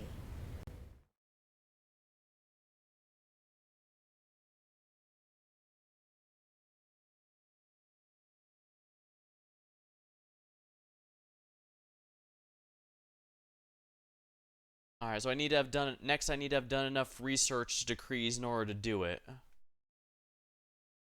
I deciphered the notes of the Lexicon Paradis. I know this mythic power is supposed to protect us from death, but it has limits. Do you think we've ever reached them? I see I was right to leave the lexicon in a place where you could find it. Yes, that is correct. We've reached the limits of our power. I did so long ago, and you've realized your full potential only recently. Mythic power cannot be made any stronger. At least, I have not been able to do so successfully. That means we are now living on borrowed time, counting down the days until we die from the wound's influence. We received our mythic power from the Nahindrian crystal. The crystals mine the depths of the Isles are not the only ones that exist. With the freshly shed blood of a demon lord wounded Midnight Bolt's a crystal. Have you tried extracting it from that way? No, I have not. I haven't had the chance. It was in Canobris that I had my first chance to test the improved version of the Midnight Bolts against the demon lord Discari. The crystal dagger you found in Canobris was the first Nahindrian crystal that was procured in such a fashion. I gather that you know more about them than I do. I studied the notes and papers I found in this hidden secret part of your lab. You believe that the world wound works both ways. There was the same impact on the adjacent areas of the Abyss as it does in the lands of Golaren. Yes, I am sure that is the case. I have evidence from my experiments. The wound affects the material plane, poisoning it with the corruption of the Abyss. But it also affects the Abyss, bringing in a small amount of order and harmony from the material plane. The only reason it is not as apparent in the Abyss is the presence of the Demon Lords. They hold near infinite power over their realms, and their existence staves off the wound's influence. The Sword of Valor changed when it came into contact with me, and I believe that's a sign. The same relic changed under Iomedes when she was on the path of godhood. It's as if the sword could foresee her ascension. Yes, indeed. The Sword of Valor was Iomedes' banner before she passed the test of the Starstone and ascended to heaven. I've never studied the Sword of Valor. Perhaps I should have. It is a truly fascinating artifact, and the way it interacts with you is incredible. Could it have picked up the early signs of your nascent divinity? I do not know. Alright, let's put this together. It's fair to assume that mythic power has a limit, but there's a way to push the boundaries, and we have a way to do that through Nahindrian crystals, but it can't just be any. It must be of a recently slain demon lord, and that demon realm needs to be in contact with the world wound. It's unpredictable and dangerous, but all bold plans carry risk. What you propose might work. Whoever absorbs the power of a newly killed demon lord will inherit their realm in the Abyss. If we throw in a connection to the wound, we will end up with something unique. You will have the power of a demigod and an abyssal realm that changes at your whim. Yes, your plan might work. I see no reason we shouldn't at least try. But how? There are only 3 demon lords whose realms are tied to the wound. Baphomet, Discari, and Nocticula. I doubt we'd be able to carry out a cunning murder of the Lady of Cunning and Murder. As for Baphomet and Discari, after the lessons you've taught them, they will never risk another engagement. They'll engage in clever maneuvers. They'll hide, but they won't face you in battle. I learned a secret from Hespamira. The archpriest can summon their master in the moment of danger, and they're bound to appear. We can lure them. They are bound to appear? I didn't know that. No wonder demon lords are so careful about choosing archpriests. The Echo of Discari is dead. You were only second to him in the hierarchy, so you're now the archpriest of Discari. Correct. And the Locust Lord still hasn't deprived me of his favor. He should have done that a long, long time ago. Yeah.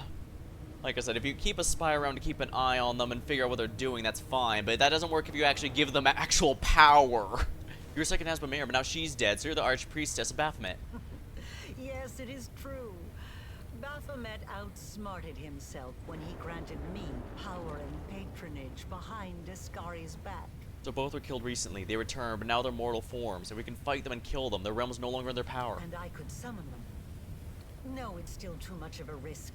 The world wound is more than a rift. It has a life of its own.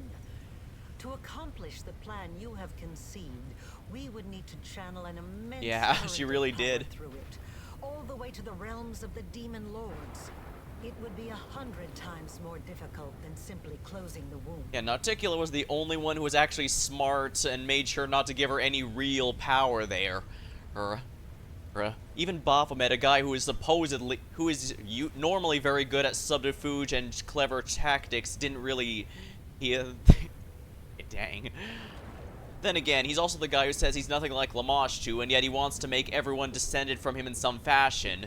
Me thinks he's a lot more like his ex than he keeps claiming.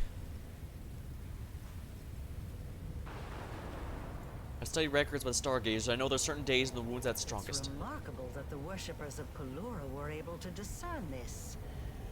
Yes, you are correct. Such days do exist, but they occur very rarely. Only once or twice a century at most. We arrived at the precise time. I can't run the full calculations right now, but Sticks I up her think fingers. you're right. This is the day when the wound is most malleable.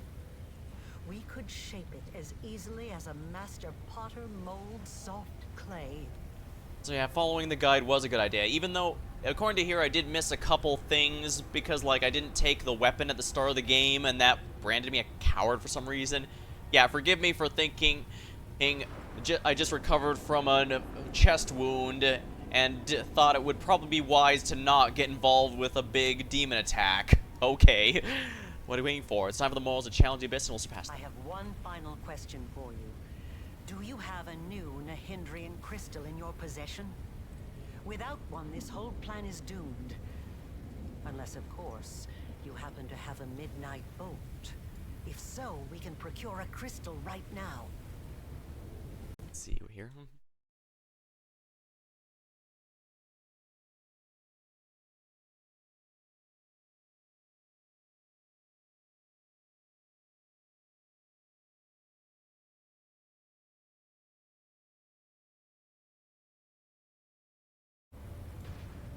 I have Midnight Bolt right here. Then let us begin. She rolls up the sleeves of her gown. Love interesting challenges. Time for some mad science. Discari, Lord of the Locust Host, Aurilu Vorlesh calls to you, as I once called before from within these very walls. I am the first of your servants, and I summon you. Come, Baphomet, Lord of beasts and labyrinths. Heed the voice of Aurilu the Witch. You accepted me into the ranks of your servants, and I summon you now as the first among them. Come, come, come, come. Her calls does not go unanswered. How curious. The Gnats have decided to set a trap for me. You have spun out your betrayal like an intricate web, but it will take more than that to bring down the hunger of the abyss. First, my daughter failed me, and now my chosen mortal favorite does the same. Aurilu, do you not see that this alliance with your mortal creation will give you nothing? You could have served the greatest of masters, yet you chose to be the puppet of your own creation. Enough, Baphomet! You are wasting your time on words when the time for words has long passed. We shall fight those who have challenged us and obliterate them. Yeah. Discari has spoken. Discari is pretty creepy as well, but Baphomet absolutely steals the show. You are correct. I am a finish with you, my scythe will sweep across your world, starting with the allies you've brought here. You believe yourselves to be our masters. You think you will be our doom. But you've never been anything more than a source of power. We will drain this source to the last drop. Dang, we're joining forces with the main villain for an even bigger fight.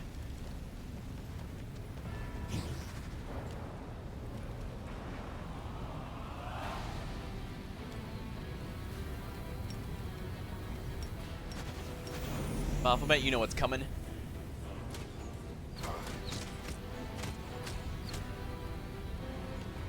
And Rilu's our ally now. Oh, that's wonderful. I should probably focus on Discari first, actually. Actually, he's almost dead, so...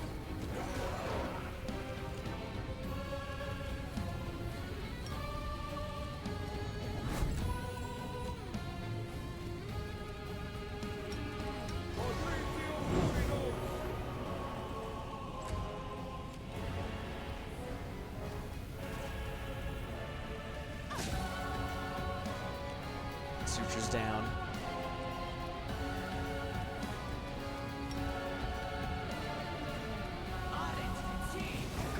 Wait, why an old break?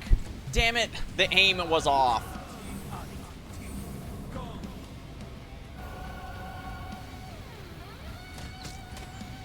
He's dead.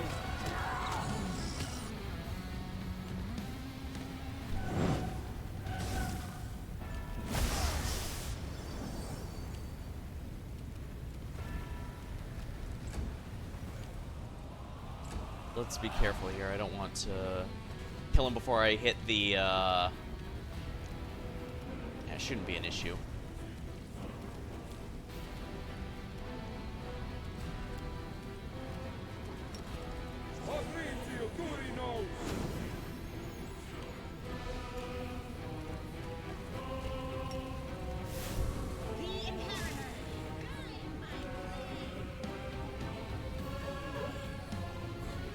Sutures helping us.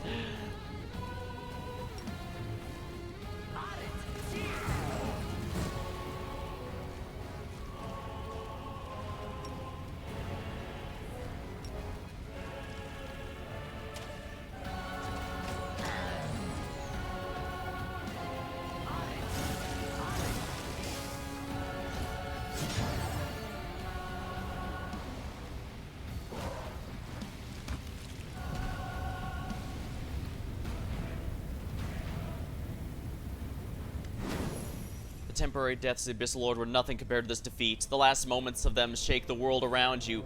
A huge surge of power comes to quake, and the chasm leading to the Abyssal Realm creaks and groans. The road to greatness lies ahead. All that remains is for you to use a crystal. A spell erupts from her fingers, rushing the drop of the Demon Lord's spilled blood. The frozen crystal teleports your hands. I authorize some studies and conduct Nahedran crystals. The research showed that newly created ones can interact with one another. If you have 5 of them, we can merge them into one immensely powerful. What do you think will happen if I use a crystal like that? I can only guess. The regular crystals allowed you to impart some of And you has a your first power 10th level to your spell. followers. Metamagic's weird. Those whose souls were Oh, closely dang. tied to yours. It is likely that an improved crystal would let you endow your companions with a small amount of the demigod-like power you are about to receive. If I attain this and heal myself of the wound, what will happen to you? The wound will eventually destroy my soul. I will never be truly healed. But I have no regrets. I Now that you can achieved cast again. everything I wanted and more. I've acquired the 6 crystals. I'll share them with my companions and get the last one. All of us will venture. Ascend together? And live without fear of gods or demons, exploring the infinite world. You truly want this. I can't believe it. I'm not sure if this would be character accurate, but I did manage to successfully do enough to get this ending. But I will grant you your wish. The Waveranch makes a string of the crystals levitate before her. Another gesture, several burst into a whirlwind of pure power. Their essences merge, infusing you with power. Just for a moment, you feel as though you're something more than you are. You're no longer a single person. You're a rift between worlds. You're the order of material plane and the chaos of the abyss. You're the beginning and end of a century-long tangle of destinies and great deeds. You are power, but you're more than just power. Ascension.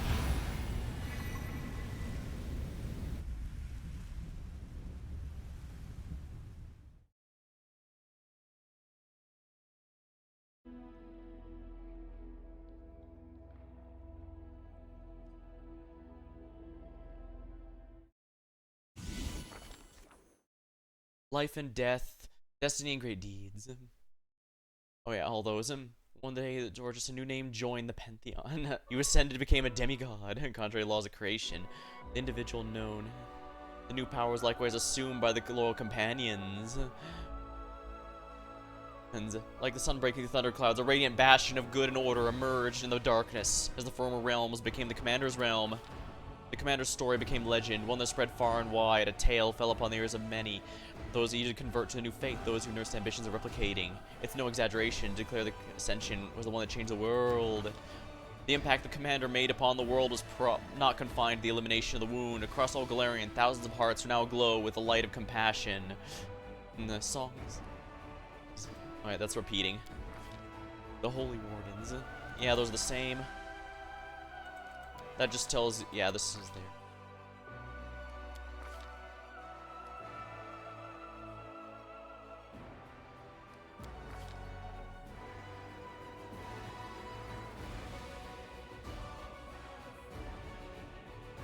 Oh, yeah, I guess Remian without the whole run results in a lot of spies, criminals, and cultists. The Ward Stone was dissembled.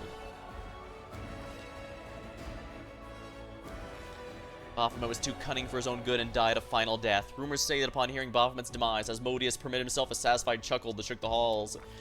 The Demon Lord Discari died his final death as well. The spirit of the Demon Lord Nahandri was cleansed.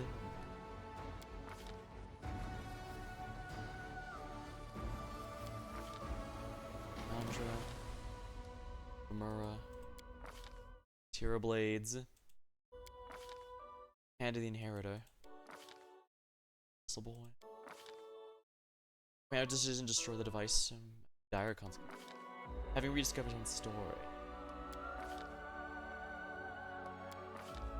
The Ascension enhanced Seela's power, but did not change her character. The irrepressible warrior frequently seen in the company of the good gods. Kaden, rumor has it, Iyomide herself honors her with heart-to-heart joint training. The goddess adores reminiscing of their mortal days. Most importantly, Seela never stops thinking about the common folk, not for a moment. Land's Ascension left him perplexed. He intended to die, but instead he was granted eternal life. He had no idea what to do with it. After giving some advice, he made a to-do list. Sea voyage, learn to read, write well, and of course defeat a few hundred more demons, just for old time's sake. Ascension was a true challenge for Ember. For a year she rebuked the good gods, doing so little, but now she finally understood the burden of divinity. Realizing that even her new powers were not enough to save all who suffered, she went to heaven to her grandma, the Imperial Lord Andoletta, and asked to be her apprentice, but she continued to visit the mortal world to aid the defenseless, or convince a villain to change their ways. Huh, that's actually kind of an interesting way for Ember's story to go. Ascension opened up fascinating opportunities for Nenyo. Now she could discover if a High Priest of Iyomide could convert Numerian barbarians if he happened to be teleported into their midst. He couldn't. Discover how many women Absalom screamed to the side of a dead mouse on their pillow, approximately 34%, and see what two armies would do if all their weapons disappeared right before battle. They would make peace. In his former life, Ulbrich had been both man and deity, but Ascension, from empty puppet to deity, indeed.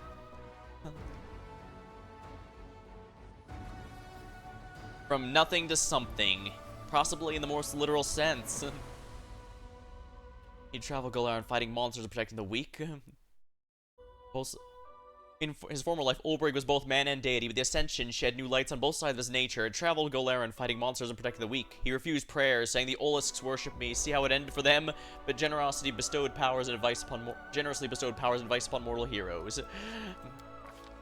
Darren, who had always despised piety, suddenly became the object of worship. Among followers of the rapidly growing Church of the Commander, the Count was the most popular associate of the new deity.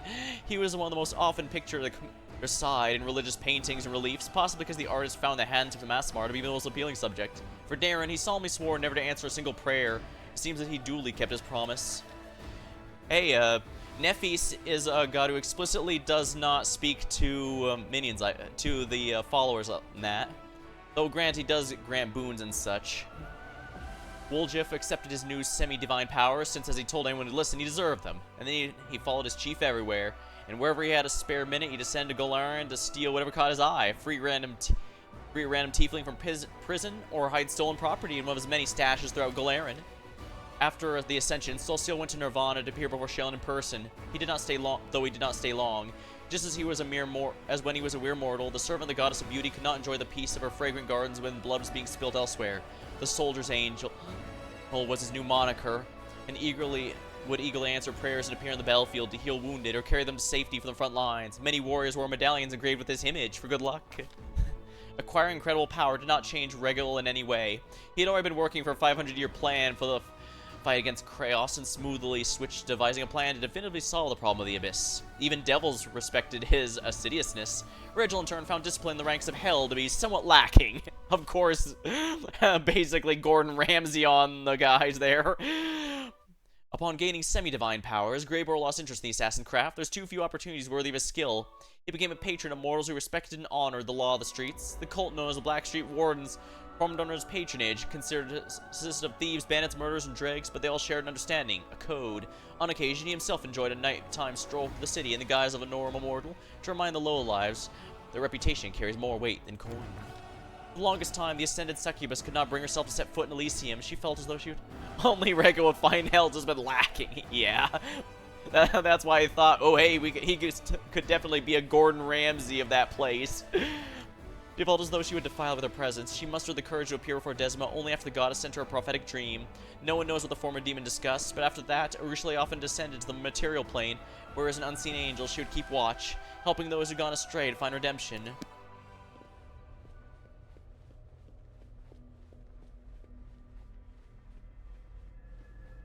And what of me, the writer of these words? The half-demon witch known as the architect of the world wound. I gained more than I could have hoped. I achieved my purpose. I vanquished death. Untold might and all eternity lie ahead. How should I spend that eternity? I have not yet decided. But I know, from experience, I know that every moment is priceless if it is spent good for you, with the one actually. who Yeah. matters most to you. Honestly, I wasn't sure if the a secret ending would give everyone just a straight up better ending, but I don't know. Some of them still have pretty happy endings even with their mortal lives. I guess it could go either way in terms of which is quote-unquote better. It's just that this one takes effort, so it's easier to appreciate. But I do think the one I chose first is still genuinely a great ending for everyone involved, pretty much. I have recounted the story of my life for you, Pharasma, Lady of Graves. Not only I have come here to say that she and I are no longer in your power. This is the last, most significant result of my transformation experiment. She is no longer within my power.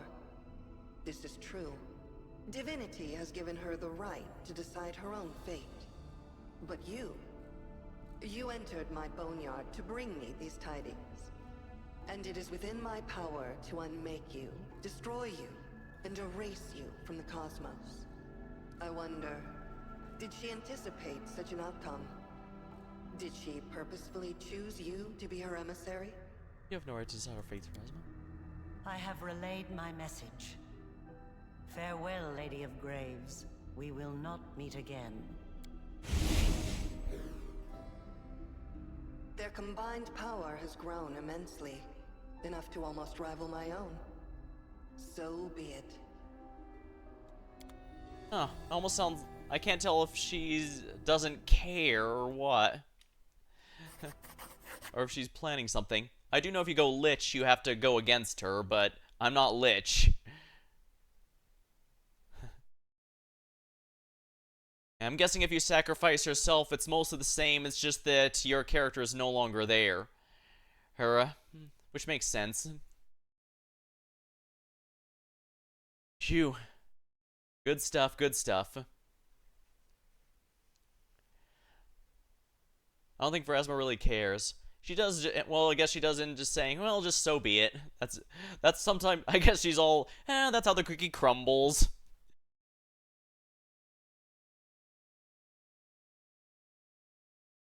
The thing is, I don't think my character would be the type that cares about conquering death or some concepts like that. So I'm not sure if, like I said, I think the one I chose first would probably be a bit closer to the one the character would choose, but I'm glad I was able to qualify for the secret ending, even if just to see what it is, because that was really cool. Well, that's kind of interesting to see there. Plus, we actually get to make sure both Discovery and Baphomet get theirs. I know you can ascend as a Lich, yeah. But I also know that you end up fighting against Pharasma a lot in that one. Apparently, that's one of the very few downsides to it, because I know it's considered one of the best mythic paths.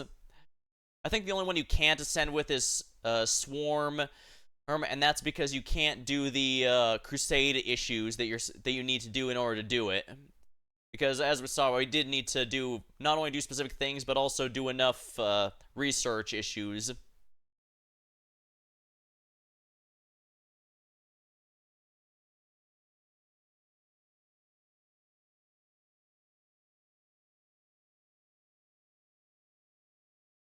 Guess I could even raise the...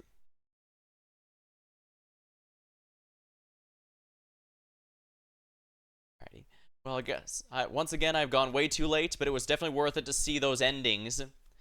Alright, so next week, I'm going to finish it off by doing the Inevitable Excess DLC. So that's going to be very, very fun. Hopefully, anyways. I have been warned it can be a bit of a slog depending on depending on what you do, so we'll have to see. For the moment, though, I'll decide for myself when I see there. But for now, until next time, thank you all for watching. Hope you had a good time. I'll see you later.